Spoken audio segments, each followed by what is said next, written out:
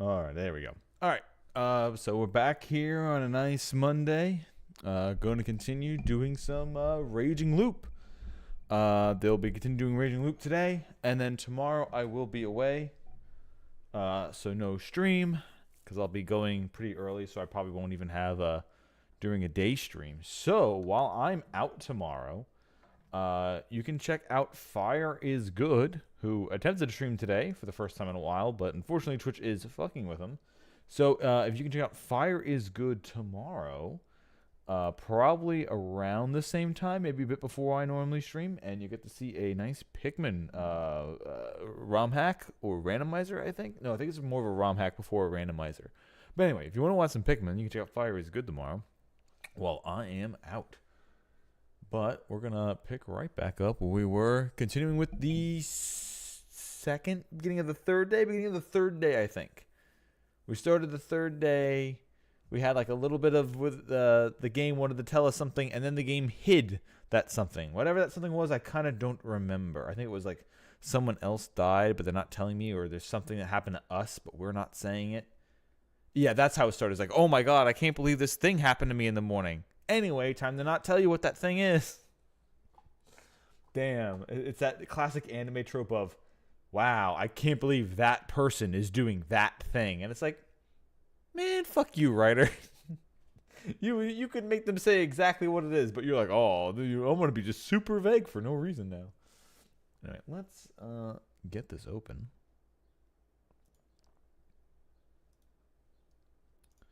And start Raging Loop. Or I should say more, continue it. So yeah, last we left off, we went through the first night of the we've gone through the entire thing one time. We're on our second full loop where we're trying changes. We got new people added. One of the same people who died last time died this time. Assumably, we know how to save that person this time. And we voted for no one for this loop because it seems roles have changed since we've added new people. And we didn't want anyone to be hanged just yet. And as I said, something happened to us, but the game, instead of telling us what it is, I was attempting to leave it as a cliffhanger. The chat did not want me to leave it as a cliffhanger. I tried to do that, and the game purposely said, no, we were going to make this a cliffhanger anyway. So that's what we're picking up.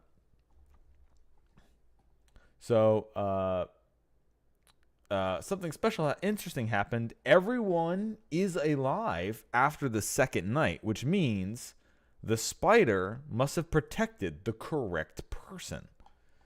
Either that or the wolves didn't do anything, but then the wolves would have died of corruption because they're supposed to kill one person a night. So that's my guess. Everyone's alive. Yeah.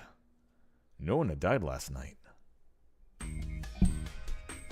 Now, please eat up.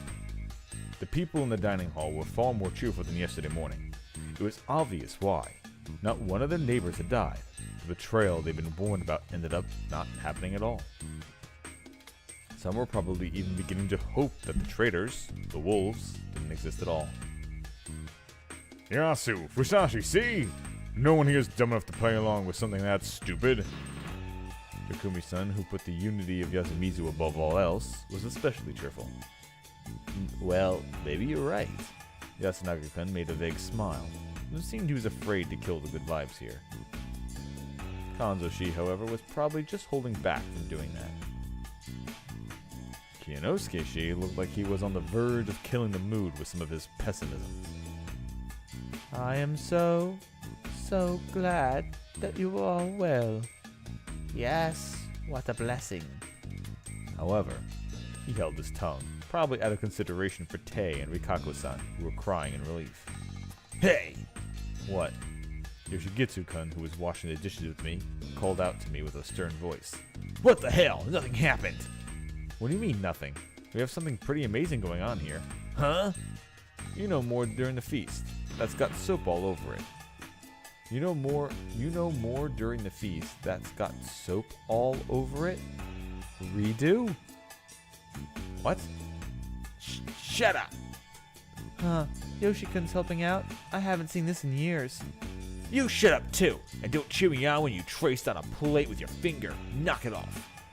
Oh, you noticed? I used my lips. Though not my finger. It's a chance for an indirect kiss. Yuck. That's so mean.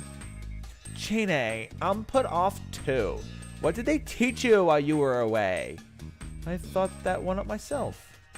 You really are indecent. What the hell are you doing, Kamoshida? Helping. Like you. Lick, lick, lick, lick, lick. Don't clean with your tongue, damn it. Me too! Stop. There's zero demand for that. The dining hall sure was noisy. Hara-chan even screamed a little. I'll look around again. With those words, Kanzo-san left. And so, we ended up spending an uneventful morning in the dining hall together. I wasn't the only one absently watching the clock. I wondered if she'd seen anything on her stomach when she checked. It felt like she was waiting for the feast to start, which made it seem like she had something to declare.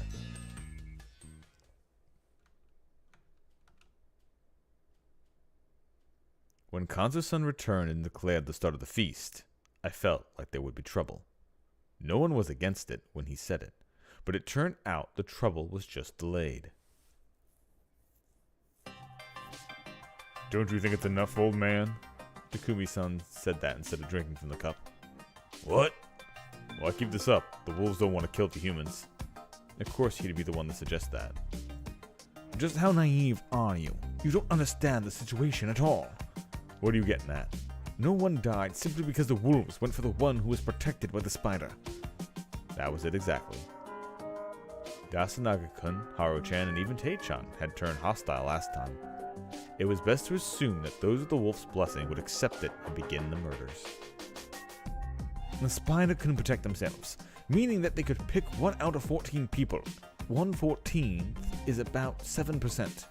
I believe we should be thankful for our good fortune, and considering the feast to dispose of the wolves. Do you think the chance that the wolves refuse their job is lower than 7%? Indeed. I believe it to be 0%. You really do know something, don't you? What's going on here? I don't know. Then why are you so certain? I merely believe we should be realistic about our situation. Listen. Humans are generally peaceful creatures. Huh.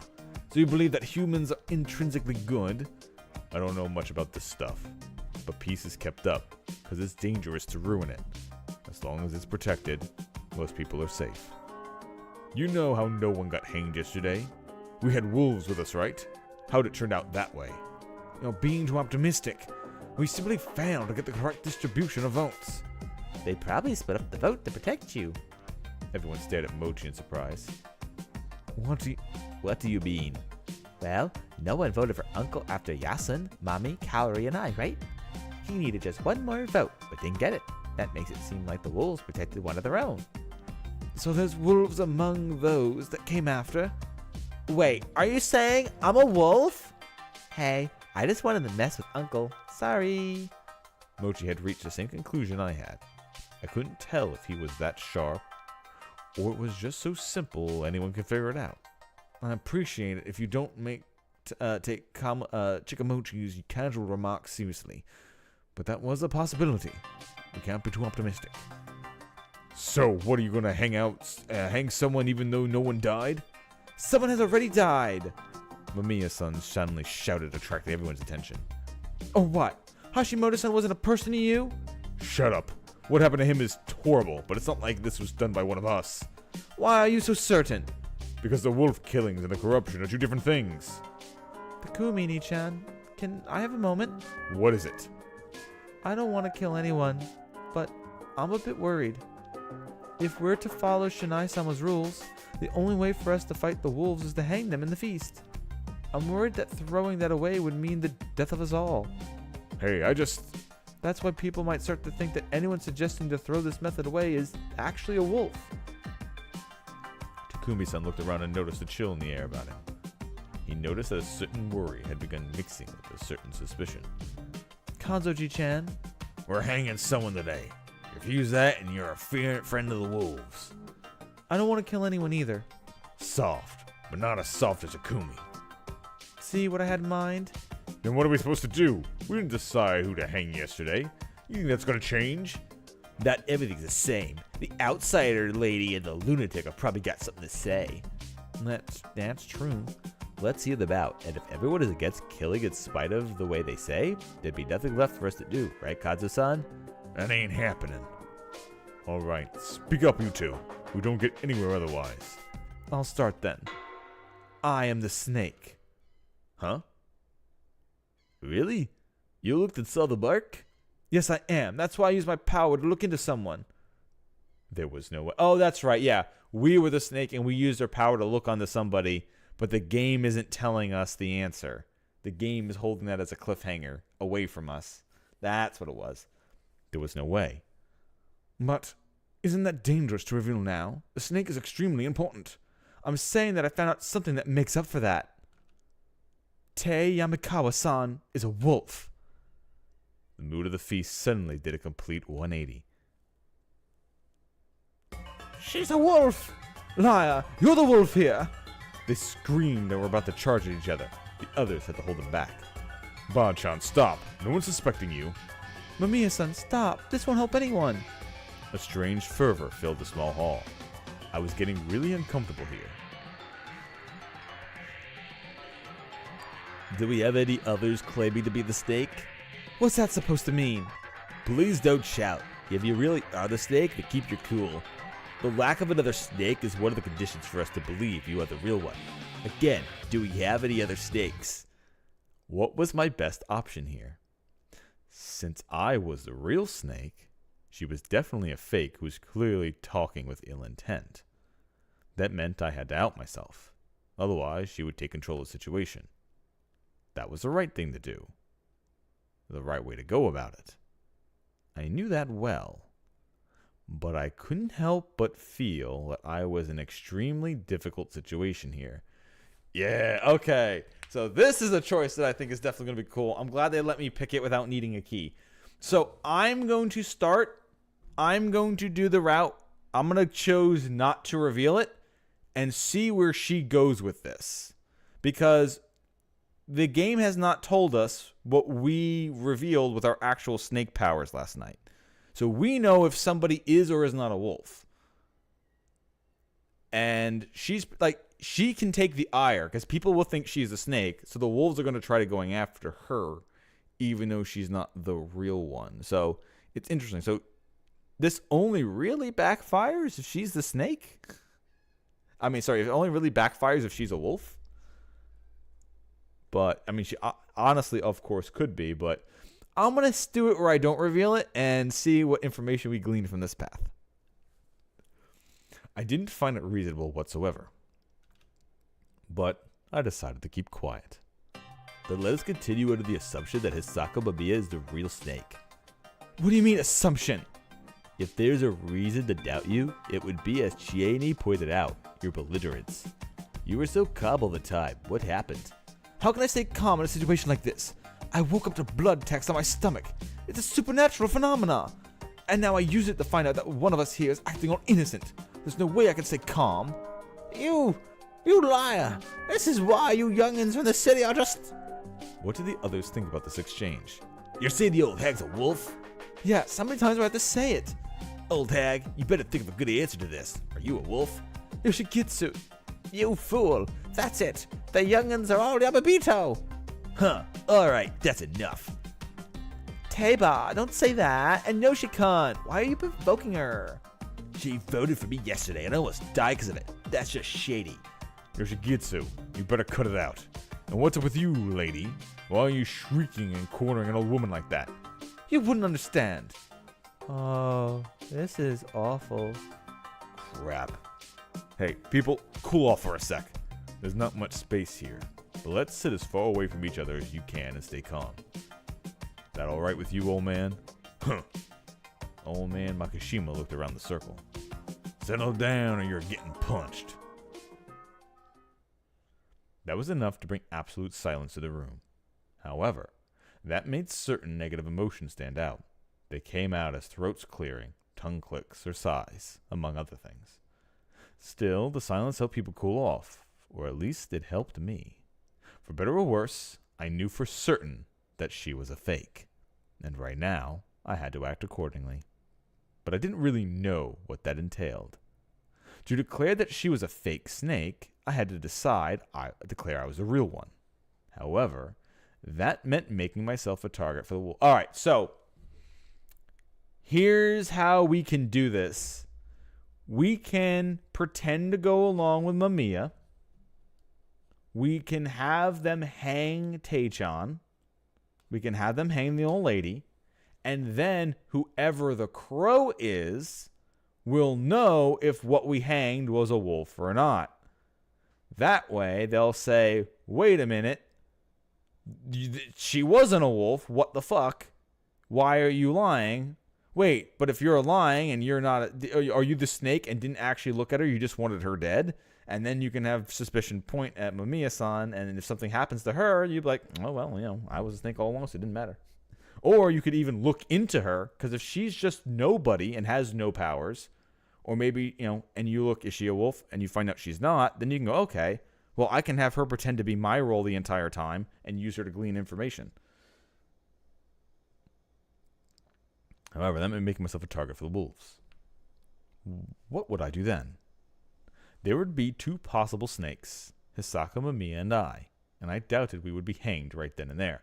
The only thing is, because I didn't say I was a snake right away, if they found out that I really was a snake, they'd be really mad that I let Taechan get hanged if she's not actually a wolf again. They'd probably have us investigate someone and see who was telling the truth. But I would probably be killed during the process. Oh. The Yomi team was using Mamiya-san as bait to draw out the real snake. That was the most likely scenario. However, this felt kind of unnatural, though. Why did Mamiya-san claim the role? She was an outsider who had no affinity for the old stores or loyalty for the village.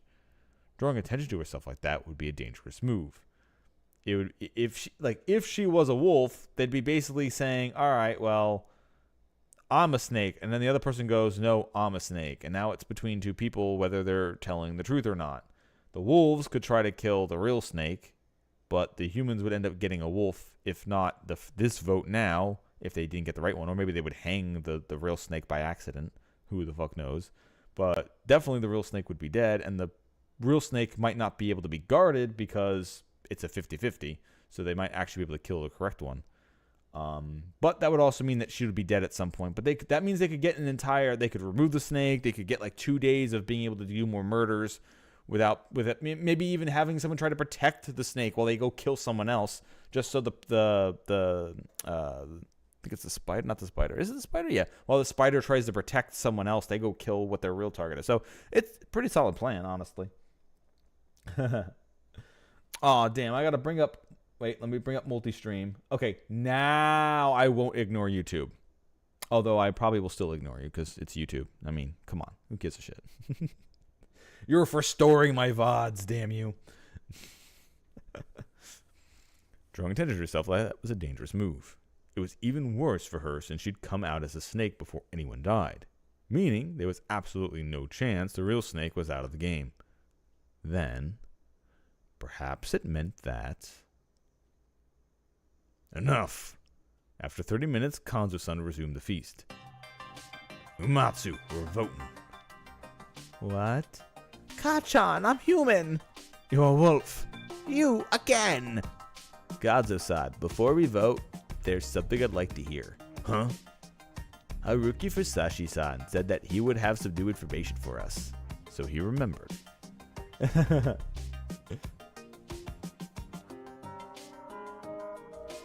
Nope, don't worry about it. You're good, Stormpike. However, I decided not to reveal that I was a snake this time. It might have helped the humans, but I felt I had to keep it hidden to ensure my own survival. Thus, I had to think of some nonsense. We were given a lot of time, though, so I already had more than enough ready. First of all, I still don't have enough information to prove my innocence, unfortunately. That means I'm less capable of contributing than Mamiya-san, and I would like to make up for that. I can assume that means you don't have a guardian. Seems like the obvious assumption. Say it clear. I have no special powers. With those words, I was also a liar. However, if you let me live, I will do what I can to help you all. You said that yesterday. Unlike the first time, Kanzo-san seemed kinda interested in what I had to say. Of course, he'd probably throw me out the moment he felt I overstepped myself. I can provide you with strategic advice. Like? don't hang Tae-san or Mamiya-san. Huh? If Tei Yamakawa-san was a wolf, I doubt she is the brain behind their tactics. I said I'm no wolf. It's a what if now if Mamiya-san isn't the snake. Of course I am. No one else came out. Now, I'd like to ask something.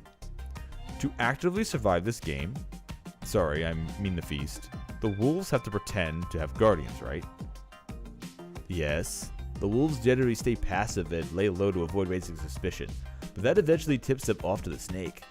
Once suspicions are raised, simply claiming to be human is no longer good enough. Declaring yourself to have a guardian at that moment would seem like a lie too, which is why doing it at a random time is more effective. If you claim to have a guardian first, then anyone that came after would seem like the liar. What's your basis for that?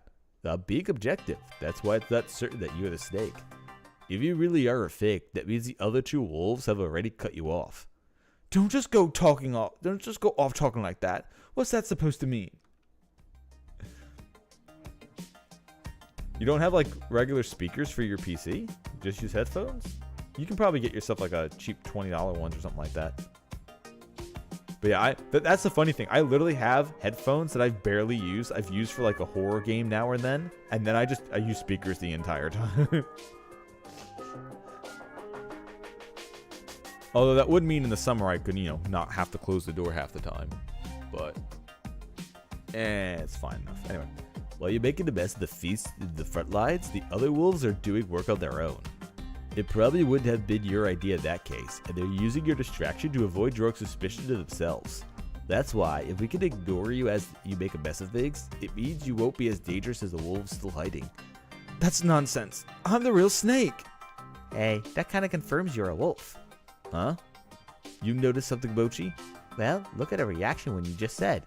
She probably was irritated because she didn't understand her own position.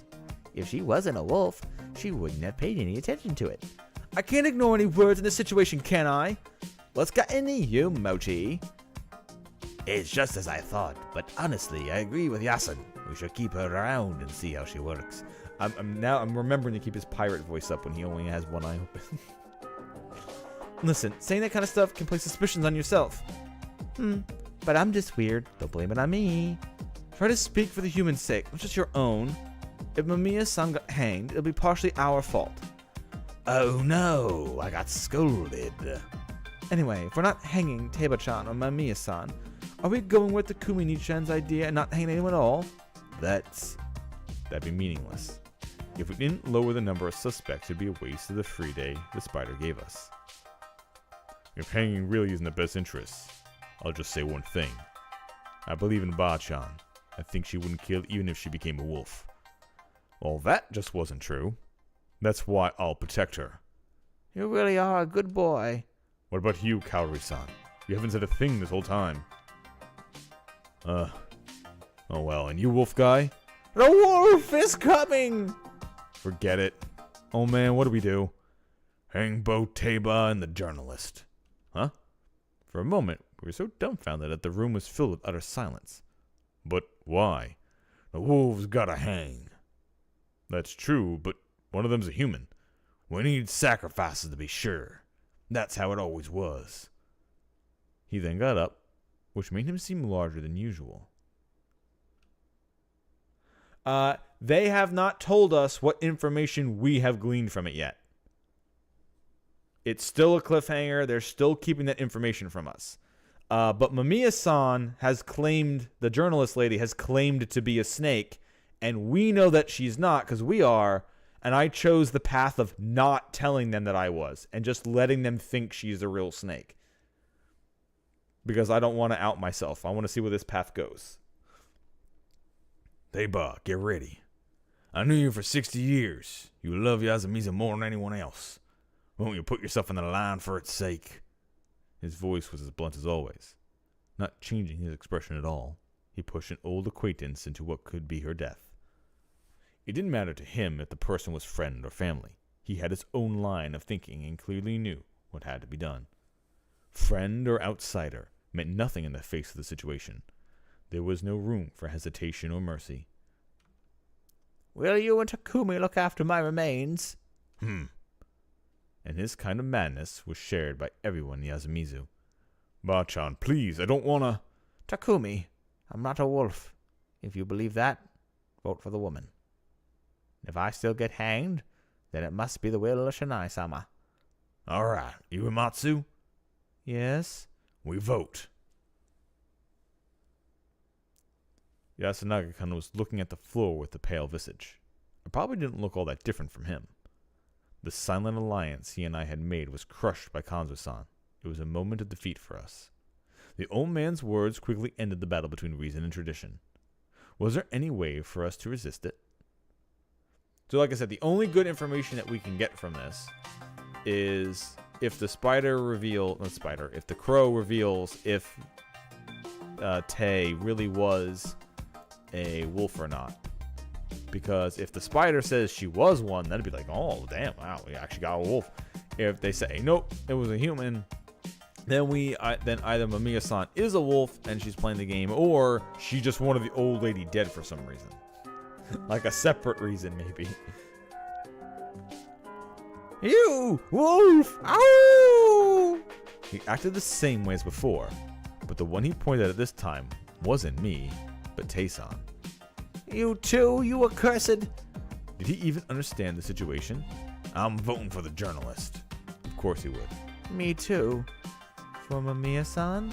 Yes! I'm voting for you, journal lady. I knew you would. The votes so far are about what you'd expect. Kaori-san, you're next. Her position in all this was strange. Though she was an adult, she tended to listen to Yasunagi-kun and ask his opinion often. I had no idea who she would vote for. Because she's a wolf. But I soon found out. I never could have guessed it. One for Takumi Muro-san. Naturally, that shocked everyone. Kaori-san, why? Some of this is too complicated for me, but I'm prepared to, if need be, suspect the one I didn't want to suspect at all. That's how I'm throwing away my vote. I hope you understand that too. So you don't think I'm a wolf, but you're voting for me to make me snap out of it? There's no proof that you aren't a wolf, and I don't believe you are doing what you must, Takumi-san. What are you talking about? What the hell? I don't get it. Kaori-san didn't change her vote, and Takumi-san ended up actually getting one. My turn. How complicated. Next up was Kinosuke, who had little presence today. While it's reasonable to hang both of them, I believe we are undervaluing the one claiming to be the snake. I shall vote for Muro. You too? You'll be even more mad if I voted for Lady Yamakawa, so I changed my opinion of the newcomer a bit. Me? Yes, I have nothing more to say though. Did he realize? Just like yesterday, I'm voting for Natsao-san. My reasons are the same as yesterday, but now I would also like to state that I wish to see how Mamiya-san acts going forward. By the way, how did you choose Tay-san as your target? I didn't know what to do, so I just wrote down whoever came to mind. So you picked Teiba randomly? I see. That's all from me. What is all this? I'm adding a vote to Uncle. Again, Chikamochi? Well, I do think that Mamiya lady is a wolf. But if Yasun wants to see what she does, I'll play along with that. Thanks, Mochi. I'm not changing my opinion. One vote for the old hag. You corrupt little... My turn? Sorry, Mamiya-san. I'm voting for you. Why? I'm the snake! I mean, you weren't like this yesterday. What's with the change? Wait, you might be the badger Haruki-san talked about. Her words caused a stir. But not a big one. They didn't seem to understand the badger talk from yesterday didn't stay in their minds, it seemed. If you are, please say so. Badgers are human, so they don't have to die. I'm the snake! Kemi. Takumi-chan, I'm not taking your side here. I was actually thinking about voting for Teiba-chan. Jin-chan, you too! Why? Because I can't take sides here. You understand that too, don't you? You want to kill Mamiya-san just because you like Teiba-chan. That's not like you at all. I just hoped it would bother you the way it does the rest of us. Sorry I'm like this. You too, Ba-chan and Mamiya-san. I don't blame you if you hate me. That's all for me. Next, who you picking, Haru? Huh? I guess I'll choose Natsuo-san too. Why am I always in danger? Just because of childish whims? He sure had an unfortunate role this time. Yumi Matsu-san is next. I shall vote for Yamawaki-sama. Yomatsu-sama. We cannot undervalue claiming to be the snake. I am sorry if Mamiya-san turns out to be pretending to have a guardian. I will deliver true punishment. Very well, I understand. Miko, who will you pick? Oba-chan. Even the brat hates you. I don't care about being hated by a Saranaka child. Haruki-sama? What was I supposed to do? Mamiya-san was tied with Tae-chan at 4 votes, while Kiyanosuke-shi had 3 and Takumi-san had 2. It was Mamiya-san's turn right after mine. She'd definitely vote for Tae-san, meaning that she effectively had 5 votes. So if I voted for Mamiya-san, I would bring it to a final vote. But if I voted for Tae-san, she would definitely be hanged. Were those my only choices here? Would a vote condemning to death really be meaningful? A vote for Kiyanosuke-shi was bound to be pointless. I couldn't use it as a message of any kind, and wouldn't be any good way to repay him for avoiding picking me. What if I voted for that guy over there, though? Ooh. Do I throw it away at Takumi? Okay. All right. So basically, it's tie the vote or throw it away to Takumi, and the old lady dies. Okay, this is another split. Huh.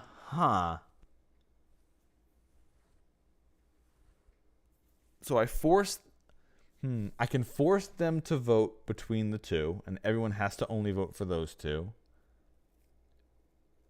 Maybe that might get...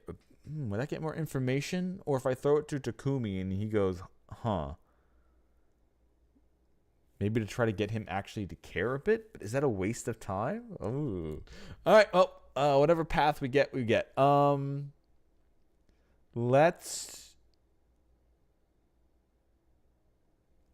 going to vote for Takumi, meaning that Mamiya will vote for Tae-chan. So Tae will be hanged today. Let's do that. I'm voting for Takumi-san. Nobody seemed to have expected my declaration. The rumors... So this... Okay, the reason why I'm choosing him might be because he's the person I investigated last night. And the game still isn't telling me, but it's indirectly telling me that I looked at him and he is a wolf, which is why I'm now sending a message that I'm onto you. Or maybe, I don't know, maybe. I'm gonna assume maybe that's what the game is doing, that he's the person I suspected. The room was filled with commotion. I could hear some of them whispering. It was mostly along the lines of, what is he thinking? Or, I guess we know who we're hanging. This was a strange and heavy-handed way to go about this. However, I felt like it could lead to me gaining Takumi-san's favor. Oh, you're voting for him because you don't want to be, like, causing a stir? What the fuck do you mean? Anyway, I had my doubts, though. It was a serious gamble. However, I also had a feeling that if I chose anything else, I wouldn't survive the night. What's this about, Fusashi? I had to carefully phrase my response here. Settling on what words to use, I said, I want to protect you. He did show some confusion, but the more pronounced emotion by far was anger. Pure rage. After all, by not voting for Mamiya-san, I just condemned Tae-chan to death. You doing the same thing as Kaori-san and Kemi? That's all I have to say. The hell? I couldn't say too much. My goal here was actually just to make him feel like something was up. That was why I had to end this piece with words that stayed in his mind. Well, I probably had to prepare for a punch or two. It was an awkward moment, but I stayed silent. My turn. You know by now who I'm voting for. Yamawaki-san. It's decided.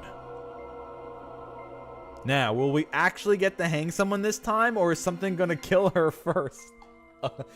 Like last time, we only hung like one person. Everyone else... No, wait, we didn't. The one person we finally voted for and who was still around ended up fucking getting murdered anyway. So we didn't hang anyone last time. With those words, everyone stood up like it was rehearsed. Hisako-san and I were a bit behind them in that regard. Then I saw the villagers' faces, which seemed different from before. Uematsu, the rope. Yes. Takumi, pour some sake for Teba. Ba-chan. You were a naughty child ever since you were small. You never changed your mind about what you thought was right, but you were always gentle, and that hasn't changed. But you still grew up to be so big. Yoshiko-san must be proud. I always thought of you as my real grandma. You were like real family to me. Don't cry. We'll meet again at the home of Shanai-sama. The old lady smiled and drank her sake. Then, the rope was placed over her shoulders. And I shall tighten it now. Do it. Rikaku-san twined the rope around her twice and tied her hands behind her back. It was simple, but necessary. The process continued. The dimly lit hall was filled with dark emotions. Lament, chagrin, and gloom were heard in every sob, whimper, and movement. I felt like I was watching a family grieve for an elder dying a peaceful death. Hisako Mamiya gently mouthed the words, "They're insane." I shared that sentiment wholeheartedly. Shinai-san's guardians are... We passed through the mist and walked towards the graveyard. 1 snake, 2 monkey, 3 crow, 4 spider. Everyone was singing prayer to Shinai. Shinai-san's guardians are... I couldn't tell who had started it, or when they did so. 8. Death of the damned Yamabito is the mandate. The sobbing mixed with singing made it seem like an old funeral, but it was actually an execution. Painfully, slowly, we walked through the path leading to the cliff next to the Saranaga. I was already used to this thanks to all the cleanups. 7. The corrupt Yamabito rise to oppose the mountain. Before I knew it, even Mamiya-san and I had joined the singing, creating a perfect unity in the group. Eventually, we reached our destination. It was downhill, beyond the trees, wet with dew, in a grass field covered in stones, making the lives of those who used to live here. Strangely enough, the aged pine tree right at the end could be seen easily despite the mist. As we stopped, so did the song and emotion. Got any last words, Teba? No birds could be heard, and the wind was still. Perfect silence surrounded us as Kanzo-san did the job. I'm not thinking of coming back from the dead, but I don't know what kind of place I'll find there. Honestly, I'm afraid, but this is for the sake of Yasumizu. I curse you, woman. Her voice was crystal clear, and now bore an unmistakable hatred. Mamiya-san remained silent, and everyone, aware of what was about to happen, prepared for the final process. You could say that this is the heart of our religion, the graveyard of the hanging pine. I knew this was an important place for them, but I didn't know anything else. However, I did feel like they were acting with absolute precision, like they were meticulously rehearsed actors in a stage play. 2 of them coiled a rope around the pine's large trunk, leading out towards the cliff, while another one skillfully made a noose out of the other end. Kanzo-san took it and handed the loop over to Tae-san's neck. Raise not. Raise not. It was the first time I heard those words. They were probably a final goodbye and a signal. And with that, the old lady's small frame went over the cliff. A second later, the rope went taut. At the same time, an inhuman sound came from the mist down below.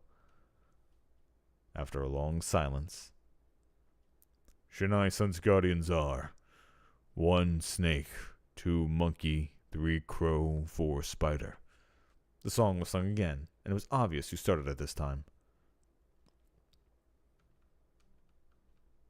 After repeating the song a dozen or so times, Kanzo-san walked up to the pine and cut the rope with a sickle he had in hand.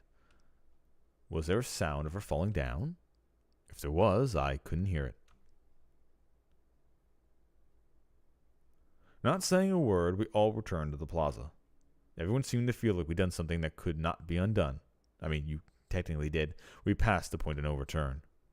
No, that probably wasn't right. The point of no return was passed a long time ago. This just made us realize, and even then, I didn't know if anyone else besides Mamiya-san and I felt it. The villagers might have begun feeling like this the very moment the mist came. I thought about that long and hard. It made me feel something like remorse or powerlessness, both of which were unproductive emotions that really dulled your thoughts. The locals, however, seemed to feel differently. They did look like they were in a state of emotional numbness, but it seemed to be a result of something other than shock, or a sense of loss. It was something more unnatural. They seemed like empty husks. I had a thought once that the real problem wasn't the monster, but this state of being. We returned to the dining hall. Orabi, Yes? make food. Understood. Staying in the dining hall. Stay in the dining hall. I'll look around. You stay too. Huh? There ain't nothing dangerous in the mist, besides us anyway. I'll be back for food. I'm going back home. Takumi. I won't die. Jeez, I've walked the path 1,000 times. If anything kills me, it'll be a bullet from your gun. With that, as his parting shout, Takumi-san left. The rest of you stay here. And so, Kanzo-san left too. He had no intention of playing along. He planned to resolve the feast with his own 2 hands at the very end. He was even capable of convincing Tae-san to accept death. As long as he was alive, he would continue to command the humans as a strong but harsh leader. However, it felt like I'd seen through facade crack, only a little. Just now, probably for the first time ever. Though Takumi-san was considered to be the local young leader figure, Kanzo-san seemed to consistently underestimate him, thinking him too soft. The softness in this case was simply common sense and consideration, useful things in any other situation. Looking at it from that angle, that supposed softness now seemed conspicuously absent. Tae-san's death had changed something in Takumi-san, and it wasn't yet clear if it was for the better. Overcome by awkwardness, we barely talked, simply watching time go by. I had brief chats with Kaori-san and helped me prepare the food. She seemed to be composed and took it very seriously. No meat? We don't practice asceticism here. Let's eat normally. Every line spoken felt like a secret chat between partners in crime. It felt really weird. I knew full well we'd done something inexcusable. Despite that, I wasn't feeling the normal amount of shock and guilt. Perhaps because the moment Yamawaki-san died was nearly cordoned off from everyday life. The song, the farewell, all of it might have been ways of separating the event from their daily lives. It seemed the know-how they had to slightly lower the emotional burden from killing one of them. Did they think it up naturally, or did they remember it? Done. Yes, just now.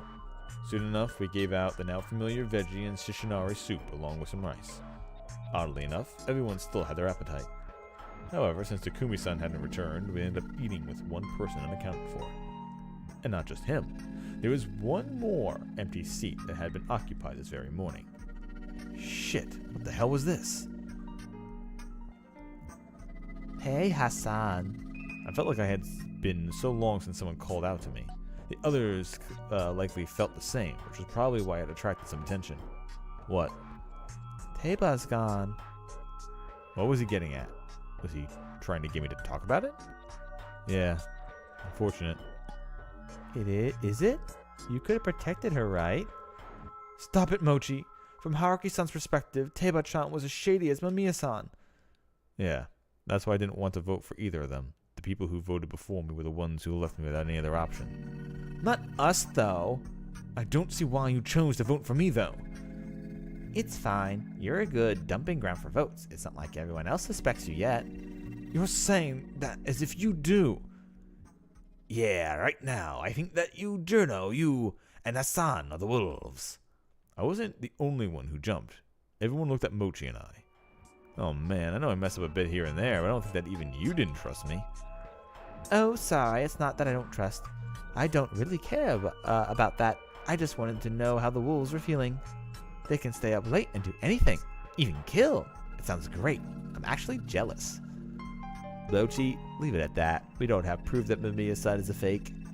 Yasunaga couldn't stop him before he noticed how strained Mamiya-san's expression was. However, he said that while looking at Kanzo-san, making it very clear who was in charge here. Chikamochi, come here. I don't wanna. Come over. Mochi tried to ignore him, but the pressure got to him. He slowly got up and walked over to Kanzo-san. The old man slapped the cross-dressing boy. The light body collapsed on the table, and the one to soften his fall was... Are you okay? Ow, ow, ow, ow. What about you? Your bones all right? Those two sure got along well. Violence isn't the answer. A little late for that, don't you think, you senile fool? We don't talk about the feast outside the feast. Everyone knows that. Stop that, Chikamochi. All right, journal lady, Hassan. Sorry about that. He didn't have any ill intent, did he? He was probably an eccentric as he was because he was exceptionally observant, but had poor social intelligence. I don't mind. I can't blame you, really. But I had no idea how to help out Mamiya-san. She was so tense she could burst at any moment. Mamiya-sama, I do not believe that both of you must be hanged. Uematsu. I apologize, but there is something important that I forgot to ask. Please allow me to talk about the feast for a moment. Mamiya-sama, who do you intend to use your guardian's powers on tonight? That's up to me, isn't it? No. Shinai-sama gave the guardians for the human's sake. You must use it with us in mind. Right, so who should I investigate then? Yasunaga or Rabi-sama, what do you think? Me? Personally, I like to clear up all suspicions regarding Nasato-san. I would appreciate that. He had a high chance of being both a candidate for the hanging and the snake's investigation, so Yasunaga probably wanted him to stop being a safe retreat for votes. However, Mamiya-san was a fake. I was tempted to reveal that, but I had to restrain myself. Alright, I'll look into Nasato-san then. I'd also like the spider to protect me though. That would do. Why? If we decide that here, the wolves would simply go for someone else. The spider already saved one person. That alone is oppressive enough to leave it up to them again. I see, that's true. Rimatsu-san, is that it? Yes, sorry for being too forward, Bakushiba-sama. I'm going out again. Kanzo-ji-chan, being here for too long is uncomfortable. Can we walk around? Better than dying. He had a point. The positions and roles were completely different from last time, but I felt like people would die if we split up. Watch out for Takumi. He uttered those curt words and walked out. Yeah, he's taking Bachan's death pretty hard. Heh, so the guy's a big softy. You know, Shigetsu, come here. What do you want? We'll be upstairs, Mom. Wait, I will go with you. Huh? Fusashi-san, can you take care of things here? Of course. The Orbes went upstairs, leaving the dining hall with just two of the students, Kiyanosuke-shi and the old wolf guy, Kemi, Rikaku-san, Miko, and Mamiya-san. Myself included, that was 9 people, a few numbers away from the total. What a pain. I share the sentiment. How long will this go on? The mood softened up, and everyone finally began speaking their mind. Hassan, you a wolf? Nope. Got a guardian? Who knows? Wait, we're not supposed to talk about it, right? That's just old people talk. If you ask me, it's something we should be discussing all day long. Mochi, do you know something? Is he good at the deduction or something? Mochi, what do I do? You just talk to me. Get used to him already. He won't bite. Go on. It's nothing big. Mochi's just good intuition. What a shame. My crazy brain computer doesn't work right in this mist. Come to think of it, you talked big yesterday, but didn't have much to show for it today, did you? I still suspect you. Okay, I won't blame you for that. But could you at least be more friendly with me? It feels like there's a wall of ice between us. I mean, you seem like a playboy. So that was the reason, huh? This reminded me that when we first met last time, she assumed I was Kemi's boyfriend. Was it even possible for her to have a better opinion of me? Getting along with her wouldn't hurt. I'll clear up that misunderstanding later. Honestly, though, I wanted to say more. You're lying. You just let Nichan talk, and then Ojitan made it all go to waste. Is that how it seems to you? If you ask me, it felt like Yasunaga Orabi-sama was covering for Haruki-sama. Whoa, she was treading into dangerous territory with that. I feel that way too. Yasun really trusts Hassan for some reason. I wonder why. They're both the argumentative, logical types. You don't get many of those here, so they're probably happy to find a kindred spirit. Haruki-sama, you prefer to talk to those who you can argue with? As long as the talk is good, I don't really care. So you dislike women who are bad with words? Don't worry, I'm sure I can encourage you to use your mouth. Okay. Use my mouth? Haruki-san, you ran away because of trouble with women, right? What do you mean? Rikaku-san, he's probably a real bad boy. You shouldn't humor him any further. Bad boy? Run away and leave him to me, the super bad Kemi girl. I might have a fondness for bad boys. So that's how it is, huh? Mochi, is this what a fight between adult women looks like?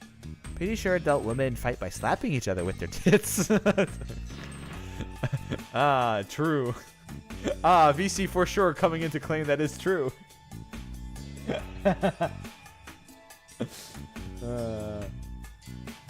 Well, no, he is saying Hassan. He is saying with an H, not a Y. When Mochi talks to me, he calls me Hassan, not Yasan.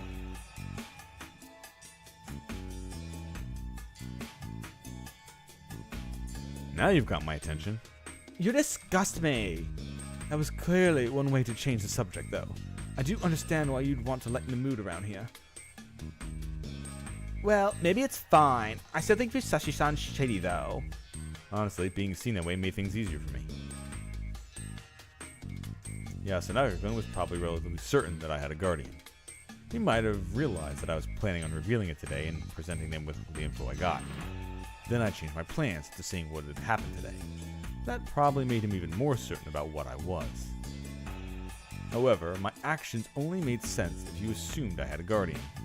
Otherwise, I was just a scared fool saying whatever I could to survive. Oh yeah, he changed my name because he was calling me Poop Guy, so he made a different nickname by calling me Hassan, by combining the first letter of the first name with the last name. However, my actions only made sense if you assumed I had a guardian.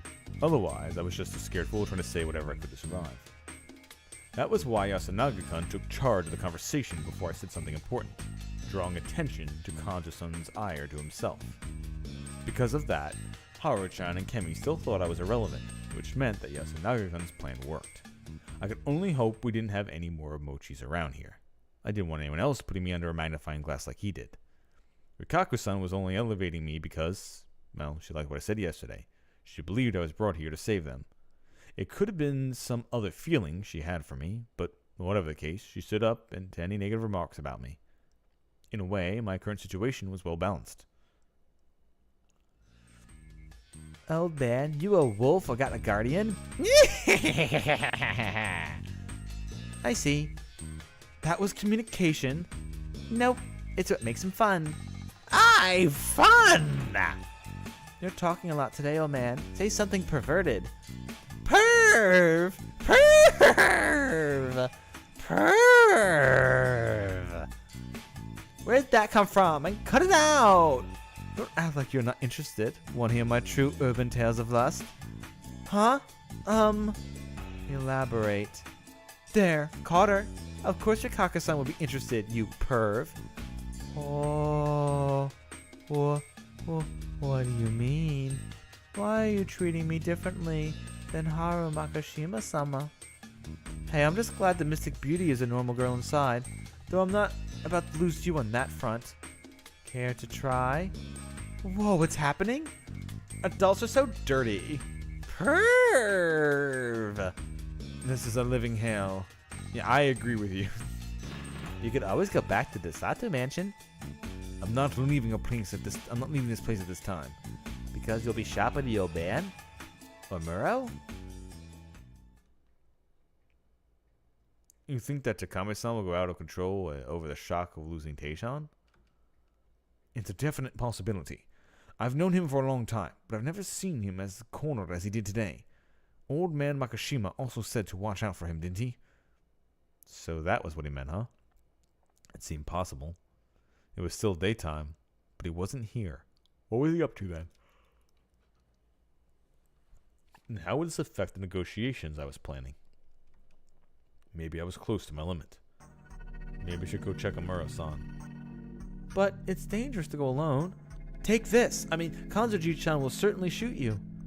I believe Kanzo Makishima-sama went to see him by himself. Oji-chan, isn't that considerate? You always say that, but I honestly think that he loves you a lot. How? We barely even talked for the past half a year before the feast began. He's just a silent type. That intrigued me too, but I had to focus my attention on Takumi-san. However, if I went and did something about that, it'd probably attract the attention of the wolves. This was difficult. What was I supposed to do here? By the way, Yasun's family sure is taking their time. I'll go listen in on them. Hey, don't! But what if they're the wolves? We can't let them meet in secret, right? Haru-chan was shocked for a moment, but she really didn't have to be. Yasunaga-kun is a monkey, so there's just no way. Exactly. If Yasunaga Oribe turned out to be a fake, that'd mean the old man Makishima was a fake as well. That would be awful. True. All three of them simply couldn't have been the wolves, so there was no problem with their secret chat. However, eavesdropping isn't good, but neither is meeting in secret. Such things draw suspicion like they did just now. Right, Mochi, Haru-chan, call them. Why us two? One's fine, right? Oh, so what? Why us two? What's fine, right? I don't mind. Let's just go. Yeah, this wasn't a role that could be left to a single person. The secret chats would increase the likelihood of conspiracy and hidden attacks, perhaps resulting in lawless murder like last time. However, at the same time, there was a risk that someone, especially the wolves, could find out about such pacts without the parties knowing. The wolves left their houses at night to kill people, meaning they could have all the secret talks they wanted out in the night mist. We humans could only have secret talks during the day, there where we risked being heard by other inhabitants and the wolves. Overall, the wolves had a much bigger advantage from the intelligence front. By just being up at night, they didn't have to do any chats during the day. In fact, they could just focus on listening. They could also agree on what roles they would take. Which one would pretend to have a guardian, which one would side with the humans, and which one would gather info. By eavesdropping on humans' secret chats, they could gain info without the humans even realizing someone was listening. That was why people couldn't be allowed to go off and listen to these chats on their own. It would simply imply they had ulterior motives. Kimmy had realized that just now, huh? She sure had some tact. Did that mean she suspected Mochi, though? When Takumi-ni-chan said he was in the snake, I had a bad feeling come over me. Oh, it felt like I could hear the wolves laughing. He certainly had sharp intuition. This reminded me that he just asked me a leading question, whether I was a wolf or had a guardian. Did he perhaps realize? Whether he was human or wolf, he might have known that I had a guardian. Had Kemi stopped him from going off on his own because she saw this as dangerous? Perhaps I had to use my snake powers to investigate him. Shit, this was complicated. Especially since you still haven't told me who I investigated last night. Upon returning, the Oribes were docile expressions. But they didn't have anything to say. They just returned to their seats and that was that. It seems the time they came down about the same time as the two students went to pick them up. So basically, my guess is the reason why they're not telling us, besides suspense, is we're eventually going to find out who we investigated this first night, and that's going to be a key for later. Either that, or they're going to make a decision, and our character's just going to flat say it's not them.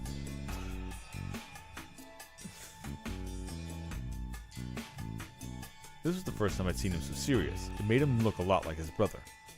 Large eyes, straight gaze. They probably inherited those features from their late father, a Higuchi. I couldn't help but wonder what they talked about. Yasunaga-kun probably wanted to scold Yoshigitsu-kun, while Kaori-san was probably just concerned about how they were holding up. I did think it was important to have a strong will in the situation. An outburst of violence would be quickly silenced, and we couldn't afford to lose potential votes to that. The feast was built around the premise of killing people through logical deduction, and letting that foundation crumble was not an option. I mean, it could always be the one where I reveal it and we do it, but we'll have to just keep going down the line and see whatever it throws out. Because the way I see it, if we reveal that we're the Guardian, that means we're either me or Mamiya-san is a liar. They would either come after me or her. So if they don't hang me or her, if they hang her instead of me because they know they think that she's the fake, then the wolves could just kill me because they know I'm the snake. So unless the spider actually protects me, they would just remove me, from the game. So it's kind of just I think that's probably the shittier one, but maybe I'll get information because maybe I would just say I'm the snake and the real person that I investigated last night is blank, and you give them a name. And maybe that's when you unlock that key. Maybe we won't learn it yet because the game just wants to hide it on us until a specific choice is made. Who the fuck knows? I just wish the game told us, the player, who we investigated, so we could use this information without it, being like, aha, I got it. Because it specifically did not let us choose. Or did it let us choose? Did it let us choose? Fuck, now I don't remember if it let me choose or not. Because I thought I chose Muro. I thought I'd choose Takumi. And we just put him up as a potential. So, I don't know. Although this would be a complete and utter, just completely mindfuck if we are currently an unreliable narrator and we're a wolf lying. We're just lying our asses off right now, making the player character think we're the snake. Well, what's her name really was the snake, and that's why we're not revealing what we learned, because we don't actually know jack shit. The only thing that we know is that we know the other two wolves, which would be funny as fuck if it's just an unreliable narrator and we're a wolf the whole time. And that's why we have to pick we have to pick the one key. We have to pick the one key where we let what's his name survive so we don't become the wolf. But yeah, I'm pretty sure I picked Takumi. I'll have to look at the end of last time's VOD. It's quite uncomfortable here, so let me treat you something sweet, perhaps? She presented us with something. I had no idea what. What's this? Anko? Nope. My bowl had something gray and paste-like in it. It was steaming, too. Oh, it's, taco. Everyone was overjoyed and began digging into the paste with their chopsticks. So I had no reason not to do that, too. It looked like Anko. That was about as soft. I brought my face closer, and it actually had a good smell. Like cubic rice crackers. The steam made it obvious, but it was pretty hot. Sweet, too. Above all else, though, it smelled good. It reminded me of barley rice. Grain, basically. Tea? It just happened to be sweet. It's hatiako. Parched barley flour stirred in hot water. That's what it's called outside? Well, it has several names, depending on the region. It was really popular before the war, and you could still get it at some supermarkets. Yes, the locals have been making barley flour and eating it for a long time now. That's what someone told me. No one commented on her correcting herself. I've never heard of taco, though. Perhaps it's a mutation of hot taco? Even if this situation, Mamiya-san was acting professionally. Though everyone lightened up and made room for some idle talk, no one brought about anything about the feast. No one was in the mood for it either. However, I was sure that just about everyone here had thought the same thing, that Hisako Mamiya was a wolf. She was a bad liar. From what I'd seen during the previous loop, Haru-chan was the same way. However, since she was a bit of an eccentric, no one would notice if she acted a bit unnatural. Mamiya-san, however, was clearly a cool and intelligent type, so the sudden change in her behavior immediately stood out. It didn't seem like it had anything to do with the burden she had as a snake of fear of nightly attacks. If she had nothing to hide, she would calmly defend her actions and do something to help her survive the night. The first impression was a very important thing. She was lying. Everyone thought that, not just me. I wasn't able to get them to accept the badger's existence as fact, so they all should have assumed she was a wolf. On top of that, I was thinking about what she'd do and what I'd do with her tomorrow. Enjoying the simple sweetness, I continued to think all by myself. Time passed. We weren't too hungry, but we had dinner, rice gruel at 5 p.m., then split up. Takumi-san had yet to return. Got back already? I appreciate the help, but this is my job. Just go back. Crap, the bluff from yesterday was too strong. I had absolutely no intention of laying a hand on a widow with teenage sons, but Yoshigitsu-kun was acting like a real knight, protecting his princess. Well, he's insisting, and you've been a great help so far. Why not go and rest early? I will do just that then. Hope you fall in a fucking field. Watch your language. See you tomorrow. Yes, you too. See ya. See ya, huh? That made it seem like he didn't see me as a complete enemy. I had no idea what he was thinking, but they had just talked about back there. I was a bit curious. I probably have to ask Yasunaga-kun to find out.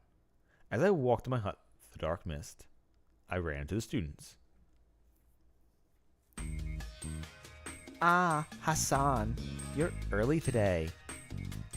What do you have to do, and let's go back. Do what you have to do, and let's go back.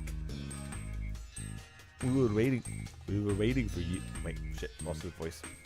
We were waiting for you. Hope it's not a bother. What do you need? I couldn't sense anyone else hiding in the dense mist, but it didn't mean there were no one else there.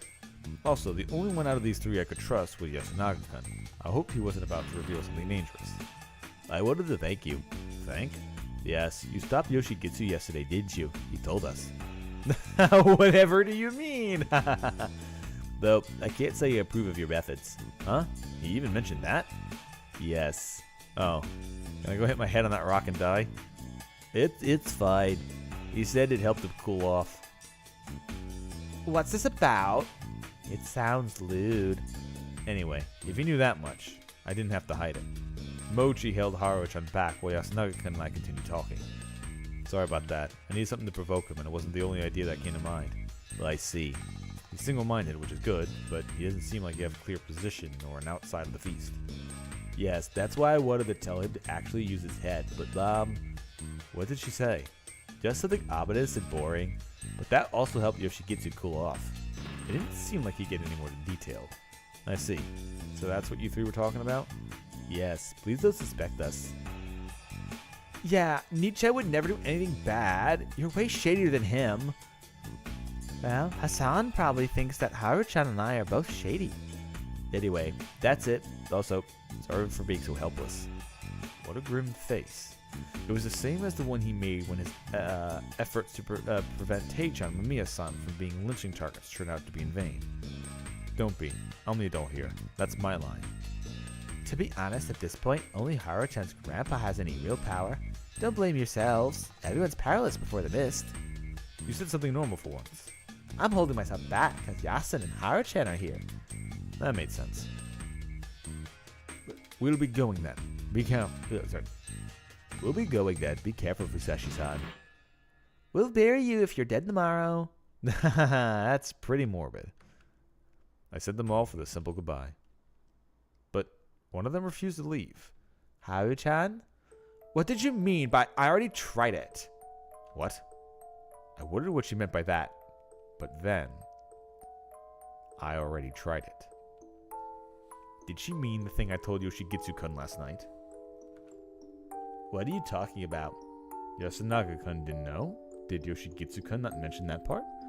Oh, you were listening in on us yesterday. That would explain everything. Rikaku-san had done exactly that, and it wouldn't have surprised me if Haru-chan had done the same. The three of us went back early, though. Did you go and ask him something later? They had no idea what she was talking about. Moji's words supported my assumption. There was no response. This talk wasn't that big of a deal, but the silence made it feel needlessly tense. Haru-chan, did my voice contain a little too much irritation? I regretted speaking up. But then, all of that was blown away. I see. So you rose. You have tried again several times, have you not? For a moment, it felt like her mouth displayed a frighteningly maniacal grin. Uh-oh. Okay, so she's either a wolf or a thing, or maybe because she found out, maybe she's going to be doing the corruption. She just wants to remove me from the board, maybe from this timeline. Haru-chan! The next moment, her expression returned to the usual sullen face. Huh? What's wrong? Let's go back, you two. Huh? Okay. Hold on, what was that? Hassan? The one who stopped me from going after the other two was Mochi. This is our secret. No one else's, and it probably doesn't have anything to do with the feast. Ignore it and go to sleep. What are you talking about? Haru-chan's weird state just now? Yep. She also went all weird in the middle of the feast, didn't she? Yeah, that happened when Kaku-san used the word God. You shall go no further. See ya, Hassan. Do your best tonight. He also left with a bombshell. Do your best tonight could only mean he knew I had a guardian. Who was I supposed to trust? Or rather, who was sane here? She pops back in again. How complicated and mysterious. Are you talking about yourself? Oh, how mean. That was my line. I almost screamed when she popped out. What's up with you? I remember what happened yesterday, which had me worried. It would not be good if you found shelter too late. Also, it appears that Haru Makishima-sama has not healed yet. So, it appears that Haru Makishima-sama has not healed yet. Healed? Yes, when Haru Makishima-sama lost her parents, she was left with a mental illness. She went as far as to say that she was possessed by the Okami-sama. Possessed by a wolf? I've heard of a possession by fox, but that's new to me. Doesn't seem unlikely, though. Okami-sama do not possess humans. Is that how it is? I'm not sure I understand. Oh, how do I put this? It is something that would be troublesome if it could happen easily.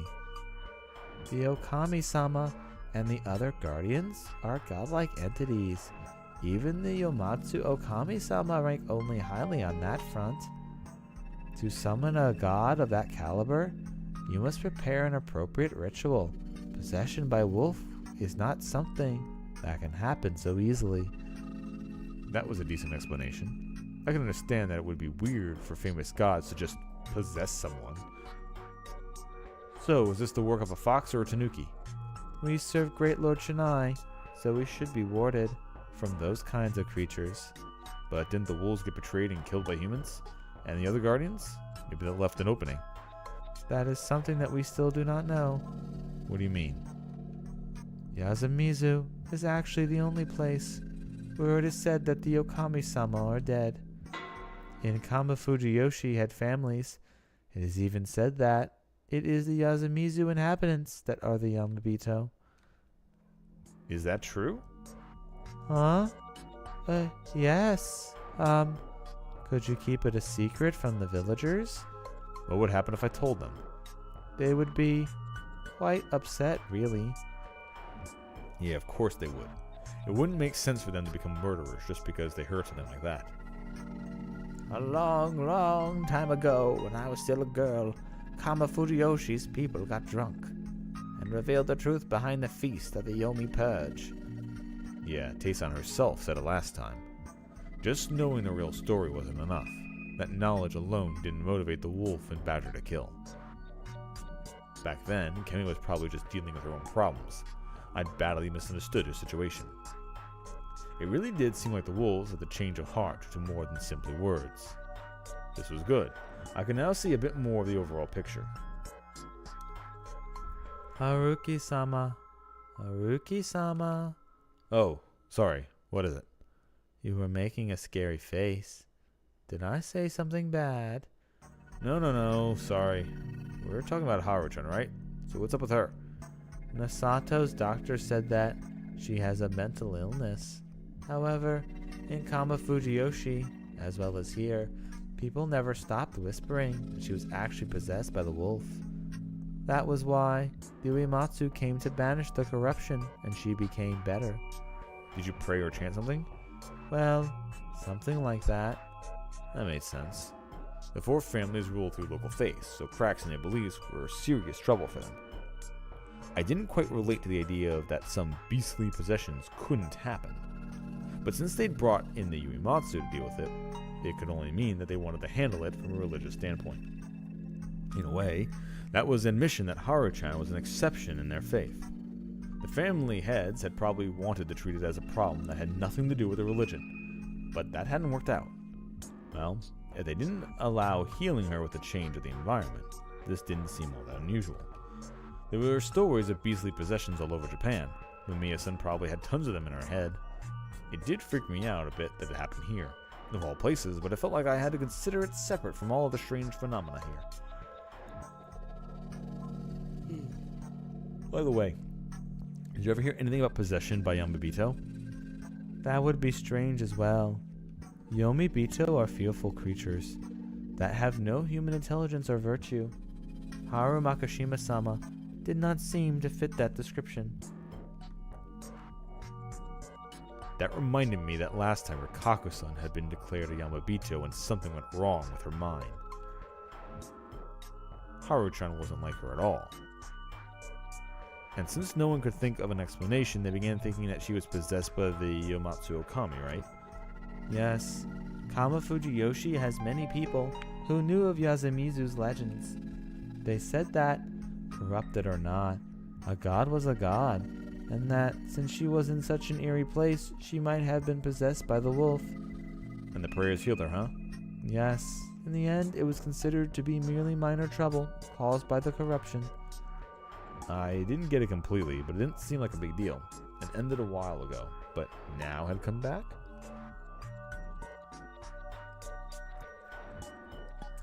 This is our secret.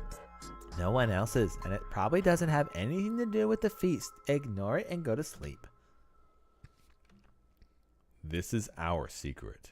No one else's? Perhaps the children know something of Haru Makashima's illness. I doubt they say anything, though. If Mochi wasn't lying, then this had nothing to do with the feast, and that was what I thought, too. This was a Fujiyoshi problem, completely independent of the feast. However... I see. So you rose. You have tried again several times, have you not?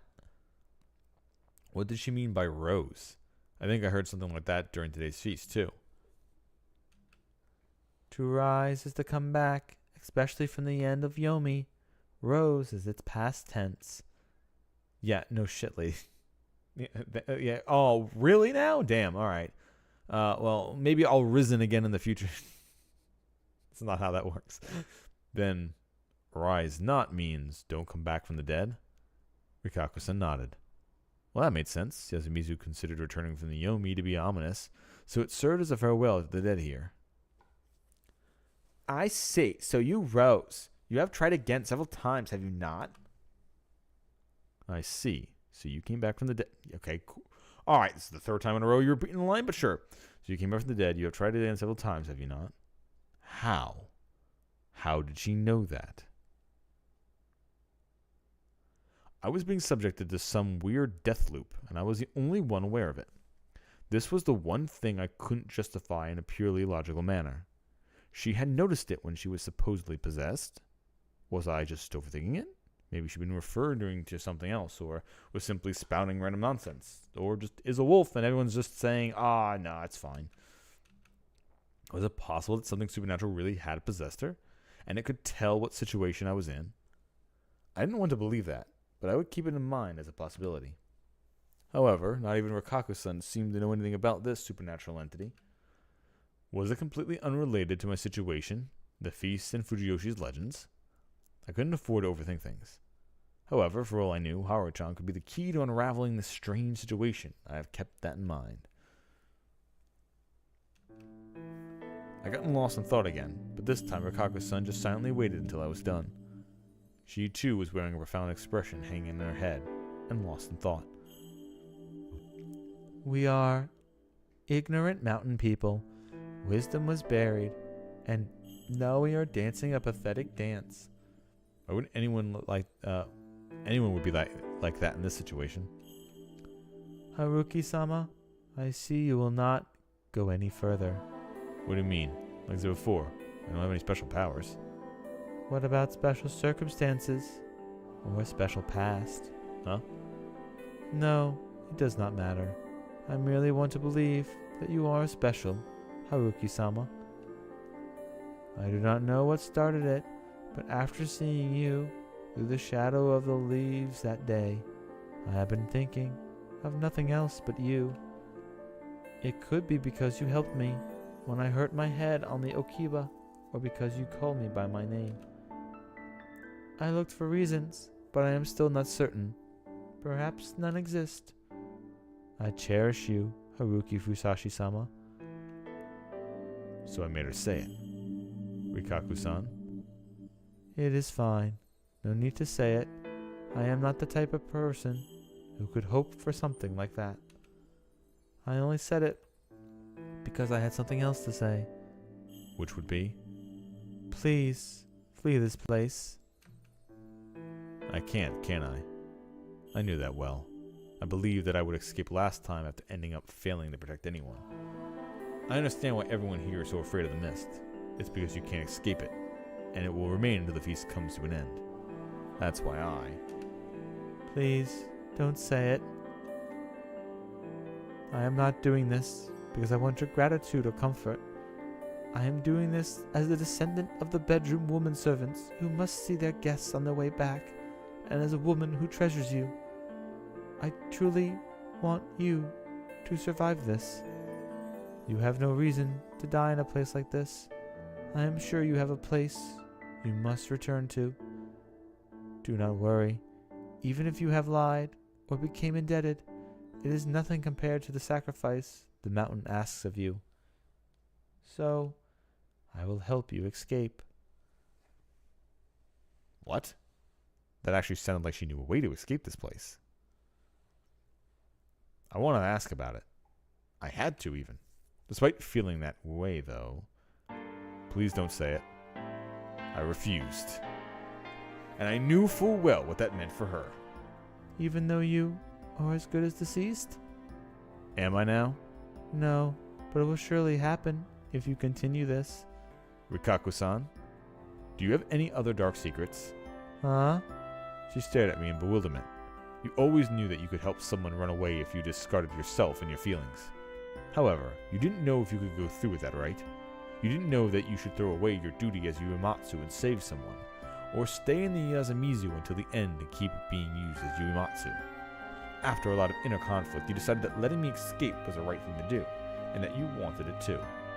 You wanted to make me believe that it doesn't matter what happens to you as long as I am alright. I don't like that. Man, this was fun. I'm gonna play this up by my own rules. It was fun, and she was just lovable. Sorry. That's why I want to change the rules. How about the anime, having her anime pro tag moment? How about this? If you cut it out with the unpleasant secrets, the man called Haruki Fusashi will trust Rikaku Uematsu. Seriously lovable. I will survive for Rikaku Uematsu's sake, while you will survive for Haruki Fusashi's sake. And if we both survive, you can ask Haruki Fusashi for whatever you want, and I can do the same with Rikaku Uematsu. Willing to gamble on that? Sounds way more fun, don't you think? Rikaku-san was trembling. Her face was all red, her eyes were full of tears, and her shoulders were shivering. This might be a foolish misunderstanding of mine, but do you mean that, I wasn't rude enough to force her to say it. Instead of waiting, I just embraced her. I'm not going to abandon you and run away. that'd mean letting go of such a tasty-looking woman. It'd be one hell of a waste. So please, survive. Well, are you taking the bet? I felt her heated breath on me. It seemed to penetrate my shirt. Until we find out that she's a wolf and she's just like, well, they're all gonna vote to kill you next, so whoopsies. That's why she's like, no, you must flee because we're gonna kill you. No, you must flee. You are adorable. So much that I wanted to take her right then. Jesus Christ, this just really is the fucking horny arc. God damn. I wanted to take her right then and there. But the rest will have to wait for later. No, now. I have to ask you that again when the bet's won. That's alright with you, Rikaku-san. I tightened my embrace a little. Eventually she nodded, sealing the wager. Good night. You too. Good night. It's a battle, I shouted as she responded with, Oh. The flirting continued for a bit, and then we parted ways. Alright. With that out of the way, I had to make sure she kept up her side of things this time. Now, who to choose today? The situation was completely unlike yesterday. Takumi-san was even more of a critical position than before. It reminded me of Kaori-san's situation last time. If he went out of control, the only one who could stop him was probably Kanzo-san. But even then, someone could die. Kiyonosuke-shi was, as Mochi had pointed out in the feast, a convenient dumping ground for votes. Knowing Kanzo-san's influence, Mamiya-san would definitely become a candidate for hanging. In fact, it was more or less obvious that she was an enemy by now. On the other hand, we had people in important positions in completely different ways than yesterday. Mochi had good intuition and used it on me a lot. And Haro-chan, she had little to do with the feast, but she might have had a hint or two regarding my looping phenomenon.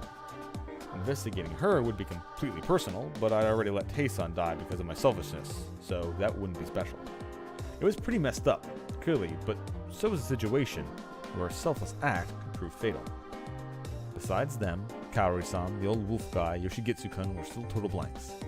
Whether Kaori-san was a wolf or a human, had she been in real danger if her sons died, she wasn't a good target for the snake. Yoshigitsu-kun had a tendency to go wild, but he had little influence over them. The old wolf guy was the same as always, an unpredictable vote. I wouldn't pick them this time.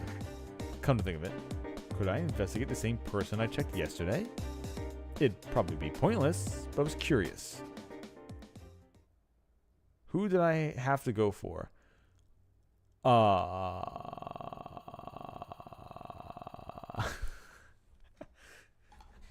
Okay, so like I said, I don't remember who I went for last time. I think I voted for Takumi last time. My actual vote is going to be for Chikamochi, because he's honestly, if he was a wolf, he'd be kind of like dangerous. So I'm going to go for Mochi, just because knowing if his abilities to figure out stuff is a danger or not could be very important. Or this choice could also not matter if I die right now. I could just not wake up, and this last choice doesn't mean shit. But I'm going to go for Mochi. I wrote down the name, left it near my pillow, and went to sleep.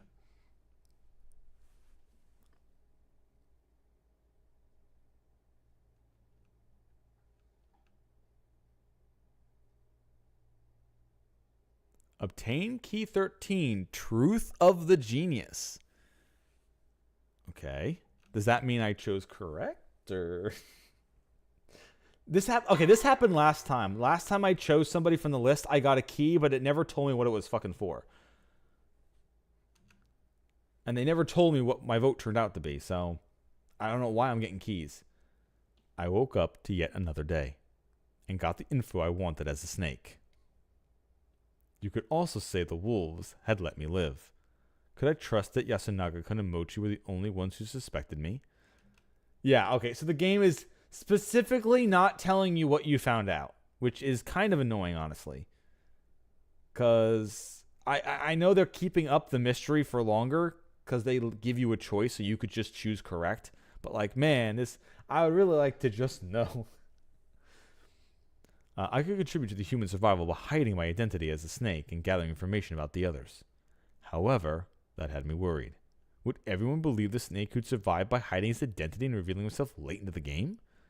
I was particularly worried about... Yeah, because basically the danger is if you reveal that you're the snake and you're like, yeah, she was a fake the whole time, and they'll be like, but you let us hang a person who was innocent, that would be that they might just look at you like, what the fuck were you doing, asshole?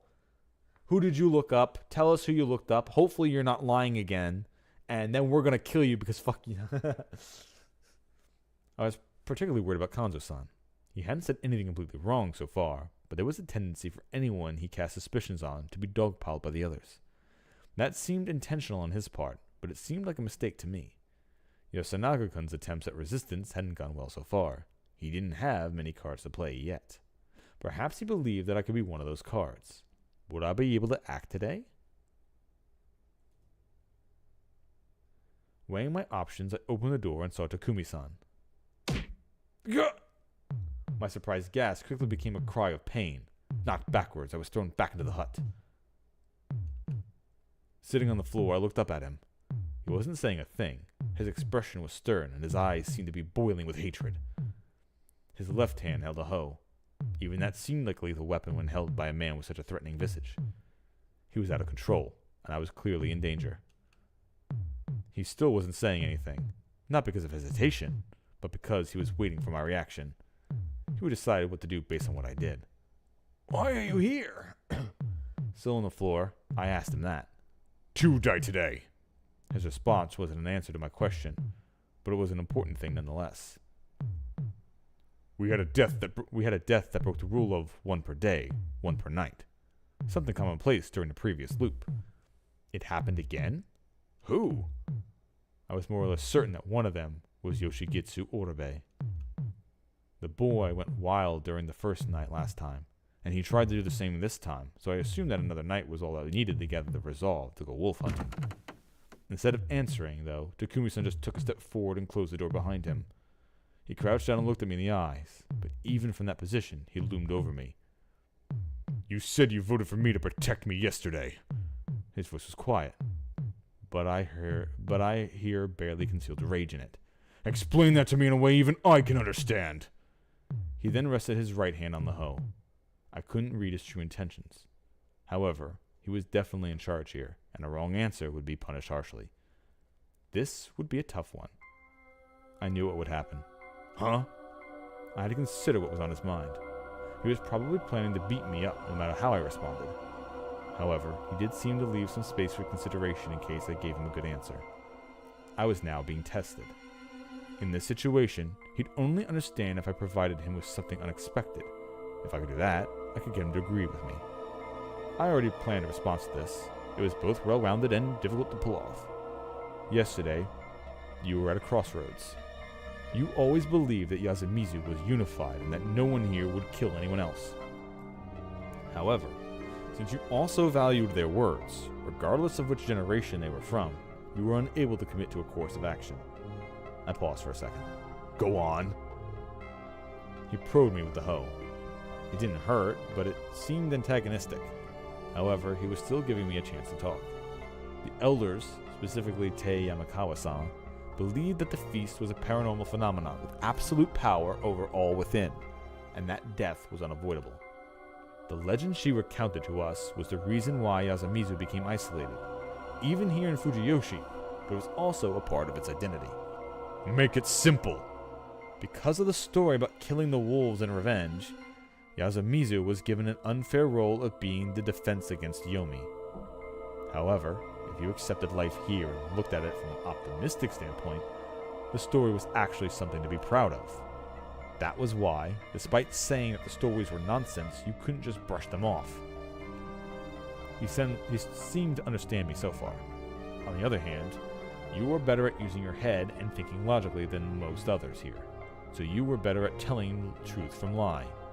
That was why you could relate to Kemi-san and Yasunaga-kun more modern, logical ways of thinking. One had lived in the city, while the other had been a keen mind.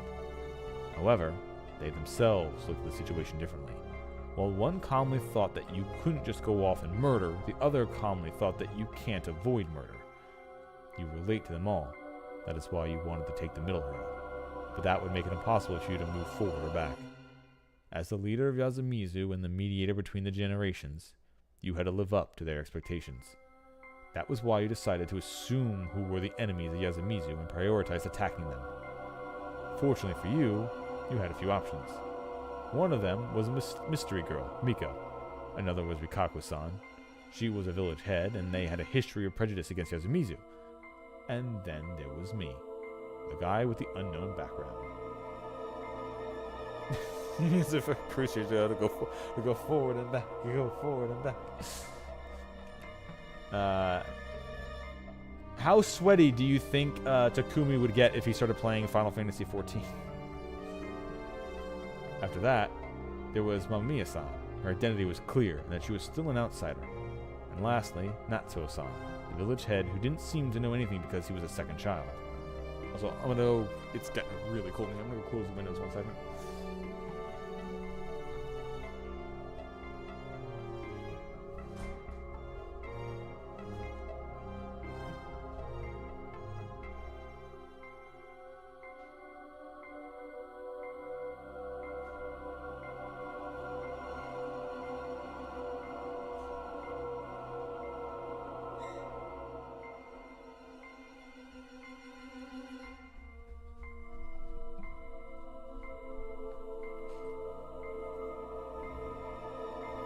Oh, okay, yeah, he'd be the one where like he would be struggling to play the game, and then once he got a good grasp of it, he'll be mad at everyone else for not. Yeah, total novice to try hard. Yeah. Also, I like. Okay, I say I like, but honestly, my main character here, Haruki, is just kind of like just completely fucking bullshitting right now. He's just making shit up.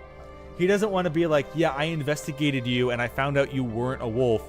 So that's why I figured I'd throw you a vote, because I wanted to come talk to you and say, yo, don't do anything rash. I'm the snake and I want to work with you while no one else knows anything. Of course, Yamakawa-san and Kaori, both of whom you were close to, were lowest on this list. You simply wanted to attack them based on this order because you wanted to avoid hurting those you were sympathetic to. I wouldn't call it unreasonable. It's natural to believe the invaders are the enemies, rather than that your neighbors became murderers. You were able to carry on this way, thinking until yesterday morning. No one died that night after all. However, all that crumbled at noon, when Yasumizu's people prioritized killing a local mainstay over an outsider. That's why you locked yourself up. You needed time to rethink your strategy. You considered how to rework your list of enemies, and how to determine Tai Yamakawa-san's murderer. My words were cut off when he threw away the hoe and grabbed me by my collar. That's not true! Being shaken by a powerful fist made it hard to breathe, but it wasn't violence just yet. If it really isn't, you can't argue with the words instead of threats. That's how you usually are, right? However, you decided to create enemies for yourself. That left you with only one option. Oppose the ones who killed Tae-san, and avenge her by attacking them. No! Yes!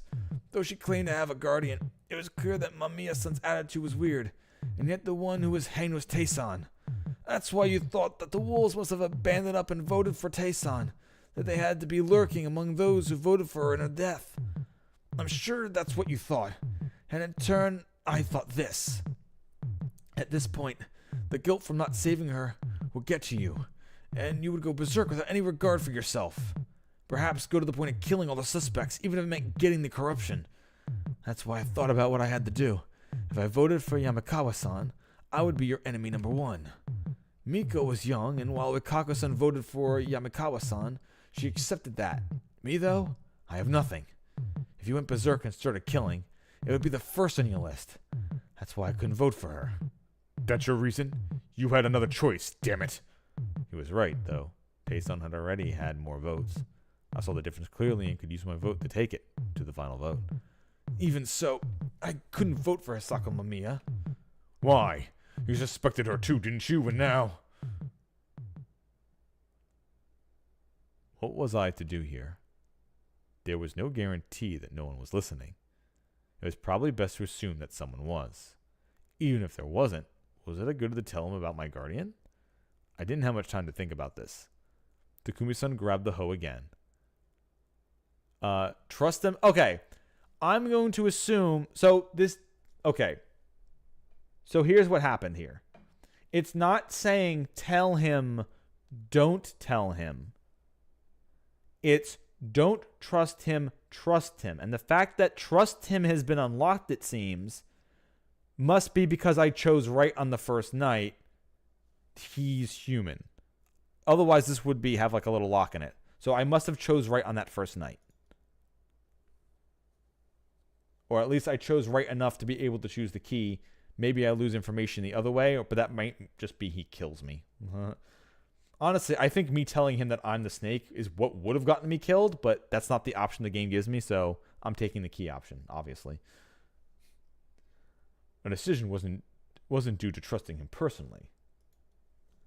I did it solely because I knew he wasn't a wolf. Because we checked him the first night. Good. Thank you, game. I am the snake. Still, that was enough info to allow me to reveal it to him. That's why I knew she was a fake right from the start. His grip relaxed for a second, and then he realized I let her die. But then why didn't you say it? If you revealed yourself, Ba-chan wouldn't have... It's because I understood that the wolves wanted to know who the snake was, even if it meant sacrificing one of their own. What do you mean? Yesterday, I said that I said that to make an active effort to win, the wolves had to pretend to have guardians. But by that, I meant the wolves as a group. No matter how good of an actor you are, by acting like you have a guardian, you will be suspected and put in danger. As a result, the faker would eventually be hanged, but it would have brought some time for the remaining wolves. However, pretending to have a guardian when no one had died was way too risky. The real one was still alive after all. That meant that the wolves could have been playing only one thing: to draw out the real snake and kill them that very night. There was also the possibility that she was a badger, but that would have only made it more confusing. Yeah, if she was a badger, then it's completely fucked, because if we hang her, they literally hang their scapegoat, and there's still 3 wolves fucking around. I did nothing to stop Yamakawa-san's death. I won't deny it. However, I thought it was necessary for me to survive and get back at the wolves. I couldn't have voted for Mamiya-san either. It was to keep the wolves from realizing I actually knew anything what she was. That was why I insisted on using my vote on them. I used it to send you a message. It was a pretty bad plan if I do say so myself. I had no idea if you would understand. But the result was clear. You came to me and gave me a chance to explain myself. This chance was necessary for me. What do you mean? Can you let me go? He did as I asked. We can avenge Tae-san by fixing the majority and killing all the wolves. However, for that, I need you to trust me. I already trust you, after all. I used Snake's power to confirm that you are human. Can you trust me? This was very one-sided. However, it was in line with his desire. He was conflicted between 3 things: sympathy for me as an unfortunate outsider, the unfairness of the final vote yesterday, and my suggestion. He was especially hard for him because he wanted to be impartial. I can't decide that so suddenly. I understand, but I kind of believe that you are the snake. Because you fucking lied to everybody, you snake! Kills me. Are you sure that's a good idea? The feast is all about whether you believe or not, right? He had a point. Also, your assumption is right. Which one? I was thinking of killing you yesterday. Well, if I had come here in the state I was yesterday, I'd have probably have killed you before listening to anything you had to say. But I couldn't go through with it. Probably because I wanted to know what you meant. So I'd worked some sort of magic there, huh? But that has nothing to do with whether I trust you or not. And I'll think about your suggestion after you tell me more. That's good enough for me. By the way, you said 2 people died. Who? Oh, I was just thinking of telling you. Come with me. We gotta find the old man. The ones who died today were they got rid of Haru. Were Haru Makishima and Hisako Mamiya. Ooh, okay. Okay, so my guess is Hisako was murdered because she was because the only way for you to tell if someone was a wolf is to either be investigated by the snake or for the crow to identify the hanged person as wolf or snake or as wolf or nothing else. So if Asako was a wolf and everyone today voted to hang her, then they would be able to know, oh yeah, she truly was a wolf. But by her dying to corruption or being murdered by somebody, you still have no fucking idea if there was a wolf or not.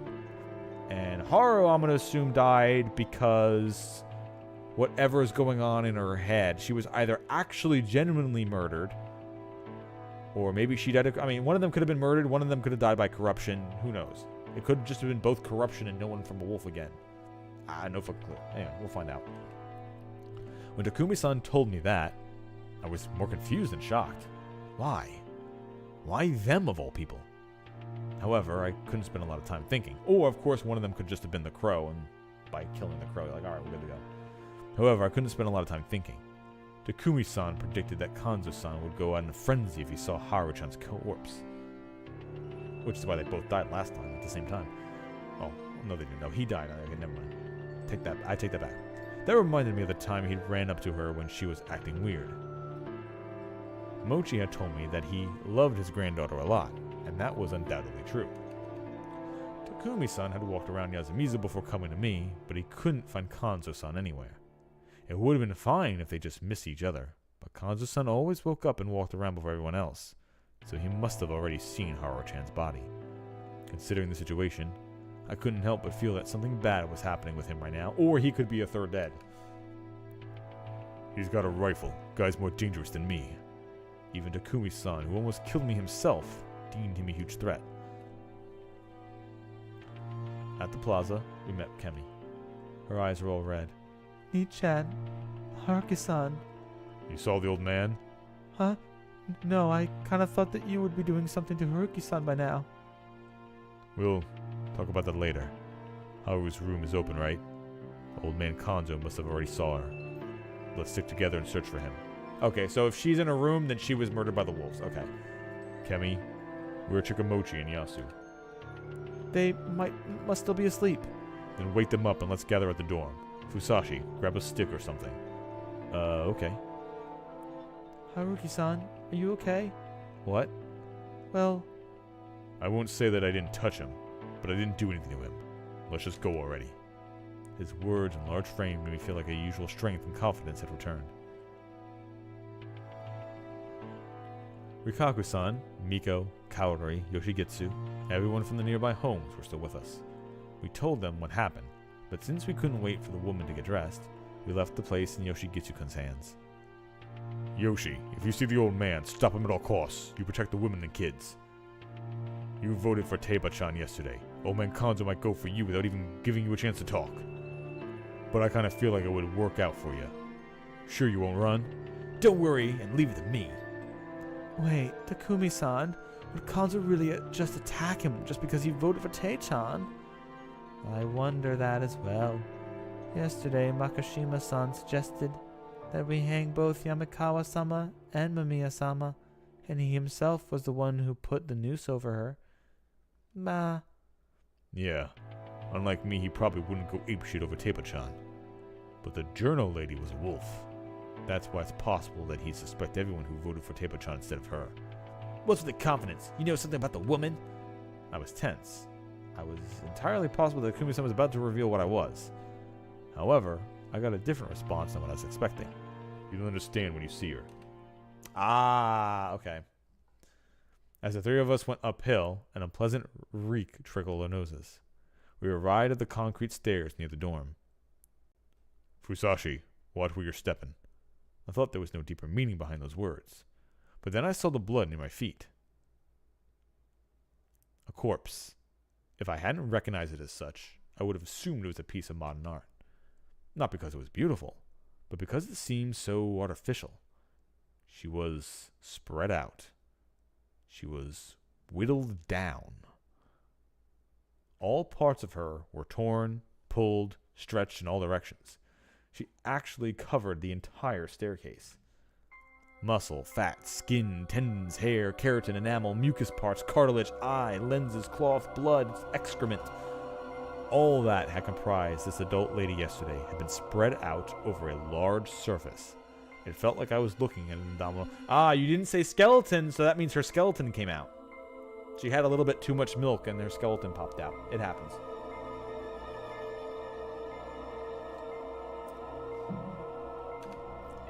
I felt so artificial you could barely tell it was a dead human, but I didn't really know what to make of it. One thing was clear though, there was no special knowledge or intent left behind this. It was pure, unadulterated violence that simply departed once it was complete. Yeah, I live! At the center of it all, you could find half of the bones needed to complete a skeleton. There, okay. So half her skeleton got free and the rest collapsed. But a part of the face was still intact, which clearly revealed that the corpse belonged to Hisako Mamiya. She died outside her room. You understand when you see her. That was why he'd said that. Kemi covered her mouth. I told her she could vomit if she wanted, but she said this had nothing left in her stomach. She must have seen this when leaving the dorm and passing through here. We ended up avoiding the stairs and went to the steep slope instead. The grass below was wet. Thinking that some of it was caused by her fluids, I became somewhat disturbed. Haru-chan would have fainted if she saw this. That thought reminded me that she too was no longer with us, casting an even deeper pall over the scene. We arrived at the dorm without anything else happening. Ah, Moji was sitting on the stairs. It was the first time I'd ever seen him sad. Haru-chan's dead. I thought he was unique enough to treasure something regardless if it was dead or alive. However, Haru-chan seemed to be an exception for him. Last time I found out that he liked her, but I wasn't sure if it was that simple. Nor did I see the point of thinking about it. Where's Yasu? Upstairs. Yasu! After getting no response, we walked past Mochi up to the second floor. The door closest to the stairs was open. Yasu, you here? He was. He was on his knees, spacing out, looking utterly powerless. Get a grip. We're all gonna go look for old man Kanzo. Yasu! Takumi-san's rather violently shook him, and Yasunaga-kun made his first sound, a whimper. He didn't want to accept the despair before his eyes, and kept his emotions from blowing up. I could see that in his face. It's my fault. The first thing he blamed was himself. It's the third day, and I still haven't found the single wolf. No! Takumi-san shook him again. This is all the wolves' fault. If not that, then it's my fault for not stopping old man Kanzo. Your work has just begun. Get a grip. Yasu, Kemi, take over. Yasu-kun. She opened her arms. Yasunaga-kun refused the embrace, lightly pushed her aside, and left. She glanced back to me for a moment. Her expression felt hesitant to me. Or was I being too conceited? We'll be downstairs, Yasu-kun. Wait up. Kemi chased after him and tried to take his hand, but then I lost sight of him. Man, this is just horrible. I heard it from Kemi, but still. Takumi-san looked back into the room. It's messed up. I felt the same way. It was nothing like the work of the wolves from last time. Kanzo-san had his face crushed, and Takumi-san had been shot in the head. Last time, Yasunaga-kun and Tei-san both had prioritized the head. It was a brutal yet efficient way to prioritize taking their targets' lives. This, however, was the reverse. Haru-chan's empty, somewhat sad expression was preserved perfectly. Though stained by blood from her mouth, her deadly visage was even beautiful in a sense. The rest of the body, though, was a complete mess. She was lying on a futon, covered in aged, casual clothes. For some reason, it didn't seem like she bled much. It was clear that she was beat up with a blunt instrument. Everything besides her head had been thoroughly crushed by something heavy. She was like a pancake from the neck down. Her limbs were bent in unnatural ways that made it seem like she had no bones. So another one skeleton popped out. More skeletons are popping out everywhere. It was an excessive way to kill someone, and her face was clearly left untouched on purpose. It was openly malicious. like the killer was toying with their victim. Profiling wasn't my area of expertise, nor was I particularly good at it.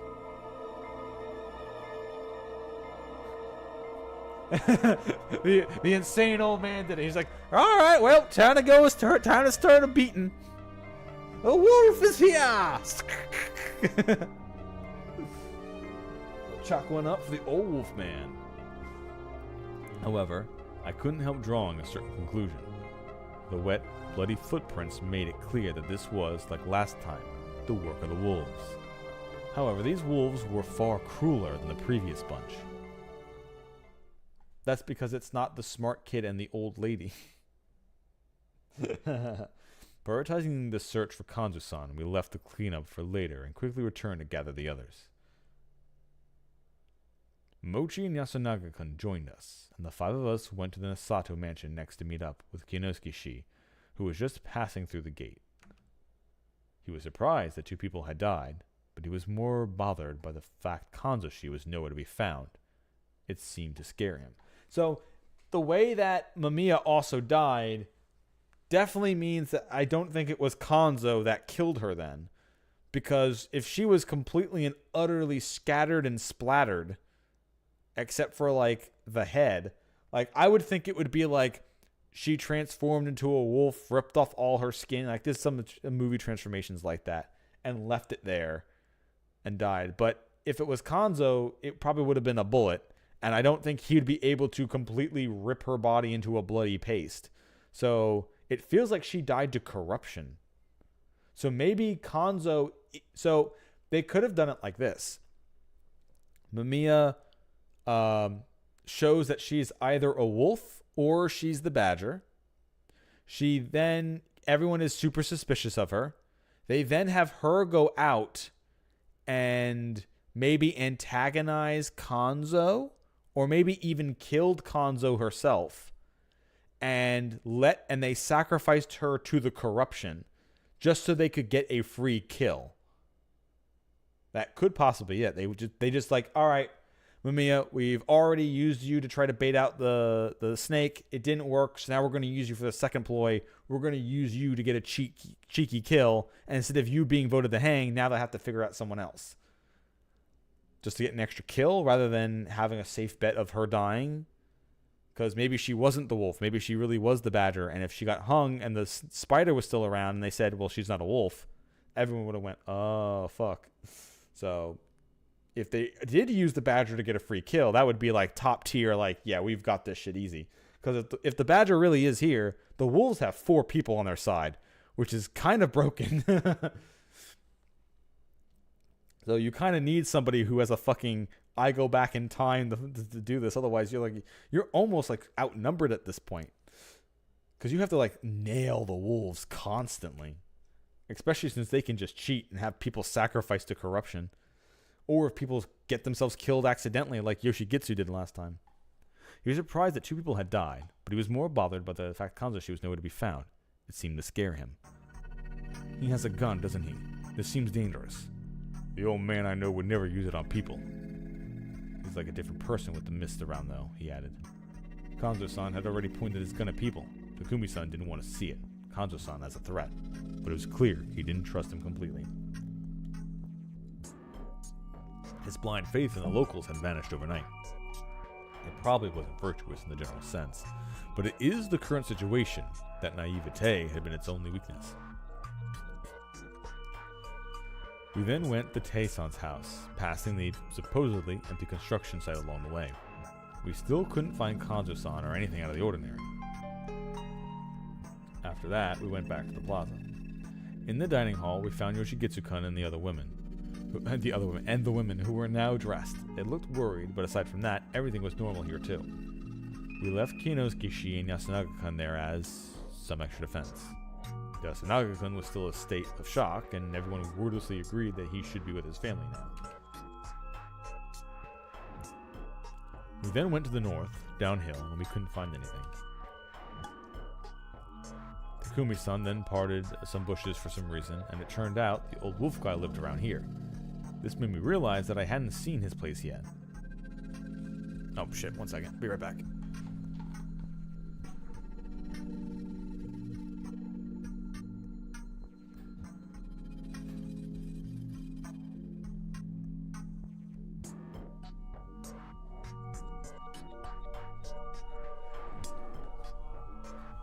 Once we arrived there, my first impression was that it didn't even look like a house.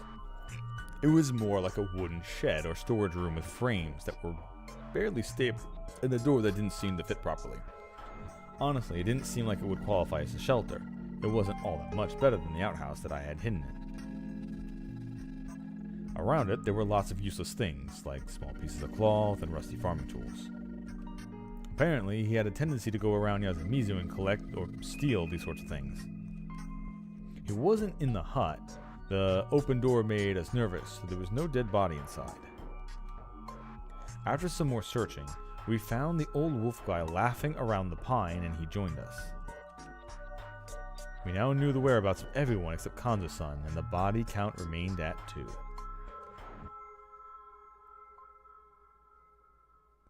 We then checked Kanzo-san's house again, and it was still empty. And so we returned to the dining hall. Despite the tension, Kaori-san began making food. Well, it was important to stay well fed, so no one grumbled. It was rice gruel again, but no one complained about that either, and just ate up. The students and Kemi didn't seem to have an appetite though. They then talked about what we'd do next. It was about 7 o'clock. The fact that none of us had seen Kanzo-san was yet unnerving. Takumi-san insisted we go searching again, but the others began to think that it was a waste of time. Some assumed that he either left the settlement, got stuck in some pond or field, or was taken by the corruption. Though those were all major problems that would require us to find him ASAP. Most just didn't want to contribute this. It seemed to me that while Kanzo-san may have had a lot of influence here, and many depended on him, a lot of the villagers had a latent aversion to him. In the end, though, we just couldn't ignore the possibility that he might have been lurking somewhere with his gun in hand. Once again, for the first time this loop anyway, a search party was sent out. Takumi-san, Kemi, Mochi, and I all went around the Misty Settlement, but we couldn't find him. Just what's going on here? No clue. I feel like we're wasting time here. I had no evidence, but I felt the same way. Soon enough, we just went back to the plaza. Fuseyuki-san. Miko-chan. It was a while since I'd last spoke to her. We hadn't needed one yesterday, and it seemed like it'd be a while until she found out my name. What's wrong? Where's Rikaku-san? Oni-chan is talking about some difficult stuff, so I'm playing outside. What are the people in the dining hall talking about? What if something happened to this girl? Miko-chan voted for Teiba as well, yeah? Ba? Anyway, what's up? I saw Oji-chan. What? Oh man, what are you doing? He'd been right under our noses. Specifically, the hall where we held the feasts. He was exactly where he would be during the feast. Right next to him, there was an empty bottle of divine sake. Kanzo-ji-chan, Haruji. Don't say it! He pushed away the bottle and stood up. He didn't seem the least bit drunk. In fact, his eyes were even sharper than usual. Haru's gone.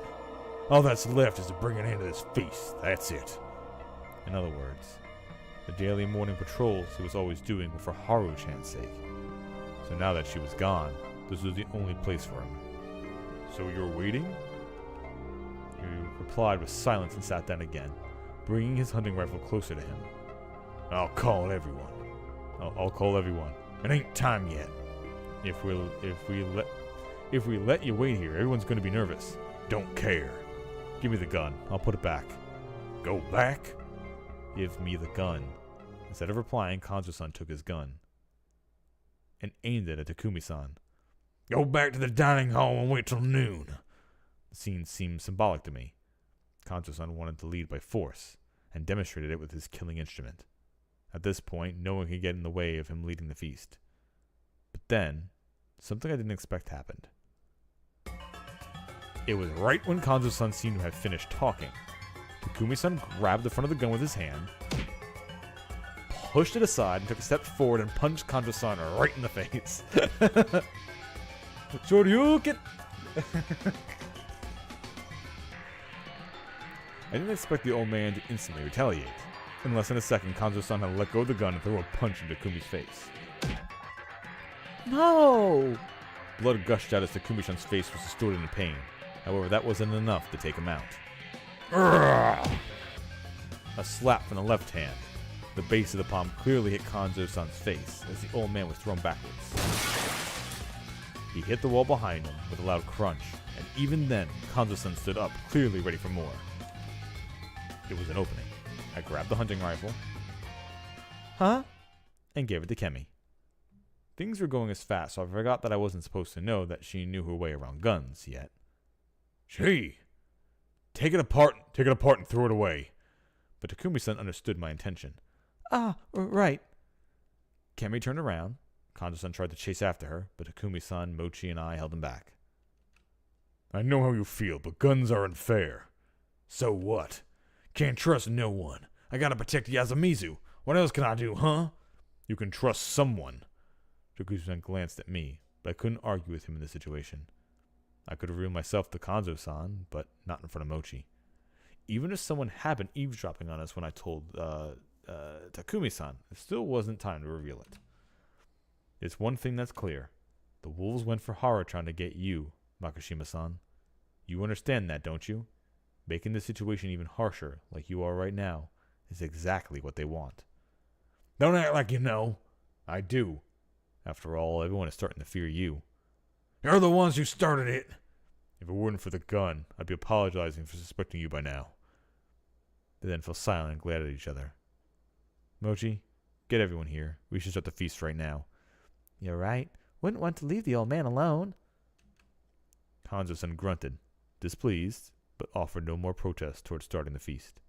Honestly, there was no real reason for the time when the feast started, so they had been decided when it was Kanzo-san was only doing it on the time as same time as the first day. The fact that he insisted, I read that completely asinine, but yeah, so there was no rule to when they were supposed to hold the feast. He just was doing it the same time they did it the first day every day as like a ritual, but they're doing it now instead. The fact that he insisted on the usual time was strongly what that he brandished his gun over it made me feel like he was more obsessed with control of the situation than actually thinking things through. At the base of it all, there was mistrust. He couldn't trust anyone, so he simply repeated whatever had brought him success so far. It'd be good if that led to our victory. But the feast really had to be approached like a game. There was no single way to win, and there was a competition. If you could read the enemy strategy, you could also outplay them. That was what's significantly easier for the wolves. It was best to assume they understood exactly how Kanzo-san thought. That's why they targeted Haru-chan and probably killed her by flattening her out instead of just stab. It was also necessary to rethink our own strategy. It would all depend on how today's feast went. Especially for myself, since I was a snake and had to survive no matter what. Everyone drank? Yes. Alright, we're starting the feast. Haru was killed by the wolves last night. Her body's still in a room. We won't let her death go to waste. We'll find the wolves, and in this hell, it might even happen today. There was whispering. The people wondered if that was really possible. The Kubidi, I'd love to do that too, but what are you planning? I can't say that yet. Good move. I hadn't planned my intentions in him yet, but he had a vague idea what I was planning. The keyword was fixed majority. If he understood that clearly, we would have a chance at winning. Think we'll believe you if you don't tell? After that, all that happened today, I kind of worried Kanzo-san wouldn't say anything, but that wasn't what happened. He also wanted to give his all to end this feast with a victory. That was why he couldn't just stay quiet and let us all die. He continued pushing his strong approach to the feast, denying other ideas. Yeah, I can't say it. That might change though. By the way, what were you planning to do today? Hang everyone who voted for Teba. I knew it. I could hear whispers and perplexion and fear. His targets today would be the 4 who voted for Tae-san yesterday and didn't die last night. Basically, the old wolf guy, Yoshigitsu-kun, Rikaku-san, and Miko. Hold on, why? The journalist was a wolf. How do you know? Because her corpse was outside. Yasunaga-kun seemed to have recovered a little and was not. I mean, once again, that doesn't prove she was a wolf. That just means she was outside and died to corruption. Just because she was outside doesn't mean she was a wolf. Like, come on. That means, like, if you're saying that, then Yoshigitsu-kun, who ran outside, who had a fucking tuft of hair in his mouth, was also a fucking wolf. and it was his own hair in his mouth or something dumb, and he just went out there. I don't come on. Just because it was out, like them saying because her corpse was outside, is like come on. It's obviously a corruption death. Like, what do you think? A wolf ripped the other one like that to pieces? Like nothing. Whatever. I'll wait for them to figure it out and say the exact thing I just said, but a little bit longer in the text. Because that's what usually happens. I bring it up, and then a couple lines later, someone else mentions what I just said. So now continue to have recovered a little bit. Was now doing what he had to again. In the feast, you're supposed to get 1 death per day and 1 per night. The fact that 2 died in 1 night means that something unusual happened. Lao Chen was dead in her own room because she was visited by the wolves. Mamiya Sun's body was outside her room, and judging by its state, she was probably taken by the corruption. Hao Chan was in a bad state too. Well, I know, but her case was still something that could have been done by humans. Mamiya Sun was a whole other level. What about it? She just walked around at night, didn't she? Yeah, exactly. Then why would she be a wolf? Wasn't it the old hag? That's because... Wait, Yasu, let me say it. Okay. That woman was acting weird all day. The old man said he'd hang her, so I can't say I don't get her. What would happen if her death was all but certain? An outsider would try to escape Yasumizu, right? She'd think she could run away. But the lady didn't do it. Yeah, she hadn't even tried to run. What of it? If you're running away, it's better to do it during the day. Even with the mist, you can see stuff better in the light. You can't see anything at night. There's really no reason not to run away during the day. The mist would hide her and let her escape without realizing it. If she'd run away yesterday, after we split up in the evening, she could have gotten to the very edge of Yasumizu. So that's not where she succumbed to the corruption. But once again, she also could have left for any reason.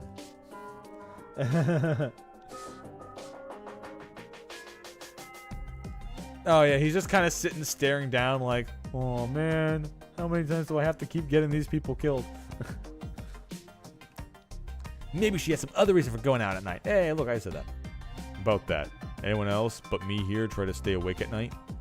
That question came out of left field, but Yasunaga-kun, Kemi, Yoshigitsu-kun, and I raised our hands. Did you say you stopped? We ain't talking about going outside, are we? I took a stick with my futon in case someone came for me. You went against the law of dreaming? Yeah, just 2 nights ago, like Yoshi, I grabbed a weapon and waited for something to come, but I still ended up falling asleep. Can you believe that? This whole thing's such a crisis. You shouldn't be able to fall asleep at all. Yet before you know it, you wake up and it's morning.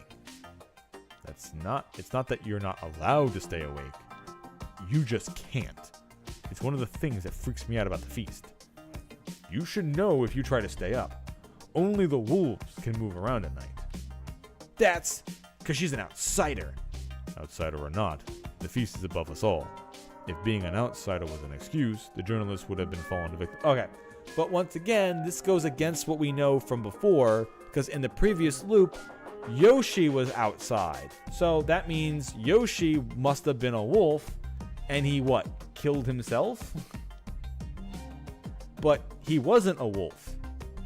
So, unless they're saying Yoshi left early enough and he didn't wait that late at night, so he was just outside and died before he would normally be forced to sleep. Or you're only forced to sleep in your hut.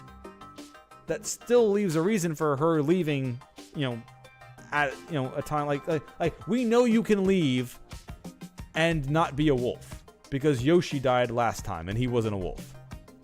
So we know you can leave and be killed by the corruption. So assuming she's a wolf is still completely just wrong.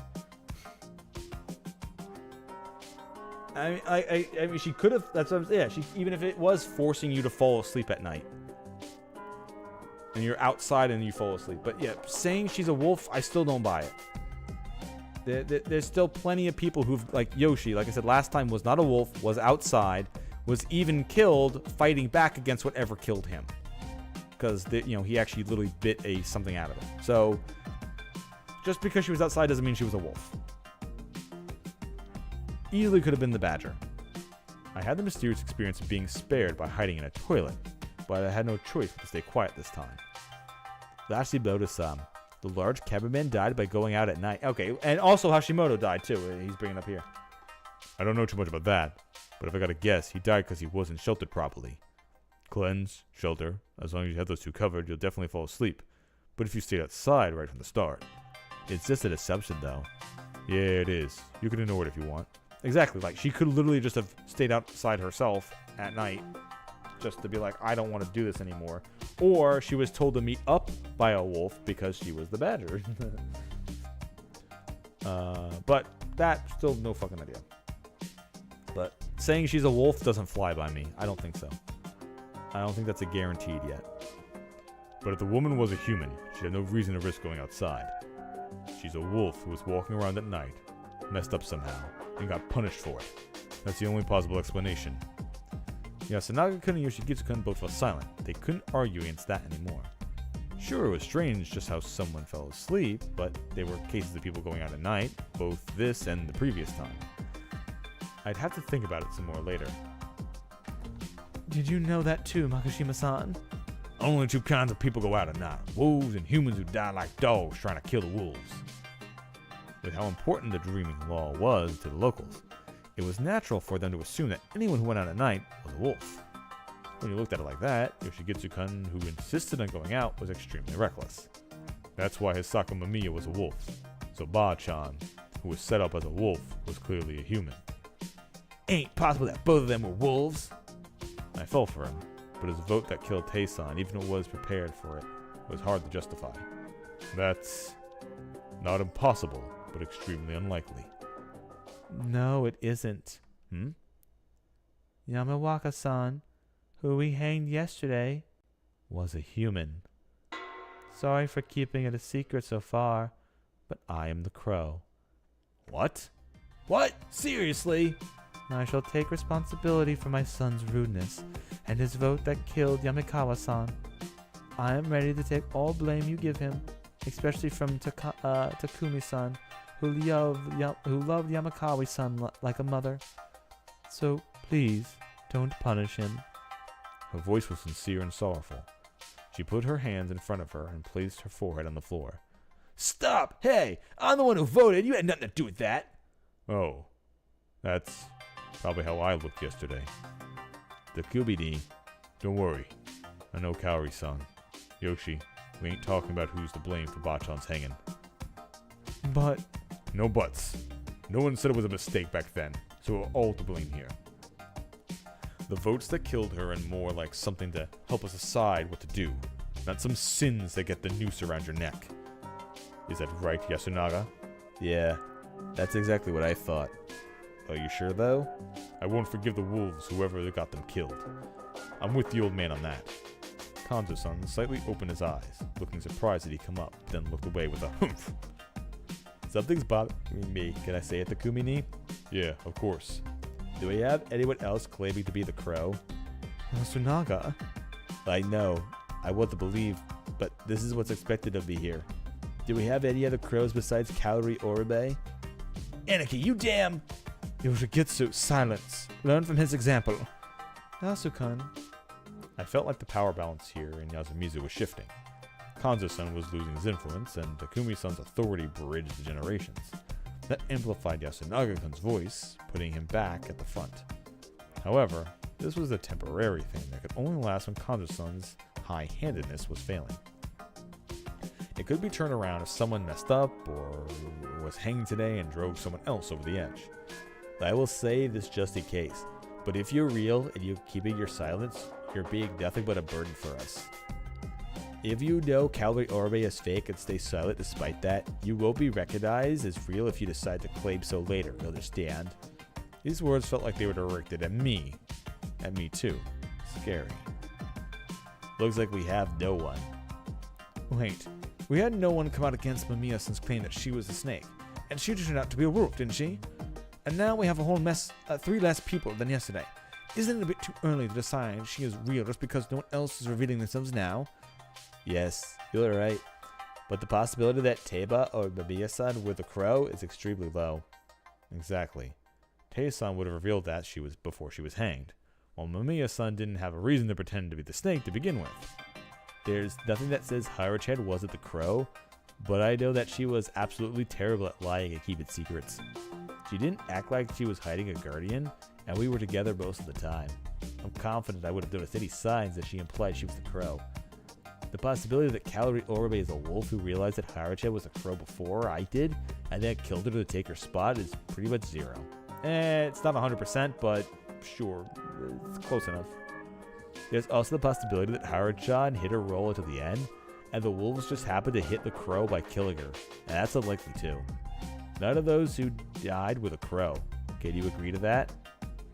No perfect proof on that, but I don't really have a reason to not. The only thing I could do would be to check Kaori out next time, the next night, and see if that thing's okay, maybe someone else was. But proof that Haru Makishima wasn't the crow is as thin and circumstantial. It's true. You weren't the only one close to her, were you? What of a wolf?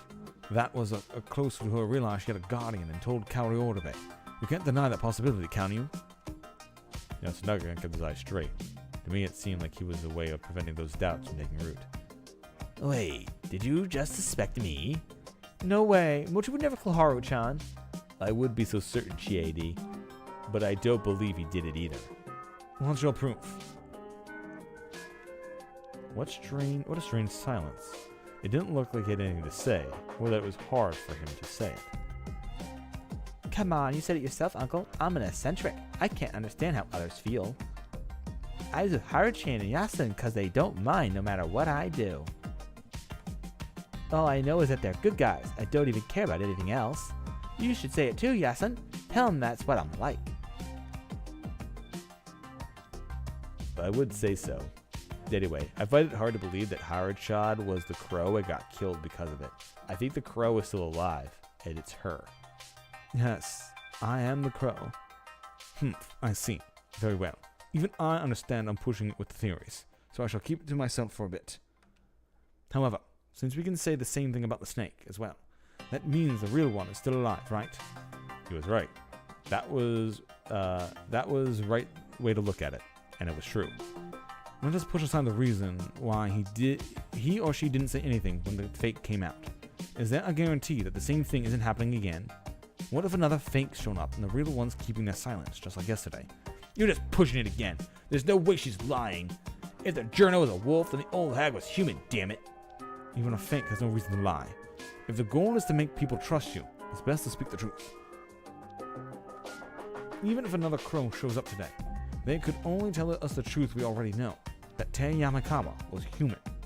And we would have no way to tell whether the Lady Oribe or the other one was the real crow. His assertion was a bit cynical, but accurate. If he was modest and a cautious one, he would be the way more valuable to the humans. But I must object to that. After all, Miyasa was a wolf who wanted to use the guardian to survive. However, Kaori Oribe revealed her guardian was beginning to take all the blame for Yoshigitsu Oribe. It's neither wise or right, but I believe it's the real her talking, not the cunning of a wolf. The foolishness proves it. The foolishness proves it, you say. That is my reason to believe Kaori Oribe. Higuchi's wife's gonna protect Yoshi, even if he's a wolf. My heart skipped a beat. Kanzo-san's voice was like a rumble. Even just like before, it was dense with gloominess and anger. He had a point, too. If it were for her son, Kaori-san was capable of breaking the feast's mental shackles. You old fart. He's not that type of guy. He spoke forcefully. If he was a wolf, he'd declare it and go around killing us directly. That's just how he is. He's like our parents, straightforward, stubborn, and would accept anything that doesn't sit right with him, not even God. If he had to die or prove Kaori Oribe innocent, he'd surely do it. That's not something that I, the only slight coward of the family, could do. Yoshigitsu is a human. Hey! Yoshigitsu kind of rose to his feet and howled at his brother. Don't act like you know shit. If you spent more time with Mom, she'd... I do now. My God, wow, he's lost his mind. My God, comes from the Higuchi blood. Mom has no reason to love me. She loves you way more. That's why I'm working hard at studying so I can pay her back with money and other things. You should be more grateful that she loves you just because you were born honest, Yoshigitsu. Well, you're bringing yourself down so much, Aniki. Listen up to you. Quiet, you two. The mother's voice quickly silenced her son's. Why are you fighting over such nonsense at a time like this? Kanzo, Makishima-san. The old man grunted in response to the mention of his name. I heard that when my late husband, Sadayoshi Higuchi, died, There was mist in Yasumizo. Did he die in a feast? Did you kill him? He got killed by the wolves on the first day. Old man, I've been 2 feasts. Only this old fart and I survived. Ah, past. What about it? Nothing. Even if you were the one who killed him, it was because of the feast. But know this, Yasunaga, Yoshigitsu. I don't want to lose my family to the feast ever again. So please work together. You are brothers, aren't you? But I didn't say I have anything against that. Me neither. Hey, sorry to bother you, but this really ain't the time for the family feud. The fact that the old man's been here in a feast doesn't matter much right now, anyway. Kanzo-san clicked his tongue. I believe the Orbes, Yasu the monkey, and Yoshi and Kaori-san aren't the type to lie. That makes it all but clear that Teiba-chan and Haru were humans, while the journal lady was a wolf. We have 2 more wolves and then 10 humans here. Out of them, the old man and Yasu confirm to be monkeys, and it's likely that Kaori-san is a crow. I trust Yoshi too, but it's not like we have any proof he's human, so I won't add him here. Fine by me. Now, how do we proceed? Well, if we're going to go by everybody, if we assume that what everybody's saying is correct, us, Kaori, the old man, and Takumi, and the smart kid. So yeah, me, smart kid, the mom, the big guy, and the old man are all cannot be wolves. That just leaves the old wolf man, the glasses guy, Mochi, delinquent, and then Kemi and Rikaku, and then of course there's the little girl. It could always just be the little girl is technically one of them. Possibly, who the fuck knows? I think Rikaku might end up being a wolf because she really wanted me to leave and she tried to save me, so she might end up just being a wolf. I don't know if she actually can or if she's there to eat the corruption, but she honestly could just be a wolf. That could be an easy one. Kemi being a wolf this time would be interesting. The only thing that changes stuff is when we redo this loop, I don't see Kemi being a wolf because wait, no, I guess if we go back to the old loop,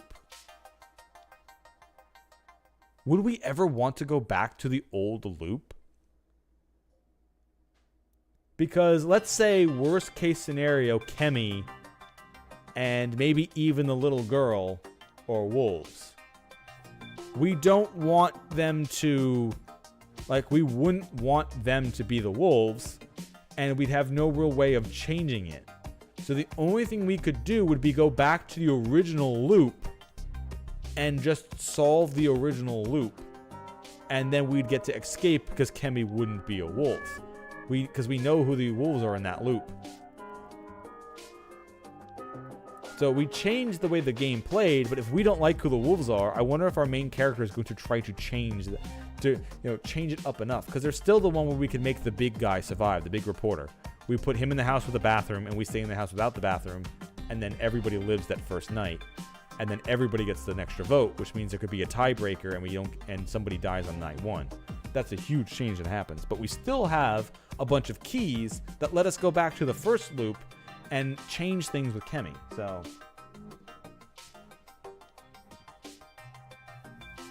So I wonder if we're going to end up trying to change it depending on who it is.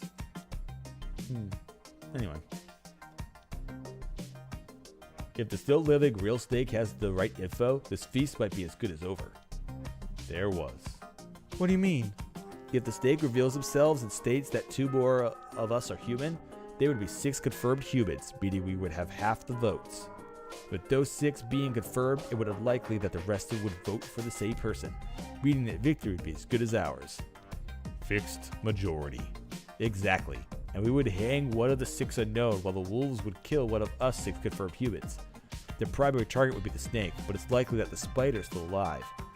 If he or she protects the snake tonight, we would have 1 less confirmed human and 1 less unknown, and negate another confirmed human or wolf tomorrow.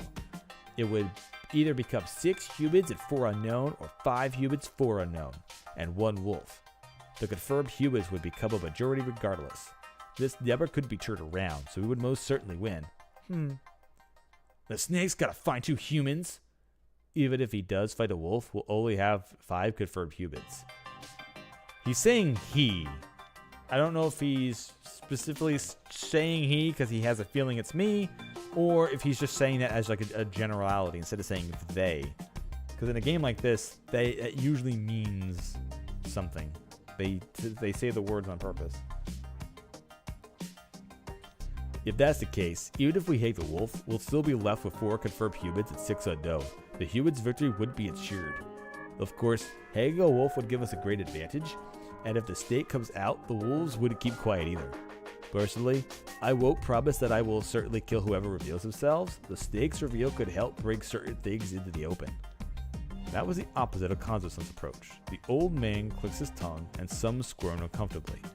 But if the snakes only looked into those who died, like Karu-chan, Yamakawa-san, and Mamiya-san, he or she should stay quiet.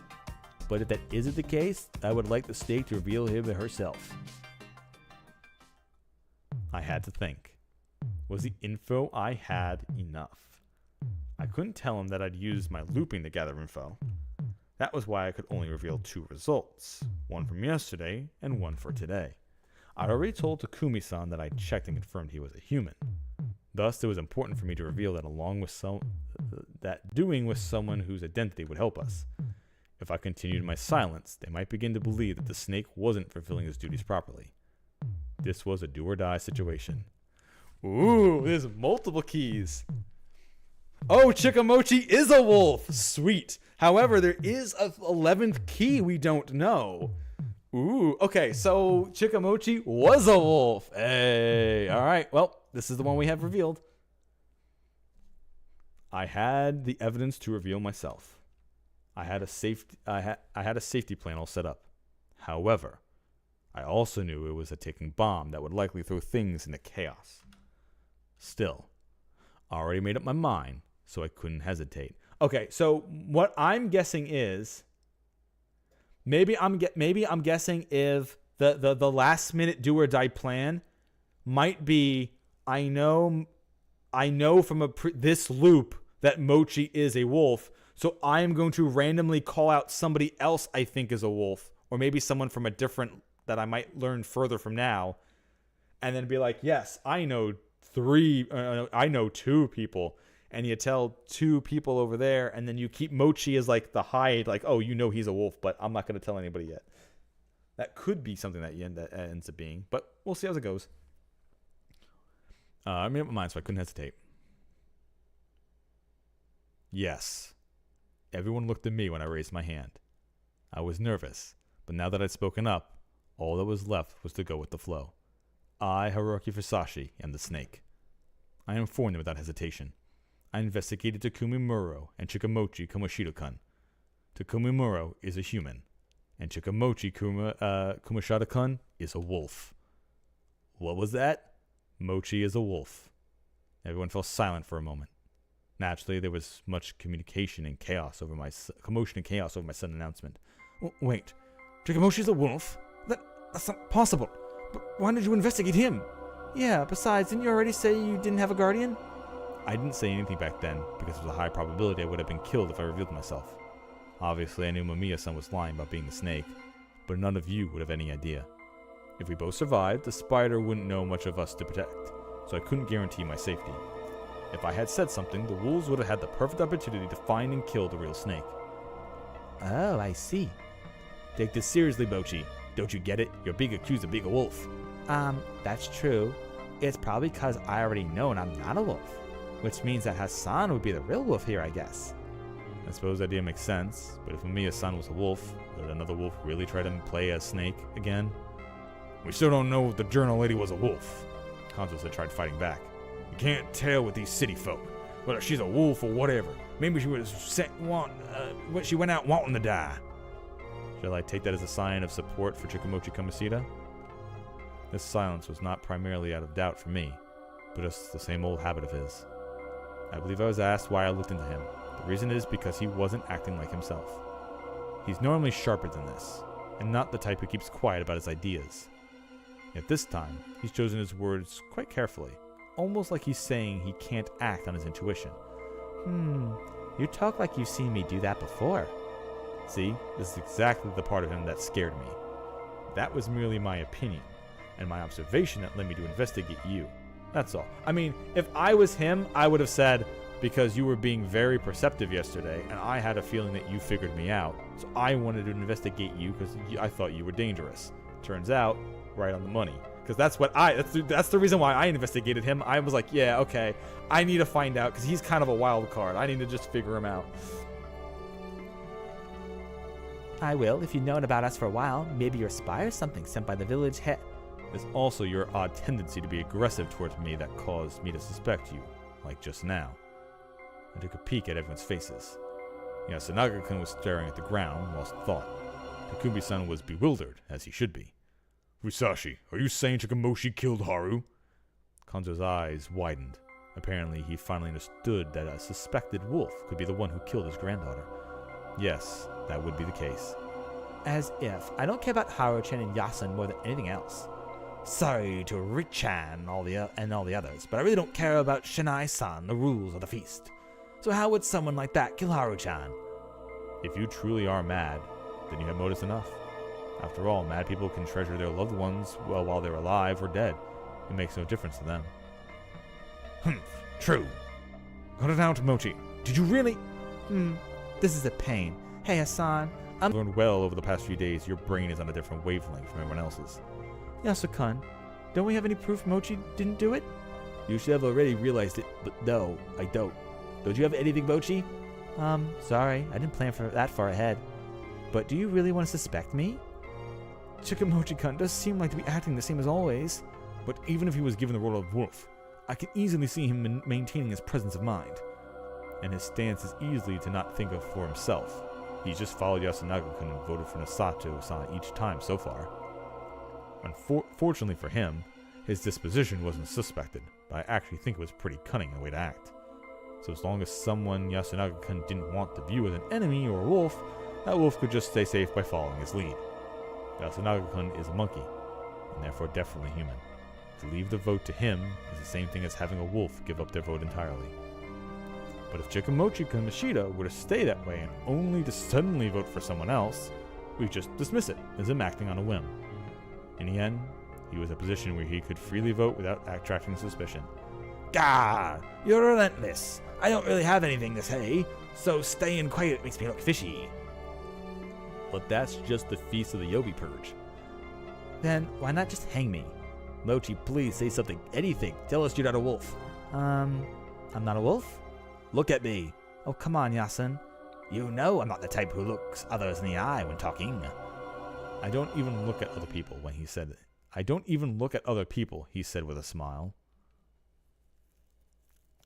The vote was held afterwards. Yasunaga-kun abstained from voting. Kemi, Kaori, Kanzo-san, and Mochi all voted for me, although the rest voted for Mochi, sealing his fate. Okay, so Kemi, Kaori, Kanzo, and Mochi all voted for me. Kemi too, huh? But the rest voted for him, sealing his fate. So that's weird. Okay, so that's interesting. The old Wolfman did vote for Mochi, huh? So I don't think, because if you were a wolf and we were starting to vote for other wolves and you kind of saw it was going to go that way, you would just vote for Mochi to not be suspicious yourself. However, one of them could have been a wolf not knowing that it might not go that way, and they voted for me just to vote for me. So Kaori, if she is the crow, is not. So that's just her not wanting to kill a person in town. Kanzo also probably doesn't trust me that much. Mochi, of course, votes for me. And Kemi is an interesting one. Once again, I still think Kemi might end up being a wolf this time, which is why we might not like this loop, because we're like, fuck, we don't want her to die. But anyway. Hey, Yasun. Don't cry. I'm sorry, Mochi. I'm sorry I couldn't save you. Yeah, but he also voted for Mochi then. Yeah. He didn't vote away from it.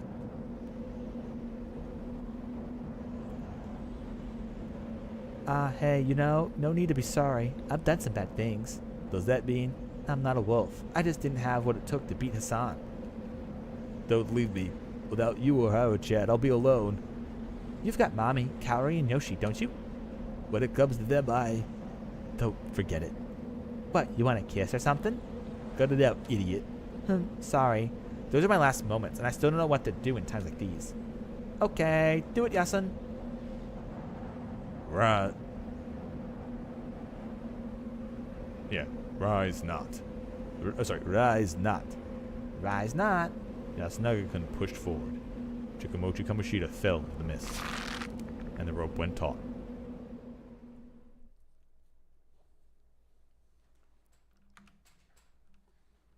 Mochi. Mochi. Everyone stood there frozen in place, while I headed for the plaza. I felt sick. Hey, Fusashi. Takumi-san caught up with me. He really was a wolf, wasn't he? No doubt about it. But, yes, he died as a human to the very end. I kept getting the urge to tell him to quit playing the victim and glorifying this. I wanted to tell Yasunaga-kun that this was a guy who killed a girl who was like his own sister and smiled like nothing was wrong. But what good would that have done for me?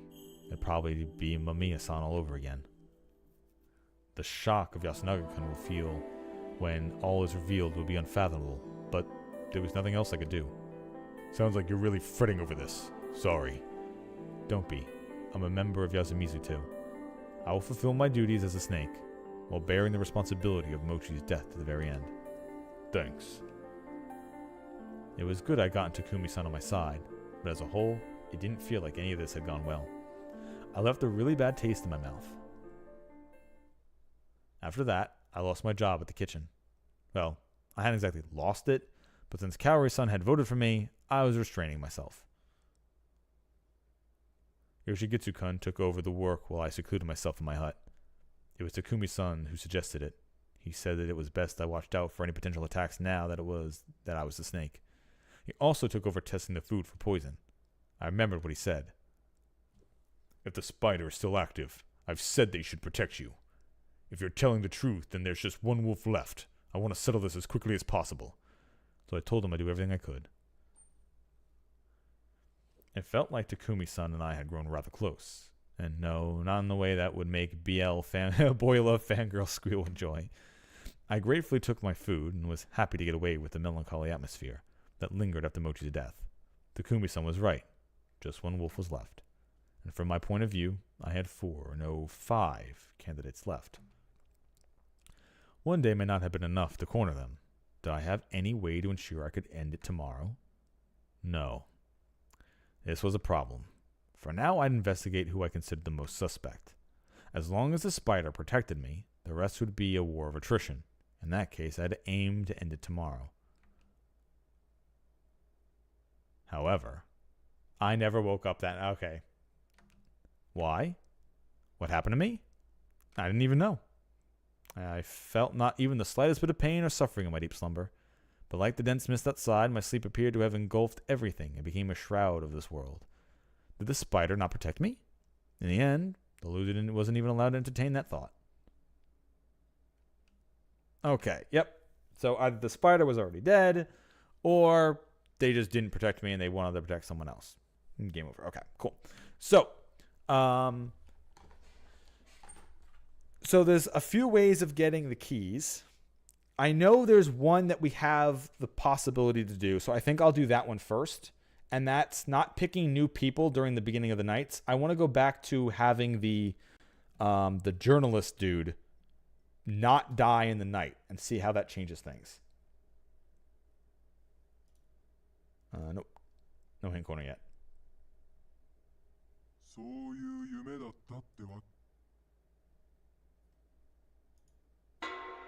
Okay, so we're going to go to chart, infiltration, wit. What would be this one over here then? Infiltration. Night before the tragedy, choose route. U-turn, that's death. Entering the village. Nice offer is death. All right, we have this all set. Requires 2 and 3. I don't think we have that. Decide. Okay, here, this one. Decide arrangements. Do we have 16 or do I have to choose new people at night? Let's see.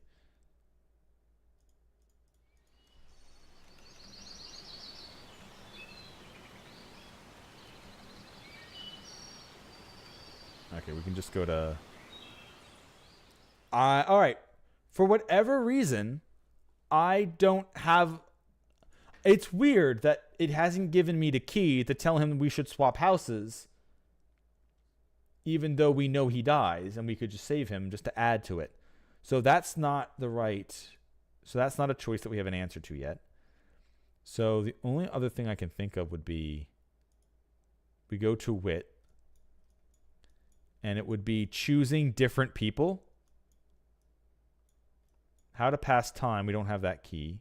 Whatever that's for. Investigation, salvation, feast. Like we had all the keys for that and we did that. Reveal guardian. Is that when we could have revealed ourselves right away? But once again, that doesn't feel like... It feels like what we should be voted for Takumi. Tase lynching. Investigation 2? I guess we had all those. Trust Takumi, I did. Not 10, 11, 12. Can we see... Wasn't there a way of seeing what keys we had? Log? Keys, here we go. We're missing 1 and 3. 1, 3, 8, 9, 11, 12, 14, 15, 16, 17. Okay. Because I want to go to choosing who I investigate at night to someone else. I don't think it matters the first night because Takumi was the right choice. So if I wanted to choose someone who wasn't Mochi...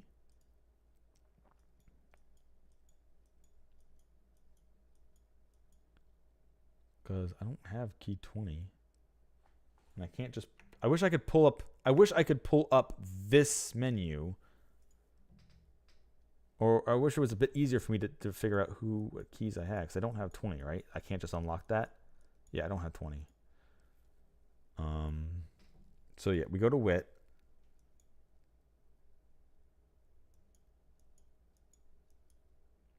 Feast. Is this... I assume this is the feast, but not the night. I mean, I can just fast forward until I get to where I want to go.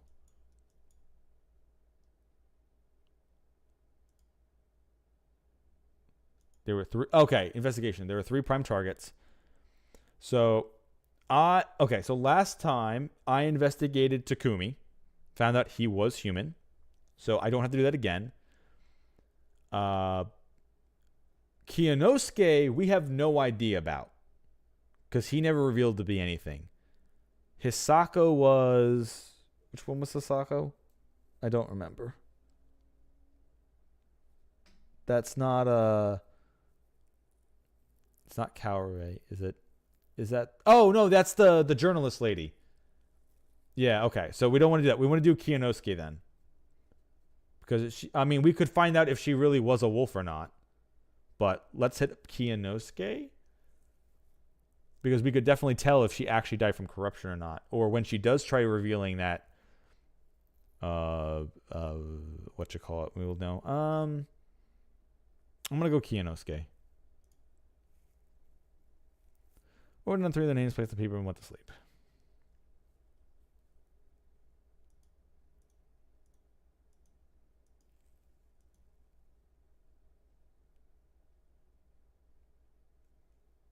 Truth of the Doctor. We now have key 11. Okay.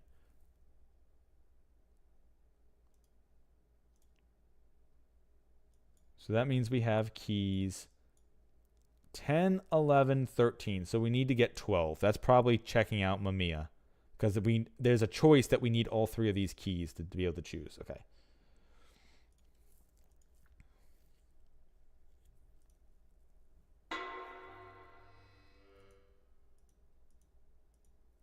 Let's see how much of this, if this changes anything. I was informed of my Taurus affiliation the same way I was given the Guardian. It was strange, but it clearly happened. I had no choice to accept it. Anyway, something I predicted. However, what happened this morning certainly wasn't. Nobody died. Everyone's alive. Yep. So we're going to hang someone even though no one died. Yep. She does her thing. I'm going to stick with not revealing because that seems like the right choice.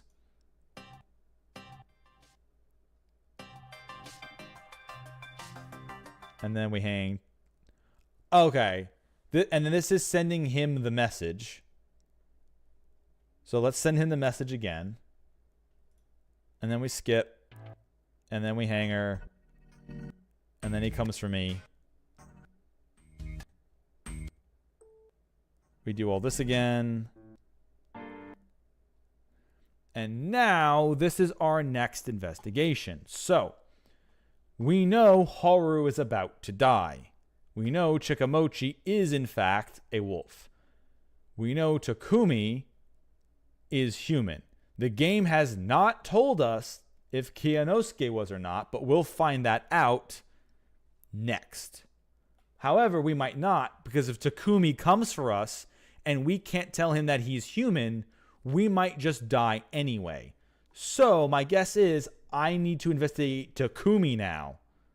That way I can eliminate another person who could possibly be a wolf. And because we need to be able to tell Takumi we know he's human. Otherwise, he's probably going to kill us. And we won't have the ability to trust him. Although I might not need to know that now. Maybe because I figured it out in a past loop, I don't actually have to click this now. I'll just be able to tell him because I already knew it. Actually, that might be the real thing. Shit. I actually kind of want to back up because I think that's how it actually works. Because knowing if Mamiya was a wolf or not is a real big thing. Because if she wasn't, then we know there's 2 more wolves. And we're really in trouble. Also, but I guess knowing if Haru, no, because if Haru dies, it doesn't matter because we don't tell if she has a guardian. All right, we'll keep what I did. We fast forward. Young leader, you've already been obtained. You can view it. Yep, we already had that one.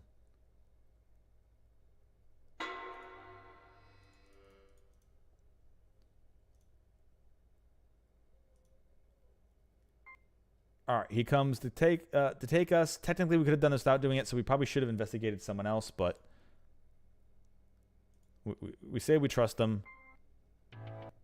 We speed through. Did I have the right key, or do I need to investigate the last one?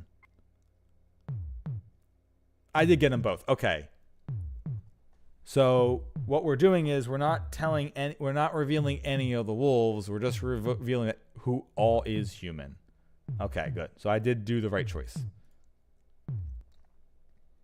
From the one still alive, I could declare that Kiyonosuke Nishitoshi was a human. With me, him, and Takumi-san, we could have 3 more confirmed humans, completing the fixed majority Yasunaga-gun talked about. For that, I had to believe that Kaori-san was the crow, but that seemed reasonable to me. After a bit of hesitation, I made my decision. I had to hurry. The wolves must have been conflicted right now. They had to be considering whether they would start faking before I spoke up. I had to declare it. Yes. My voice sounded stupid. I raised my hand. Everyone looked at me. I was even more tense than I imagined. However, now that I'd spoken up, my hesitation was gone. I, Haruki Fusashi, am the snake. I made that as clear as possible. I investigated Kiyonosuke Nishitoshi-san and Takumi Mura-san. They are both humans.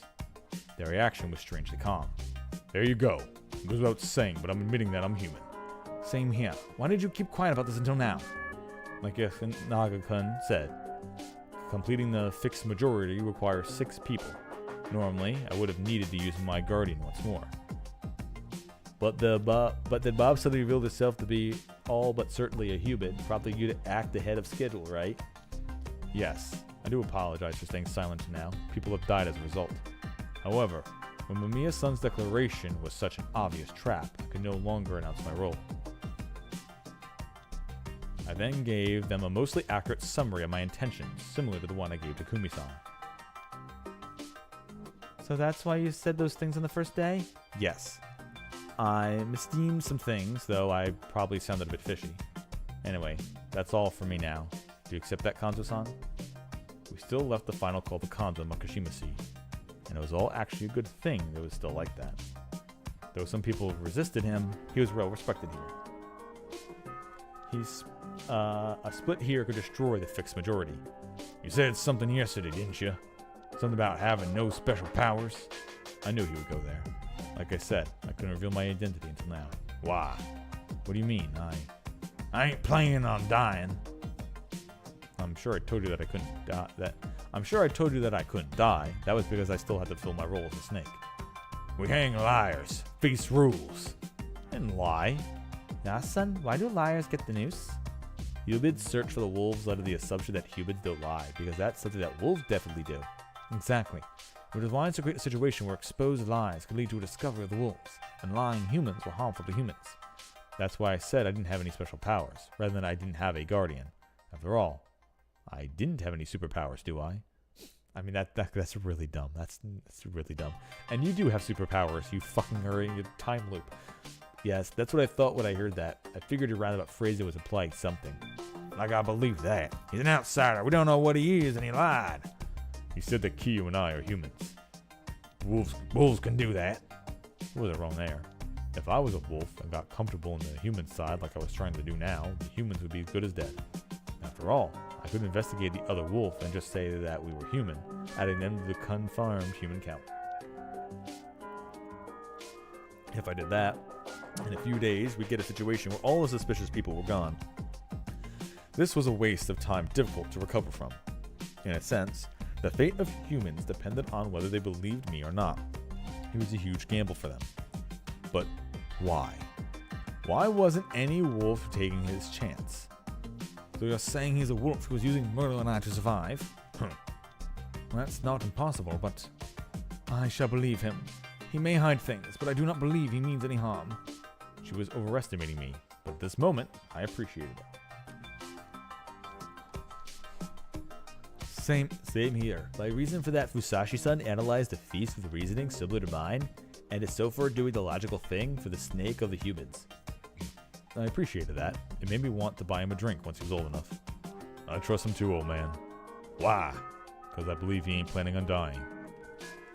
You're afraid that he might pick the wrong targets and we'd end up with a feast that's not ending even if we got rid of all the wolves, right? Huh.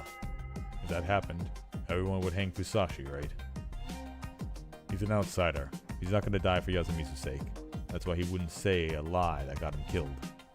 It's also why he didn't come out when you said that all the snakes should be hanged.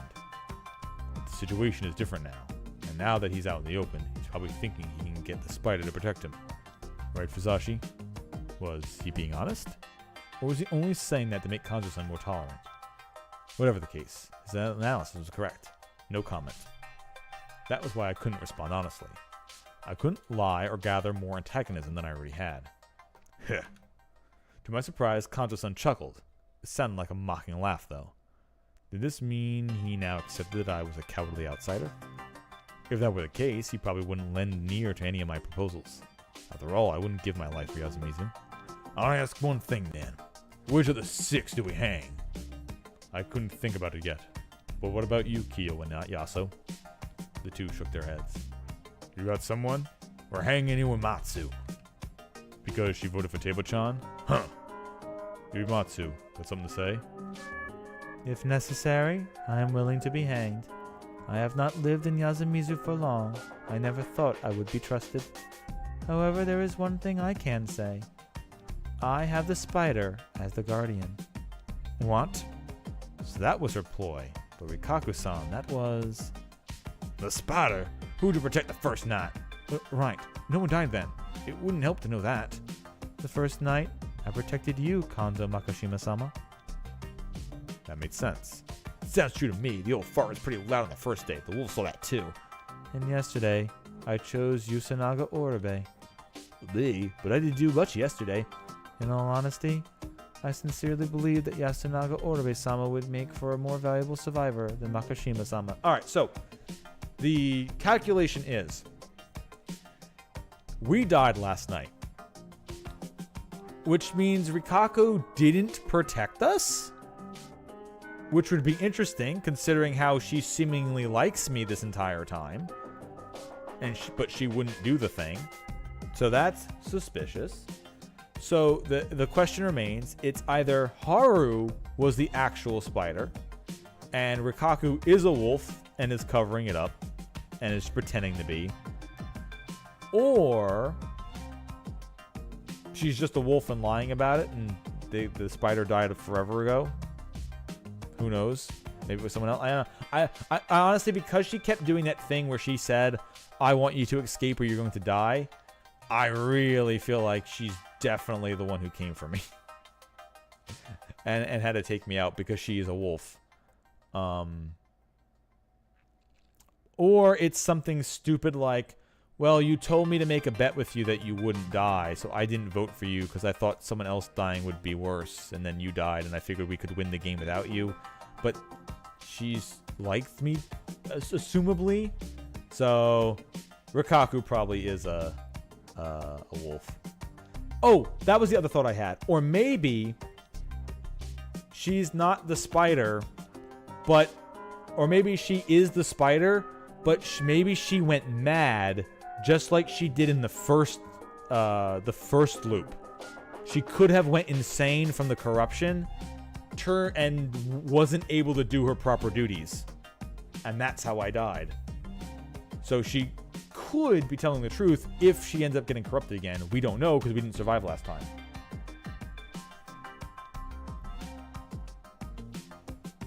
In all honesty, I mean, she could be. I'm the spider. Don't kill me. Then the wolves might try to kill her next time.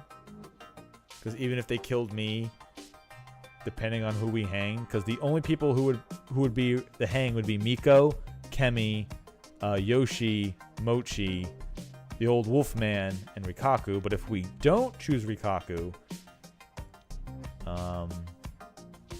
that's the old Wolfman, Kemi, Yoshi, Mochi, and Miko. I don't think they would kill Mochi of their own volition, and I don't think they would do it of Miko. So it'd be either Kemi, Yoshi, or the old Wolfman. But we'll see how the story goes. I believe that we shouldn't mistreat those who claim to have guardians. Well, Takumi-san was choosing his words carefully. We couldn't shoot down all of Kanjo-san's suggestions. If he became too emotional, he could destroy our fixed majority.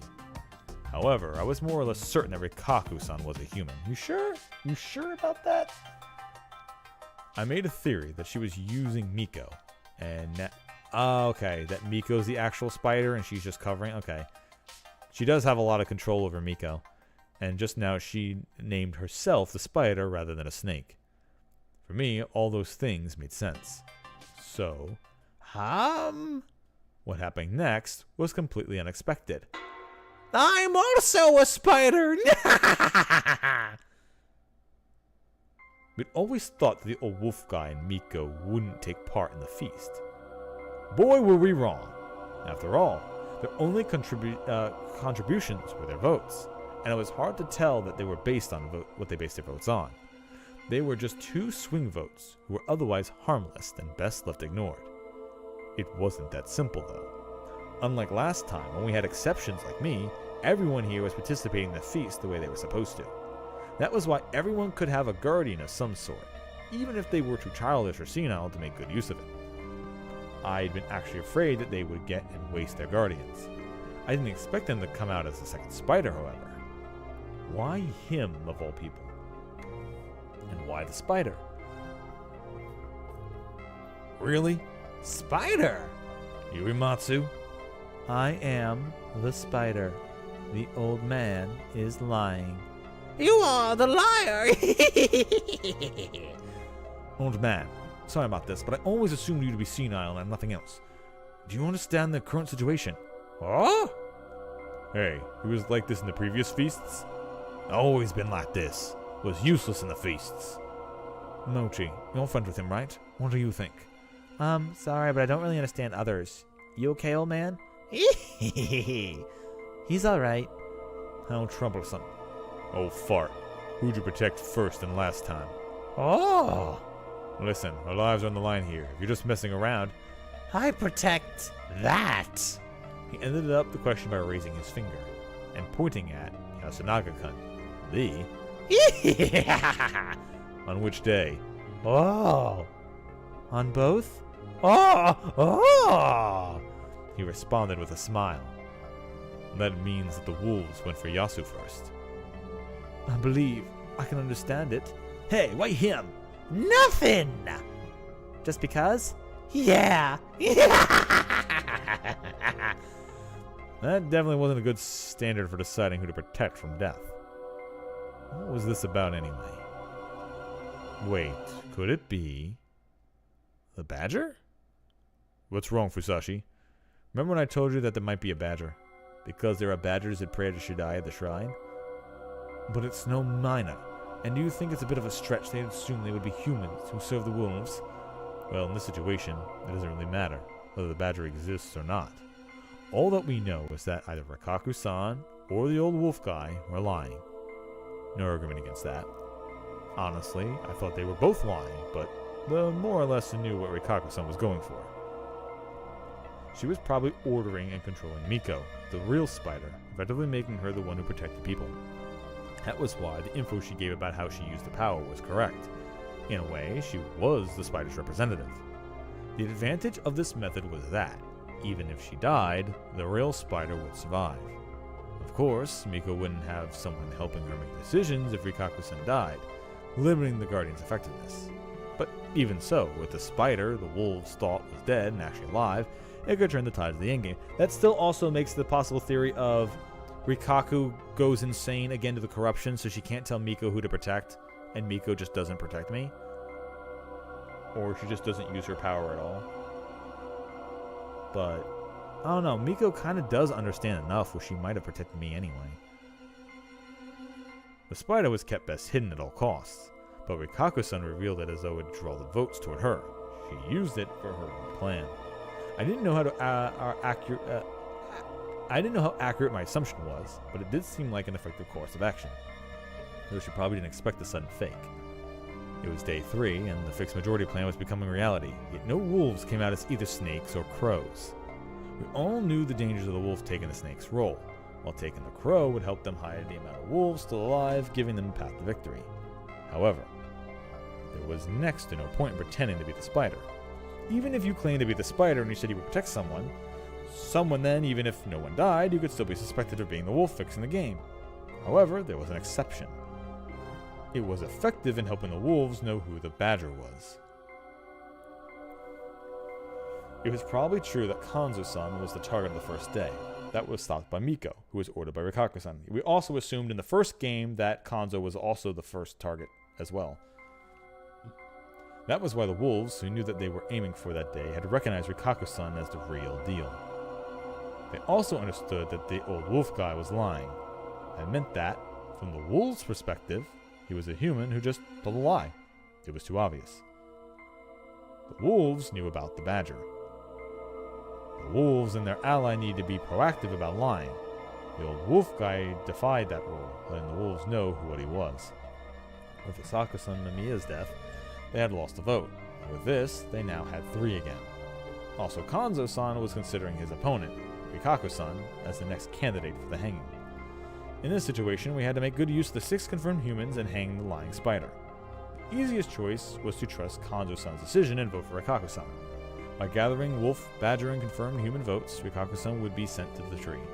There was a chance of the wolves to kill the spider and make them think that the humans killed the wolf. This was really effective for them, and extremely dangerous for us. Even if the real spider, Miko, survived it, it would really be difficult for me to talk about the badger and explain that Riko-san was a fake spider on their side. Yeah, I had to convince the human side that they would vote to hang the wolf guy instead. Was that really right, though? Because if he's not a wolf, it doesn't matter if you hang him or not. The only other choice is to go for somebody else who's not Rikaku or the Wolfman. I had to think carefully. I only came to understand Rikaku-san's intentions because she told me to vote for her in a particular situation. I was assuming that both she and the wolf guy had some ulterior motives. But was that really right? Was the old guy even capable of that? He played with a pretty useless guardian. Maybe he'd only come out because he found it strange that another spider had named themselves. In fact, that was the most natural reaction, especially in the other's eyes. Same went for Rikaku-san. When I saw of her, she was more legend and harmony than intelligence. What if she was actually thinking about protecting Miko? She would be considered a good guy and avoid garnering votes? What if her affection for me was all part of the plan too? Crap, this is obviously more reasonable than line of thinking. Also, Rikaku-san could have also been lying to let the wolves know something. Anyway, we had a relatively sane young woman going up against a completely senile man. No matter how you looked at it. Yorimatsu, you're lying. The choice was obvious. No. Why'd you say it now then? You told us to hang you if we had to. This was after some votes went in. Yes, I did say that. Then why are you saying you have a guardian now then about to be hanged? She fell silent. I couldn't tell whether there was a silence to protect Miko, or just an awkward silence because she had pointed out a harsh truth. It's obvious. What about you people? I am leaving my vote to Yasunaga. That will make it easier for you to believe me, won't you? Yeah, that's fine. Kyo, you? Rikaku-san, are you really the spider? Yes, Nasato-sama. That much is certain. Both are lying if you ask me. Kamoshida, you got nothing better to say than shut up. Oni-chan, don't worry. I will protect you. Isn't this weird? It's not fair. Rikaku-san went through a lot of bad-mouthing here in Yasumisu, but fought through it for our sake. Why did it flip upside down just because the old guy's words? Why did he even say it? Kemi. Someone might have told him to say that, and it might be that Rikaku-san's going through some inner struggle. We don't know what's true. We can't just whip up an answer and simply kill someone like that. It's dangerous. I know, but in the end it's either you believe or you don't. Fusashi, what do you think? What was I to do? How was I to approach this?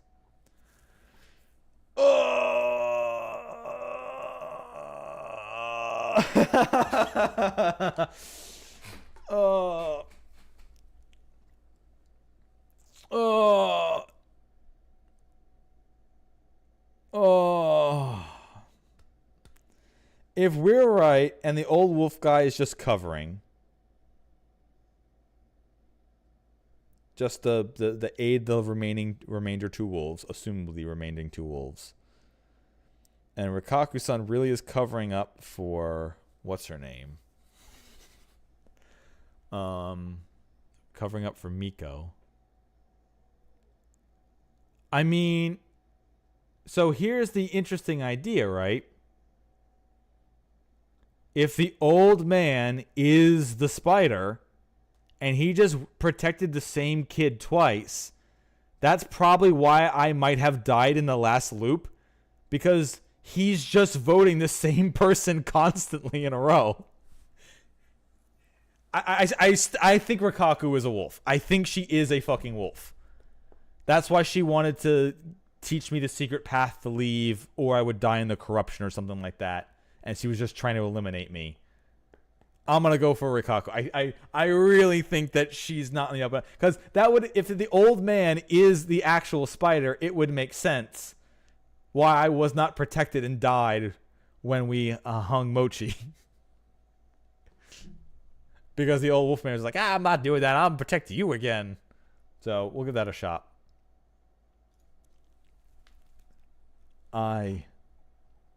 Doubting others was essentially my creed. That's because I believed it was more logical to trust only myself and take responsibility for the outcome over bearing the risk of trusting others.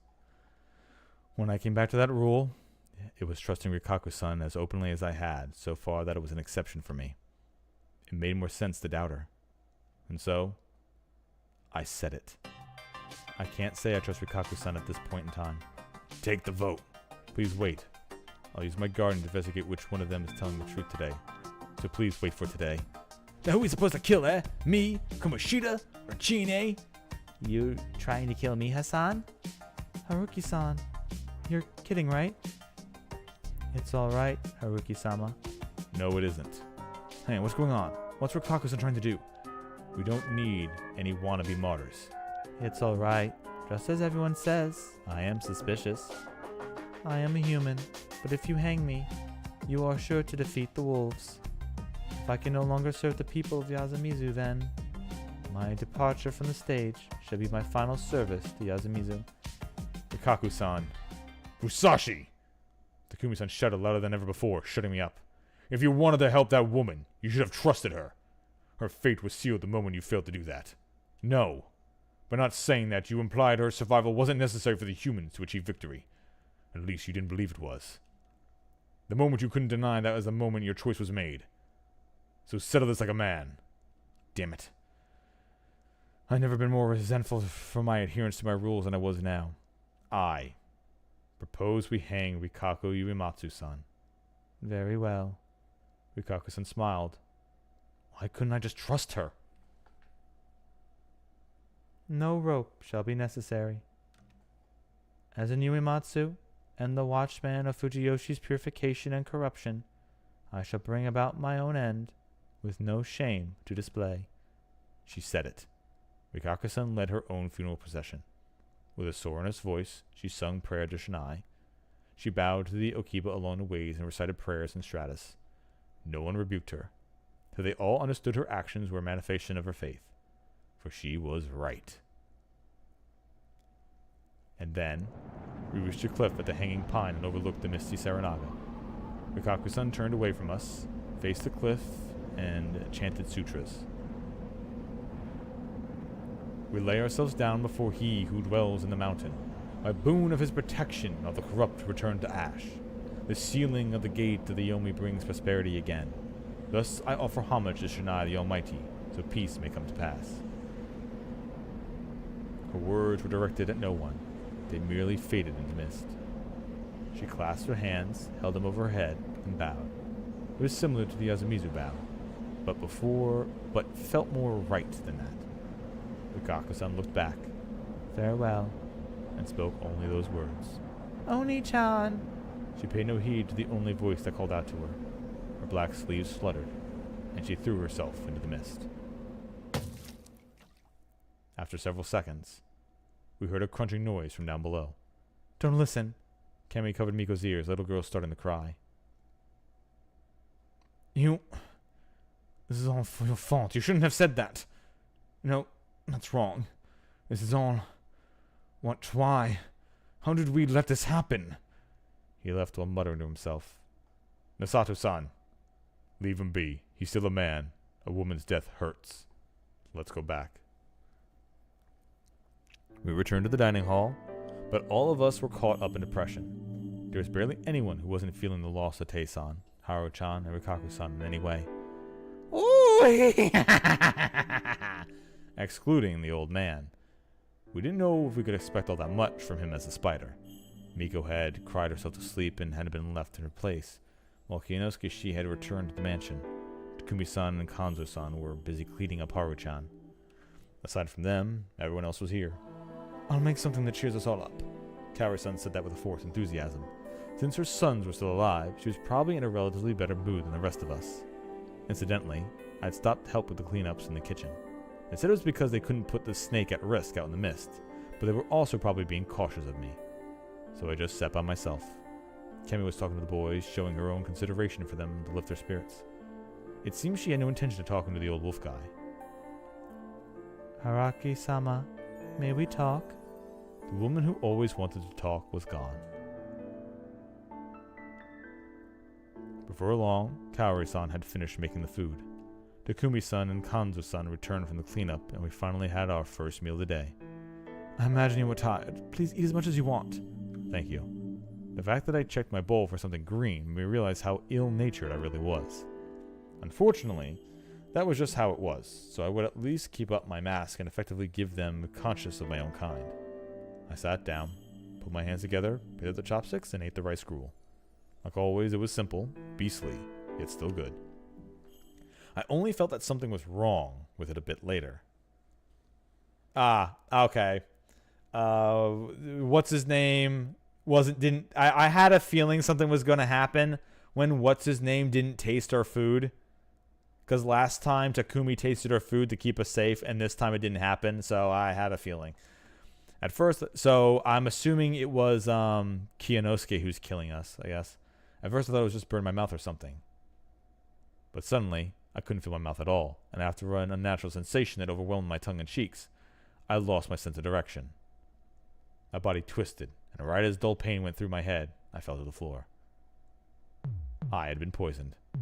I could understand that clearly, but all my processing power went into dealing with the unnatural feeling attacking my body. I couldn't see properly. I couldn't breathe or speak. Despite that, I had a burning pain in my mouth and an urge to vomit, along with unbearable agony. I couldn't understand what was happening around me. It was probably pure chaos, but I was struggling to even breathe, and it was only getting worse.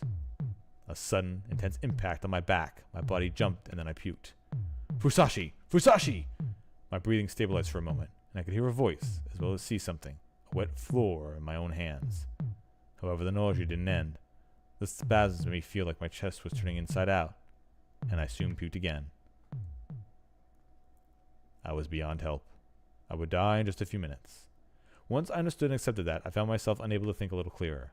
This was a gamble the wolves had taken. They killed outside of the feast. You sure? You sure it was the wolves and not Kiyonosuke? They were prepared to face the corruption. They'd poisoned the food. Unless they're killing everybody, but I don't think so. Unless Kaori's killing me now for some reason? By doing so, they could get rid of me or someone else. It wasn't me. And they could frame the crime on Kaori-san, the chef. They could also destroy the fixed majority comprising Takumi-san, Kanzo-san, Kiyonosuke-shi, Kaori, and I. By sacrificing one of the remaining wolves, they gain a big reward. I see. So the wolves were that serious. I'd been given a lethal dose of poison. There wasn't any hope for me at all, was there? How would I get past this? Hey, Rikaku-san, this is a horrible thing to ask, but you wouldn't happen to know, would you? Just before my consciousness faded into the mist, I saw a hallucination of Rikaku-san looking down at me with a sad smile. Okay, so I'll just load up. No, not gonna the hint corner. I guess we'll just do the Wolfman and see if it does it again. My assumption is the Wolfman's gonna get me killed anyway. But let me do this for the one last choice for the night before I end. Because I'm going to go here.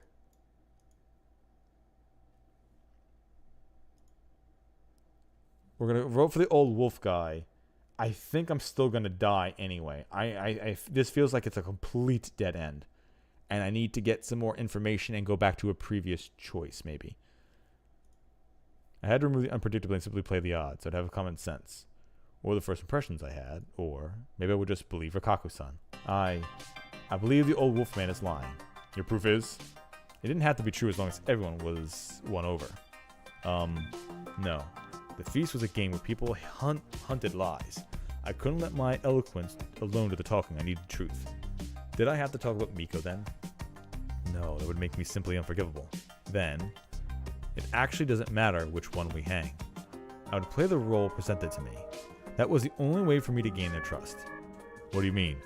If I died tonight, it would be proof that I was the snake and that Takumi-san and Asato were the humans.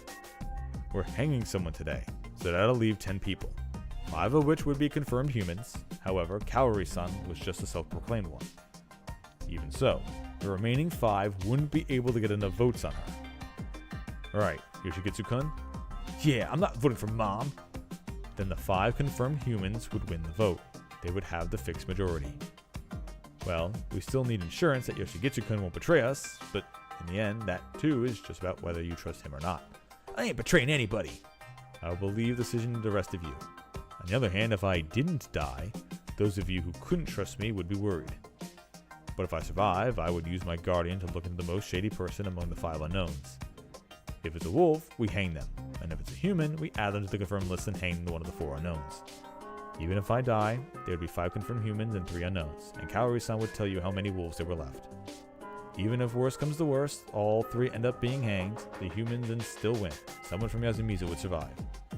Then, no matter when I died, it only increases the number of confirmed humans with no drawbacks. Human victory would be certain. But what if I keep surviving? I understand why you would be curious about that. That's why I promised to exterminate the wolves by the day after tomorrow. Okay, well now we're definitely being poisoned again.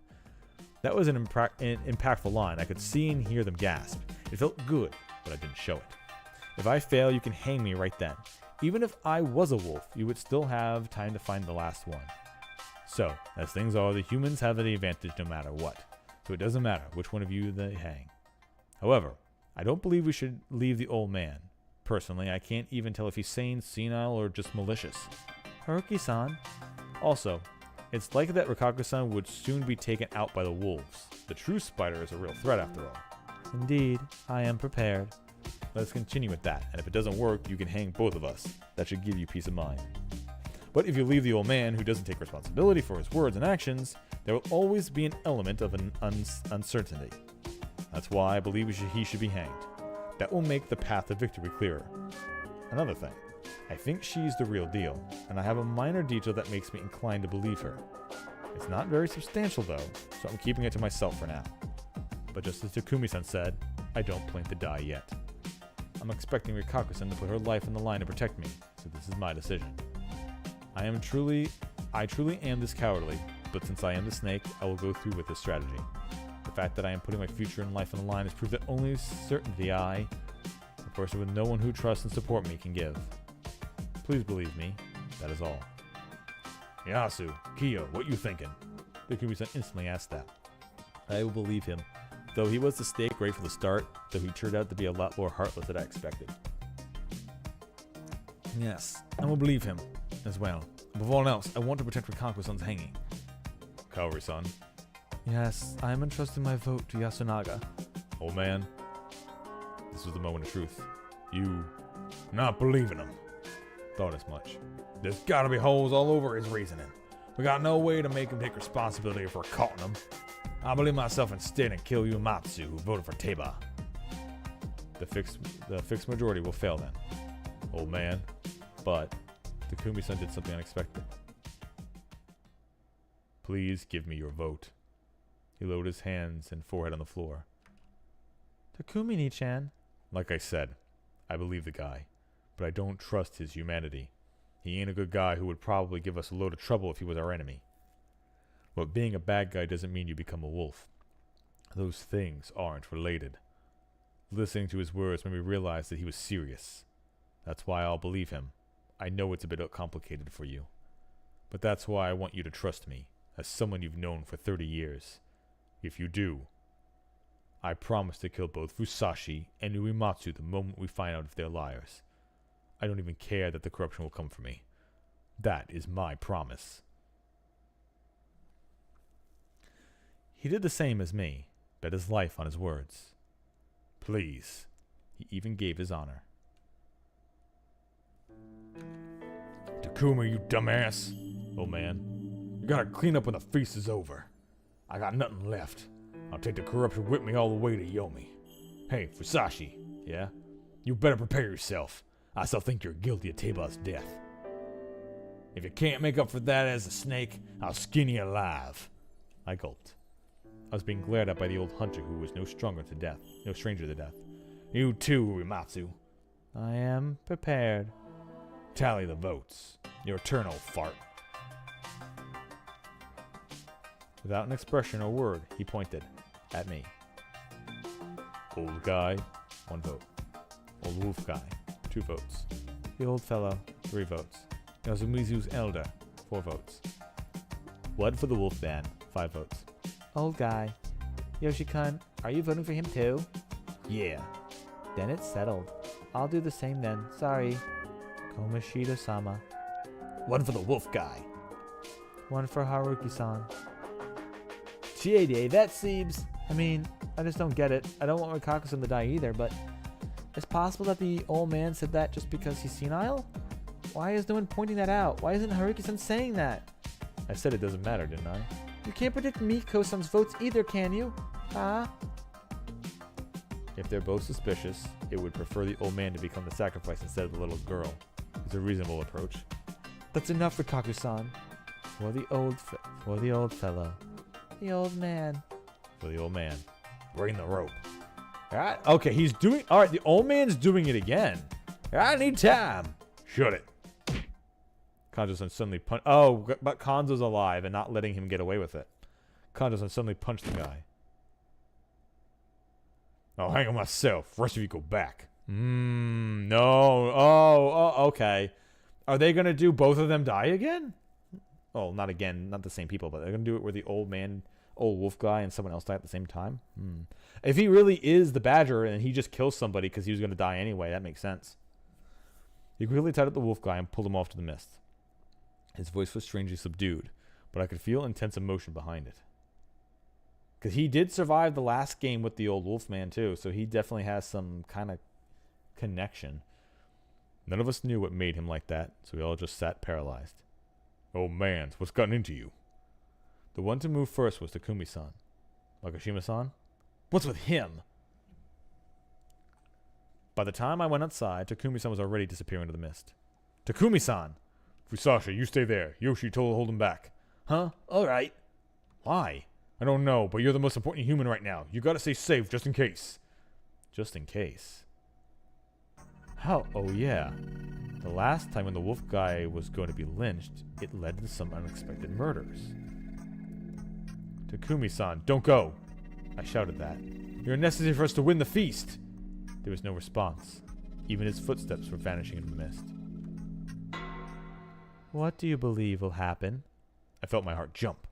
I turned around and saw nothing besides Yoshigitsu-kun, who was wearing a suspicious scowl. What? Let's just go! Leave that old fart Takumi-ni. But think about how it will look if you disappear on your own. He had a point. They only really trusted me because Takumi-san was vouching for me. Alright, let's go. Just back to the dining hall. My worries were for nothing. In about a half an hour, we were joined by both Takumi and Kanzo-san. Their expressions were grim, but implied nothing specific. Where's the old man? Hanged. He sat down on the seat close to the entrance. Takumi-ni. I didn't see it, but you know the old man Kanzo. He ain't lying. With that, today's feast had ended. Everyone sighed quietly in relief. There must have been some of the wolves' oppression in that. After all, from my perspective, we were just one step away from victory. However, the step would be one that was very hard to take. How easy would it be if I died and it all ended then? However, it would once again be pointless. Until I solved why death hadn't come for me, I remained afraid of this unexpected phenomenon. Until I solved the mystery and escaped this loop, I would see many tragedies, fight against fear, and keep seeing many bad endings. A part of me hoped that winning the feast would end it. But if I didn't, I would have no clue where the core of this mystery was. Was this mystery even solvable? Did I cling to my own sanity until then? I remained uneasy. Like I said, I think the true ending to this is finding a path in which you can make it where only the wolves die. Or maybe even that's not the answer and there's something completely else to change. Maybe there is mundane things causing this to happen and we actually have to solve that. But who knows? After a bit of rest, we had tons of things to do. The top priority was cleaning up Mamiya-san and Haruton's remains. I wanted to help, but they stopped me, since something might happen to me in the mist. I couldn't help with the food either, probably because they were worried for me too. I wouldn't blame them. Okay, I'm just gonna... If we end up dying, we just end up dying. I wanted to win. I got this far, so I wanted to defeat the wolves. But that was actually just a bit on my desire to survive exposed to things I had no choice to be quiet about. This is more to stuff to protect Miko. I just wanted to find peace from the stuff that bothered me. I felt like escapism, though. It seemed like proof that my mental state was weak and that I didn't like it. By the way, Fusashi-kun, you said we would win, at worst, the day after tomorrow. Do you think it's possible to win tomorrow, then? As everyone worked and I had nothing to do, Kinosuke-shi, who wasn't too involved in the work, whispered that to me. Yes, I do. I didn't know if anyone else believed me, but I did feel like I was close to the conclusion. You cannot tell me why, I assume? No, not yet. I couldn't let anyone find out that Miko was the spider. In fact, if I tried to survive after someone found out that she was, and that I prioritized my own survival over hers, I would be the target of everyone's scorn. That was how complicated my current position was. Well, if it's not Kaori, and she really is the spider, and it's not somebody else who was dead, it basically is Mochi and Yoshigitsu or Kemi. It's one of those three. Mochi, Yugitsu, or Kemi. So, anyway. Well, I suppose it cannot be helped. That aside, you seem to be getting close to Rikaku Uematsu-san. Well, I knew he'd be curious about that. Incidentally, Rikaku-san had insisted on going with Takumi-san and the others to mourn the ones lost. We decided that it wouldn't be bad to get together if we both survived the mists. I see. What was I supposed to say here? Rikaku Uematsu-san is important to you as more than just a fellow village head? Just so you know, it's not all set in stone yet. Why not tell her how you feel? Oh, that wouldn't do. I'm just clinging to the past. Oh, is she your ex or something? Hardly. Though it is just the spider's family. She is just the head. The second son like myself is a poor match for her. And I'm a nobody. Going by that logic, we're worlds apart. I would like to say that's true, but this is a time when the feelings of both parties are important. At least outside this village. I spent a long time outside, so I understand that all this praise and censure binding her are just relics of an age long gone. That's why I believe that a man who doesn't have such bindings might be able to make her happy. After the mist came, I eventually came to think that way. I'm not sure what to say here. I still think that she's the one who will have to make that final call. That is something just between you two. I know full well that I have no say in the matter, but what she bears at the bedroom woman servant would be quite a strange and heavy burden for you. What do you mean? It's not really my place to say, though. I am willing to consult you about the most other matters. I'll appreciate it. He then gave me a business card. Kienosuke Nasato, M.D. Graduated from XX University, doctor? Wow, so he really was an elite. It wasn't for a specific job, it was for his personal info. He was looking for a new job? It had his email and phone number on it. And it felt like a relic. Looking at it prompted, it was a bit nostalgia even. The bedroom woman servant's role, huh? Was he being considerate, or was it some sort of warning? It didn't seem like he could ask any further, especially with all the people here. I would just take it as goodwill and move on. I didn't think much of this, but I had absolutely no idea that I would catch a glimpse of a new kind of darkness from the Uematsu family, and Fujiyoshi as a whole. The cleanup was over and everyone turned to eat. It could be that Rikaku gets possessed by the corruption and kills and doesn't tell Miko, or maybe even kills Miko because no one knows. Maybe that's what he means, but we'll see. Because that was very ominous. I imagine you are tired. Please eat as much as you want. Thank you. Kaori-san was a good person. I didn't know everything about her, but she treated everyone with respect, keeping her relationships proper and bright. I knew for sure that her personality was supported by her sons. She'd arrived at Fujiyoshi with to deal with their strange customs, lost her husband, and was sent here to Yasumizu, where she lived for over a decade. Her mind was actually very frail at this point, and without her sons to support her, she would easily break. However, even if it came from a strained mind and heart, goodwill was goodwill, and conscience was conscious, not to mention that she didn't do anything bad yet. The fact that I checked my bowl for something green despite that made me realize how ill-natured it really was. Fortunately, that was just how I was, so I had to keep... Okay, same last time I sat down, put my hands together, the chopsticks, like always, Simply BC was so good. I only felt that something... Okay, we still just died. All right. So, okay. So, it was not Nasato that killed us then. It is the wolves are still doing the plan of killing us because it's the best option that they have left. So, there is a...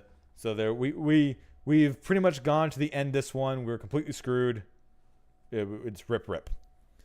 Part of the reason why I think it's rip is because Kaori does aid the even if let's say if I won't even say if Kaori's a badger, she could just be, and that's only because Yoshigitsu is her son and she's helping the wolves win just because what's his name was right. He said that his mother likes Yoshi more than him. So if she's given that choice, her choice is to literally like, nah, I'll keep Yoshi then, because she does prefer him over the other one. that could actually be a real thing. Anyway, but yeah, we die of poison.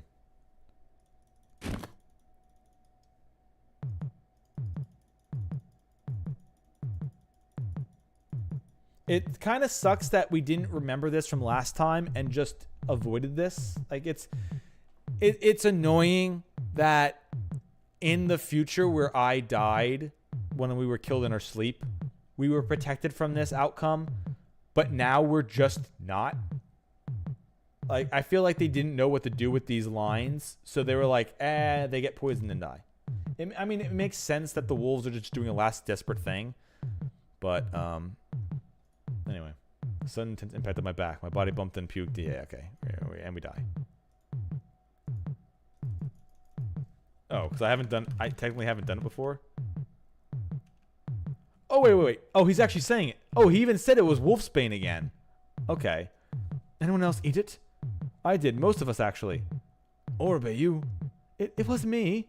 We gotta make him puke it out. Do you have a rubber hose? Hose? To clean out his stomach? I've never done it before. Myself, I have no choice. Connected to the tap. Hurry. I couldn't understand what they were talking about.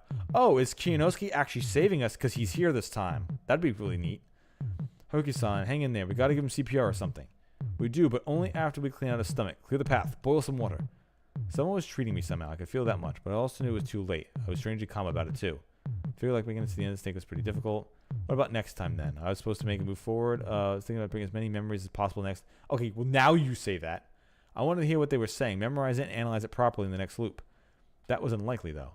All my memories of my final moments were pretty vague. I was fated to never die, yet to die many times. It was a really interesting thing to think about, that not even those who return seem to give the key to the mysteries of the final moments. Shit. No. His heart is... Oh, no. Even the pain was becoming dull. My mind was on the verge of fading. Everyone, please leave. Huh? Rikaius? I will take his poison. Everyone suddenly felt silent, and I thought this was because my senses were fading. However, it was actually the opposite. My senses were absurdly clear, considering the situation. This could have been a pre-death lull, or perhaps some sort of delusion. I would have preferred to die while paralyzed, though. Clearly feeling the pain of death wasn't exactly a good time. That was a weird sentiment to make, but my absurdity was lost on me. Suddenly I felt the light on my eyelids grow weaker. Once it was almost completely dark, I realized the windows were closed. I slowly opened my eyes. I couldn't see clearly, but only because of the dim light in the shining hall. I moved my head and felt like it was really heavy. My heart almost stopped pumping blood. My pulse was dull and weak. Okay, so the reason why we didn't survive the last time is because Rikaku was dead, and Rikaku literally can do magic to suck the venom out of us? Huh. But then, I felt Rikaku-san approach me. Her expression wasn't clear to me, but her breathing was strangely loud. She was panting, but trying to endure it. I thought that because of the slight quivering in each of her breaths. After wiping her mouth, she brought her body close to mine. No, she actually straddled me. Truly is the horny arc. Though she was in a position where she could look down. I mean, I guess it is kind of true. The doctor pumped out a little bit enough of it for her to do her thing, maybe? I don't know. Anyway, though she was in a position where she could look down on me, she looked at me with upturned eyes. That, in addition to her bashful expression, made it clear that she was about to do something sinful. She stopped hiding the intensity of her breathing. Her small tongue, wet with saliva, was peeking through her mouth, and it was extremely lustful. I could feel her warmth on my abdomen. With her every breath, I felt the hardness of her pelvis despite all the cloth between us. Even though I was dying, or maybe because of it, the feeling of the opposite sex on me awakened the instinct. The man within me, the beast inside. I love you. Her voice felt like it didn't belong to her. A refined, traditional woman. A woman that appeared younger than she was. A clumsy woman with some unfortunate tendencies. A mysterious woman. None of that was there. She was now lustful, bewitching, overpowering. The enchanting, mature lady squirmed as if suffocating in her familiar black clothing. As I noticed that, she reached for the edge of my shirt, lifted it up, and went in with her fingertips, and with practiced motions. They were cold. I could feel them on my skin, pressing my belly button, making me moan slightly. She then reached the other hand in and moved them both without restraint. As her arms went deep inside, her palms caressed my torso and her fingers lustfully searched for any sensitive spots. Despite my confusion, it made me moan over and over. She was toying with my near mortal clarity, which was both confusing and a bit uncomfortable. However, I didn't resist. Because my limbs were weak from the poison? No, that would be making excuses. I enjoyed that she was having her way with me. It was exciting, numbing, and paralyzing. However, when she reached for my belt and tried to undo it, I somehow found the power to put out my right hand and try to push her aside. It was a feeble gesture, but enough to get the message across. I see. Her whisper told me that she understood me, but was somewhat indifferent about it. Very well. She moved and backed away to the side. As her warmth faded, the coldness from impending death came back. This might hurt a bit, but She then smiled and took something out of her sleeve. relax. An ice pick? It seemed like a Japanese-made owl. Upon seeing it, I couldn't understand anything more. She was going to make love to me? Torture me? Kill me? I couldn't understand, but it appeared that my resistance from a moment ago left me completely powerless and unwilling to do anything. As my vision grew dim, so did my senses. But then, I felt a pain in my left shoulder. Had she pierced me with the awl? That was the last thing I thought before losing consciousness. My eyes opened and I sat up. Haruki-san! Kemi was right next to me for some reason. She was holding my hand, crying her eyes out. I'm so glad you're alive. She then rested her forehead on the back of my hand and began crying even more fiercely. I looked around. This was the dining hall. Everyone else was here too, but they all wore conflicted expressions. Kemi was the only one openly expressing how they felt. What happened? I actually had no idea for a moment, but then... Right. I almost died. What saved me, though? And why did it feel so good? It was like I had a full night's sleep. Hard to believe I was just on the brink of death. Sorry, Kemi-chan. Can you, Yeah, sorry. It's fine, What happened? You've been asleep for about 5 hours. It's dark outside now, but not much changed. Masato-san, what happened to me? Arcanite poisoning. The symptoms were so bad that it should have been impossible for you to survive. But for some reason, you're alive. I believe I must congratulate you. His tone seemed to be somewhat sarcastic, but he was probably just hiding how suspicious and uneasy he felt. He was eyeing Rikaku-san, who was standing near the window looking down and comforting Miko. He wasn't the only one. She was the center of attention here. Wonder, disbelief, reverence, worship. Prayers really do work, huh? I had little doubt that was what he actually thought. Do they? I don't remember much, but thank you, Rikaku-san. I simply fulfilled my role as an Uematsu. It's fine. All that matters is he's alive. I didn't agree there. Being saved by some religious rite was just as ridiculous as the death loop as I was trapped in. Prayers? Religious rites? Did that experience really qualify? I reached for my soldier and felt fresh bandages. The cotton was bloody, meaning she really had stabbed me. Did she suck out the poison? That couldn't be it. I wasn't bitten by a snake. I ingested arcanite poison. You couldn't just suck that out of the bloodstream. I shall take in his poison. She had said that, right? Take in my poison? Yes, because taking in the corruption is one of the Uematsu's roles. That perhaps my role here is to take in the hatred of everyone present. The role of the Uematsu. That she bears as the bedroom woman servant would be quite a strange and heavy burden for you. The spider are bedroom women servants. That was why the Uematsu of old had the role of protecting the dreams of the villagers. Yes, the Uematsu were also responsible for funeral rites. Our faith might have some roots in Buddhism as a result of that deity. Huh. So that was how it was. I understood now. And I also understood how frightening the Uematsu were. However, there was something more important to worry about. Fusashi almost died, and Uematsu saved him. Could be an act. A reasonable thing to suspect, but if he really can make an act of stopping his own heart, he could make a living out of doing that stunt. Chikamochi, you saw him, right? Those were real symptoms? Yeah, eating wolfsbane's no joke. And Reed-chan ending up like that isn't a joke either. Stop it. I just realized that her black clothes were gone. Oh man. Musashi and Uematsu are humans.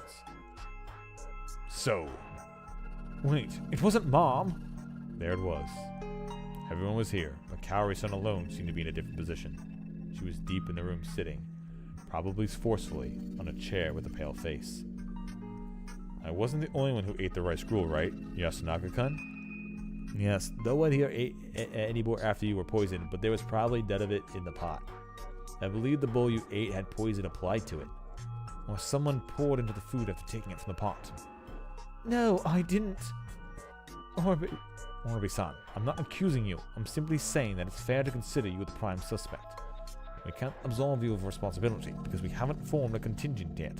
That's it. Or counter-argument yet. That's it. I understand. I was the only one at the counter then, but it wasn't me. The bowls were here on that shelf. No one was watching it, so it could have been anyone. That's the wrong way to look at it. That's the wrong way to look at it, Yasunaga Orbi-kun. Everyone could see it, so if something strange happened, someone would have noticed. Also, you are the one who brought the bowls to be used. Are you saying you were the culprit? No, I had no reason to do that.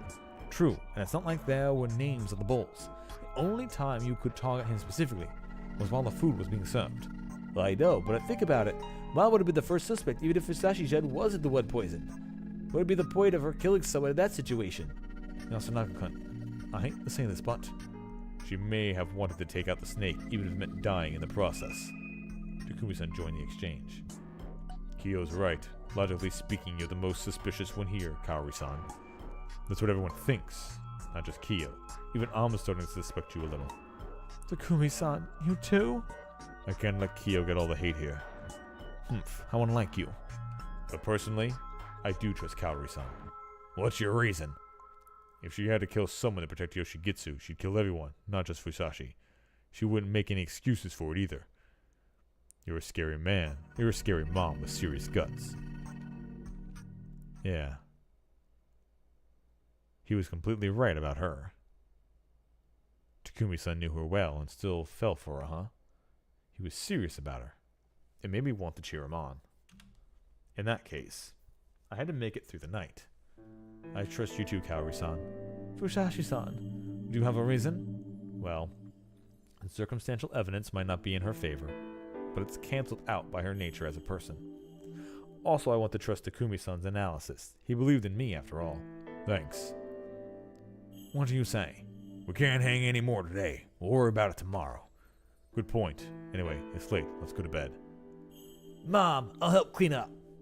I'll do it too. I'm going to use the stuff here. Thank you, you too. We left the family of 3 and went outside. Hey, Chi, where's my gun? Huh? It's fine. He's better now. Actually, found it. Ah! To my surprise, the hunting rifle was placed against the dining hall's wall. But where's the bolts? I threw them into the mist? Kanzo-san grunted in displeasure, snatched a gun from Mochi, and went off into the mist. Man, I'm no good. She chuckled emptily, but there were dried lines of tears on her cheeks. It's fine. We had to take it apart, and if it went completely missing, we'd have assumed it would work. You took it with you. All right, so then, if we're going to play the game of Kemi actually was worried that we were going to die, it could just be because something as a wolf, she didn't want to go with the plan, and one of the wolves just went off on their own. Or maybe she was the one who poisoned, and now she didn't have to die from the corruption. But if we were to say that both Kaori and Kemi both were not wolves, that would leave Yoshigitsu, and we already know Mochi. Unless it's somehow the kid. But besides that, unless it really was the old wolf man, but I doubt it. So I guess it's Mochi and Yoshigitsu. It could literally just be Kemi just pretending. They don't actually replace them. In the first loop that we did, the two people who were doing all the killings had an actual reason why they wanted to do the killings. So, assuming that this is the same way in this loop as well, whoever the wolves are doing it of their own volition and doing it with their own actual willpower. The question is, how are they doing some of these killings? Because some of these killings are very, very brutal. And the last time it was a teenager and an old woman. And they're like ripping bodies to pieces. That's why I feel like there's definitely... Actually, no. They shot Takumi in the head. And something else killed the old man as well. So they were quickly killed. So yeah, they didn't use brute force. Besides the people who were killed by corruption. And there was a whole bunch of strange deaths in that one as well. Anyway. Me? Oh, as a weapon? Yeah, wouldn't want to draw suspicion, right? Man, it's such a pain. I'm tired of walking on eggshells. Can't this mist just go away already? Don't worry. Everything will come to an end tomorrow. Yeah, I'm going then. Good night. As he left, Takumi's son lightly tapped my shoulder. Kyo said your recovery was a miracle. Don't waste it. He gave my shoulder a firm squeeze, then left. Of course.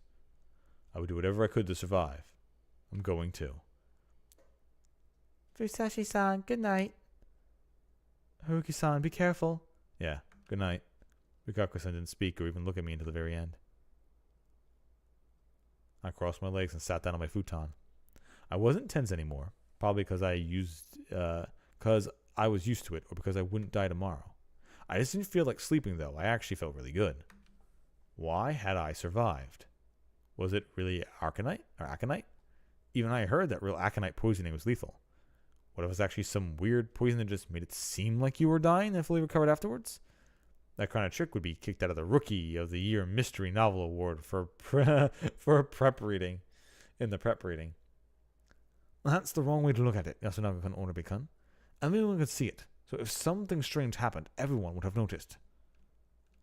Why would be the point of killing someone in that situation? I could relate with both of them. Kiyonosuke was right. That was unlikely to be pure coincidence. And now Yasunaga-kun was right that it was unlikely to risk to take for someone who didn't need to. All this thing. Also, we found out that no one else but us got poisoned. So this one was like a direct attack on us for some reason. When last time we thought, because we didn't know that much, we thought that they tried to kill a lot of people. But if we go in the last loop, if it was also just aimed to kill me and not for the wolves winning, then it might literally just be Kaori-san trying to, take me out before I look into Yoshigitsu.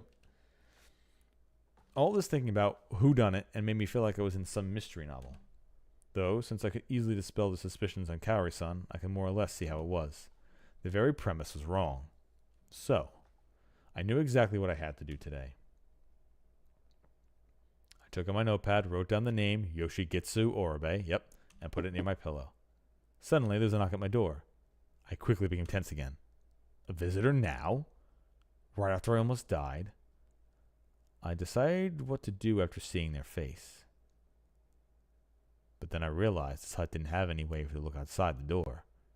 However, there were spaces between the board and the door, most likely warped by changes in humidity.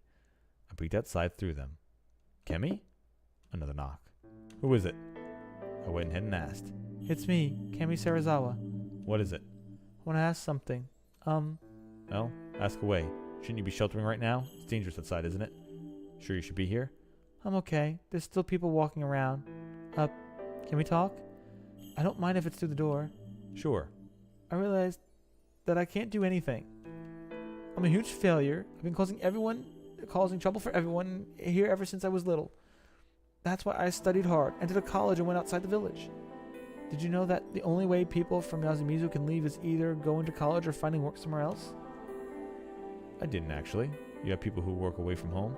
Yeah, Takumi Nichan left once. His mom and dad were outside too. News to me? Yeah, his dad is sickly, so he goes outside every now and then. Then why is he here? The incident, the feast 8 years ago killed a lot of people, and he returned to help clean up, but the people that were still alive weren't enough for Yasumizu to function. Teiba-chan depended on him, too, so he, you know. I see. That's why Takumi-san didn't know about the last feast. The rest were in Kamafujiyoshi, right? Yeah. So no one besides Kanzo and the old wolf guy were here. Oh yeah, Haru-chan. Huh? Haru-chan was so lonely at night that she left the school and was staying at all by herself.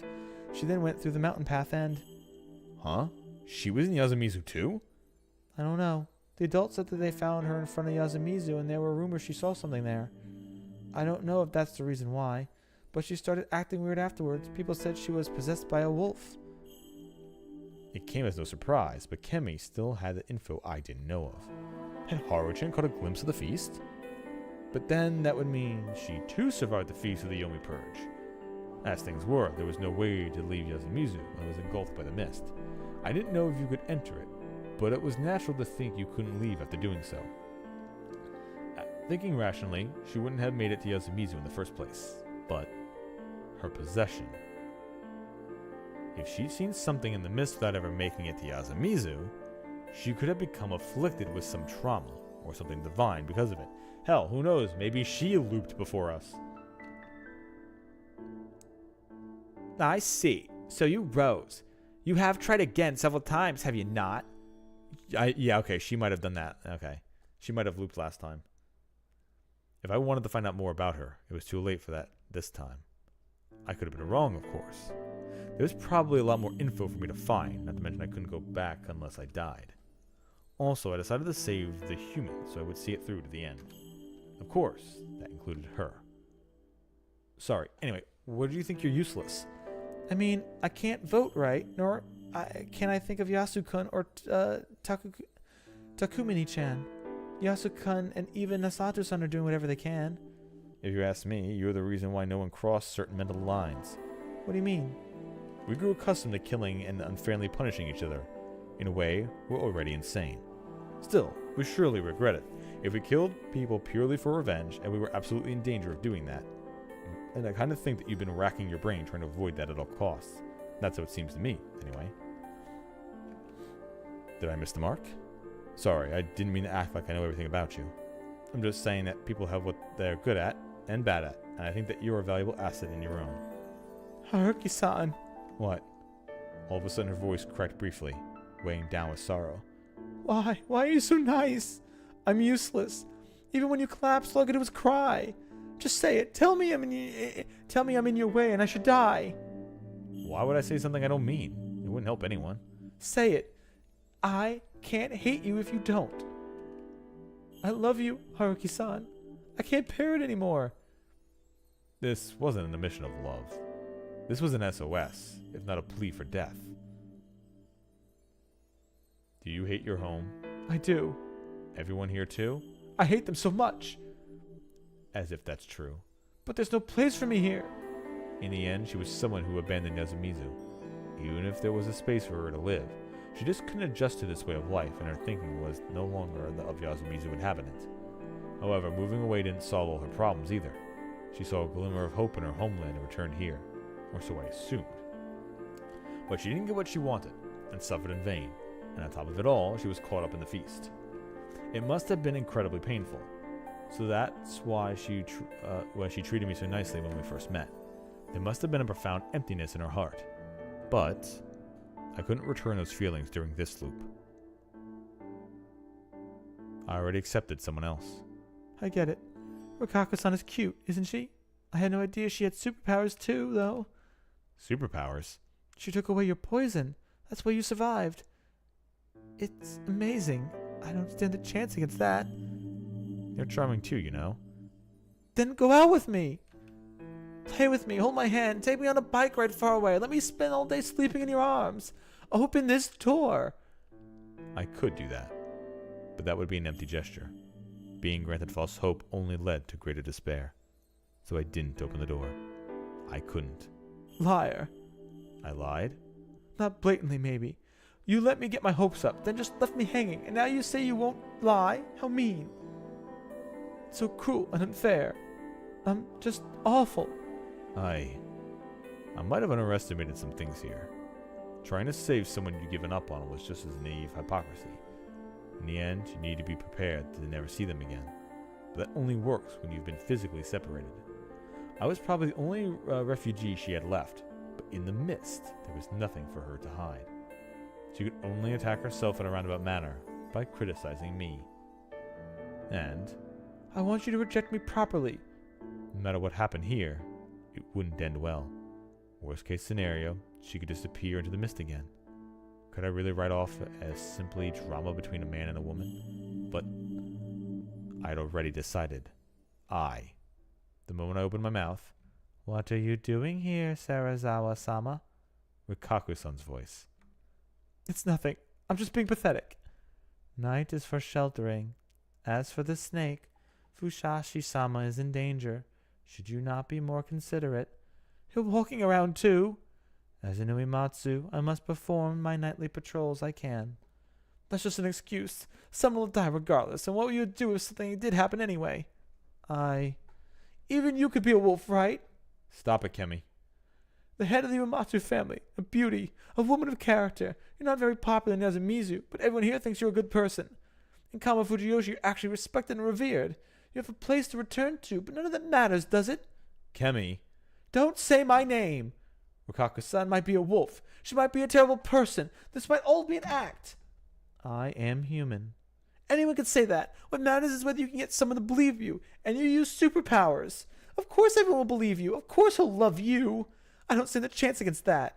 You have everything I don't have. You even took Haruki-san. That's just too cruel and unfair. Okay, I do agree with Stormpike on this one. Where the fuck is this coming from, Kemi? We have barely interacted this loop. So unless you're looping too, insane.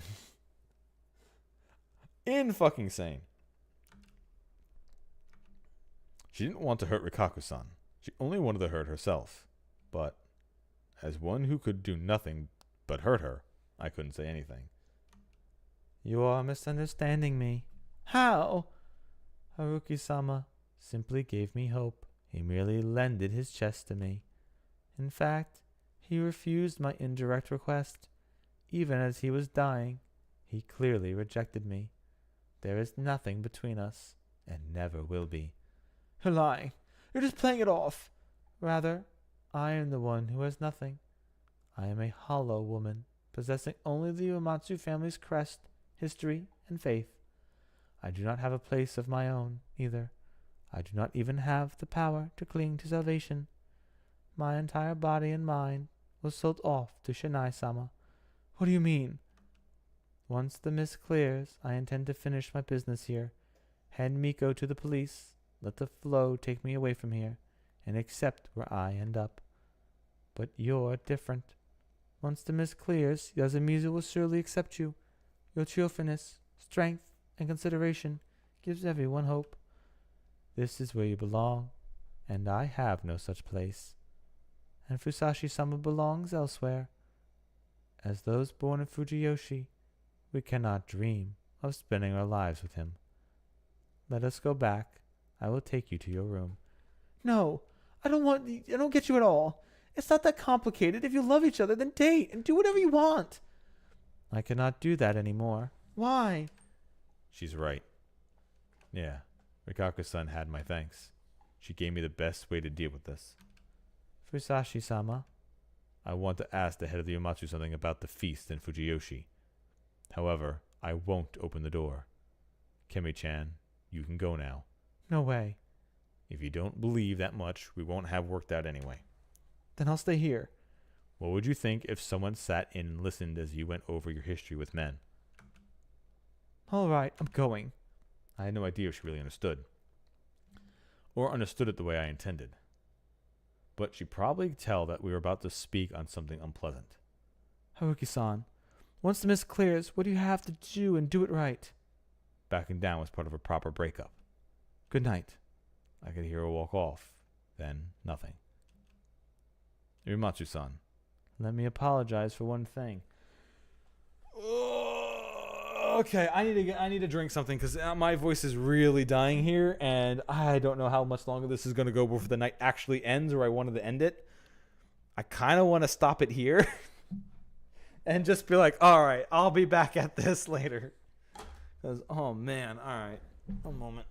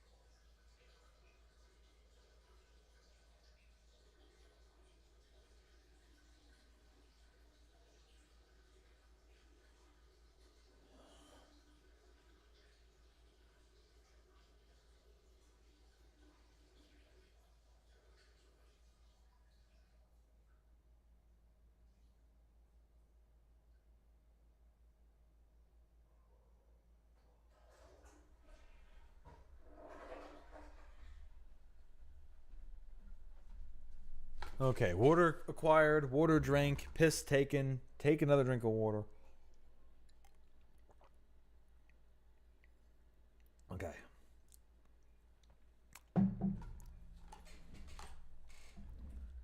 Let me apologize for one thing. Yes? I showed you something unsightly earlier. If we weren't in this situation, I'd have actually loved that.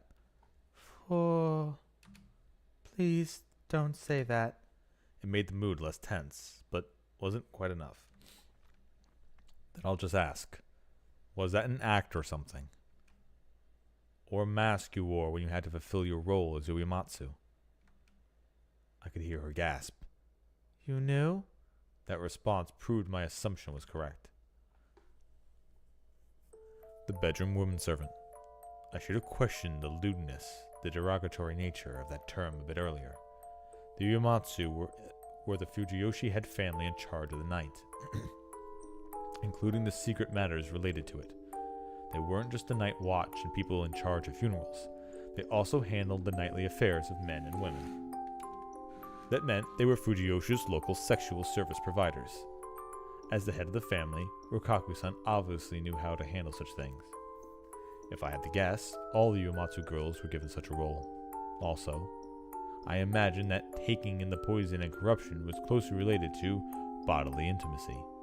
I didn't know how much about historic Japan's ideas of medicine, but I knew about the Chinese idea that lovemaking and health were closely tied together. Well, even if it wasn't something like that, knowing the human body, they could have easily formed the logic that it released negative energy. Spiders ate their prey by melting their insides and sucking them out, and boy, wasn't that fitting. There was also the Jorogumo, the orb-weaving spiders, who shared their name with a yokai that linked to many lustful stories. In the West, the female spiders that ate their males were called widows, and the black widow was extremely poisonous. Unnerving, elegant, and sexy at the same time, spiders were unique creatures that created webs they used to catch their prey and consume them by melting them with poison. I can understand why equating them with evil women and enchanting ladies was so universal. And just now, I practically asked her if she was that. I was more or less right. Fujiyoshi was once a place where hunters thrived, attracting many outsiders, a lot of whom were rowdy. To keep them from going after local women, Fujiyoshi had to train specialists with the right set of skills. The Uematsu gained influence by placing their own relatives in that role. Also, prior to that, the Uematsu had some religious significance, turning their monopolization of sex into a sanctified act. Their influence must have spread to birth and child-rearing as well, and the yoke of tradition made them very powerful. The Uematsu successfully gained control of the darkness most people bring encountered by donning the filthy title of bedroom women servants, and facing that darkness head-on. The Miroguma controlled through the public side of faith and politics. The Higuchi handled the food and smithing, new info, while the Nasato handled medicine, among other fields. I wondered where the Uematsu came in, and now it all made sense. But as time passed and their family business ceased having a place in modern society, their influence began to decline. War, the drop in demand for hunting, the spread of diseases from the outside had made the Uematsu love relevance. And the final descendants of the family had neither the originality nor zeal to adapt to the times and survive. Because of our role, we did not consider protecting the bloodline to be important. If a Uematsu girl gave birth, the child would be an Uematsu regardless of who fathered it. They would be taught the family's teachings, rites, some absurd laws, and become true Uematsu. The head would always be a woman who also worked as a bedroom woman servant, and if she had a daughter, that daughter would be the new head. But if she did not, a different qualified girl would inherit the role. The Uematsu were bound not by blood, but ideals. And if Fujiyoshi rejected them, we would be a hollow shell of our former selves. And it is not like any of the other three families would want to merge with us. The head of the spider's family, the priestess of the spider, had to be a dark background befitting that title, and the future was bleak for her as well. The Uematsu were an unnatural relic of the past, and by cutting them off, the other three families would be able to further modernize themselves. Despite no chance of the family recovering, Rikaku Uematsu was born into an unenviable position and grown to be another bedwoman woman servant. I wasn't capable of claiming I could understand her. It wasn't an exaggeration to say we lived in different worlds. It would have been absurd to even claim I could take on her despair.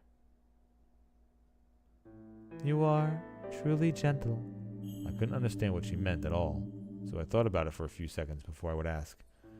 You heard all that, yet you did not curse me as filthy, or talk down to me. But this gentleness hurts. If you simply cursed me, I would find it much easier to give up. I think I understand how Sarazawa-sama feels now. Give up, and then there's a 15th choice. Ooh. Is that the choice where we're like, nah, I was dying and I pushed you off, but that's just because you were doing your duties. When I do actually fuck you, I want to do it, like just a normal way. I don't want to be in a half dead state. I want to give a good performance. Key 15 is the sex rap. Exactly. Why did the locals think it natural to put themselves down and give up on what they wanted? Was it common for local breakups to be considered the woman's responsibility? Or were men the ones who dumped while the woman simply continued pining or something? Was it a custom? All I'd say to that was, eat shit. But perhaps the ones making the mistake were the ones who fell in love with girls like that. Is that enough? Can I ask just one more thing? Yes. You're a family head. Do you have anything to do with the secrets behind the feast? No. I do not know what the Megura are thinking, but the bedroom women servants must be of no value to them. Then why are you so certain you could let me escape? The silence wasn't too long. I am a descendant of an old family that lived in superstition. I used my powers as such to take in your poison.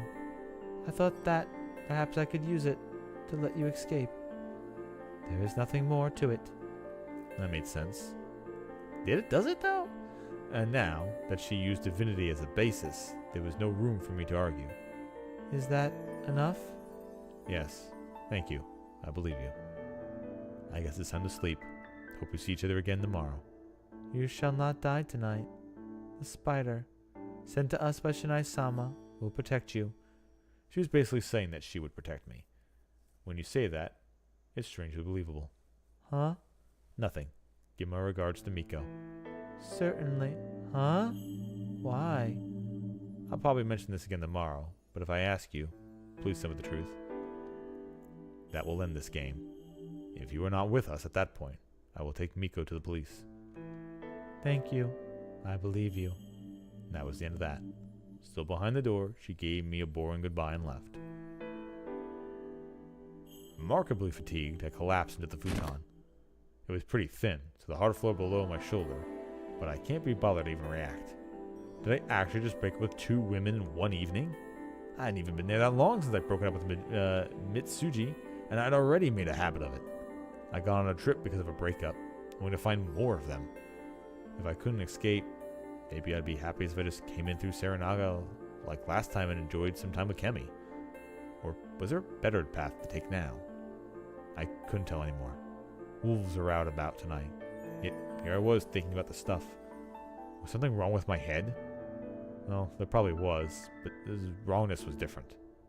Still, I saw how things would go. There was one thing that bothered me, though. Would Rikaku-san survive? That question, no, worry, remained floating in my brain. I tried to let go of my consciousness.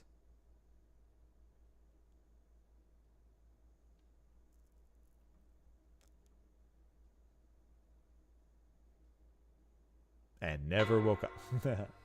All right, here we are. 5:16 the next day. Nothing I woke up to came to me as a surprise. Okay. I am putting the save here. I am going to save. Overwrite data. So what we're going to do is we are going to pick up with this next time, finding out how the end of this loop goes. who dies, who live, who's wolves, and how it truly ends. And obviously, there's plenty more we're going to be doing. We need to find... There's a couple other sections we never chose here, including having the main guy, the one reporter guy, not die on the first day. That's a big thing, important thing. It feels like that could change a whole lot of stuff. So, anyway, thank you all for watching. I will not be here tomorrow.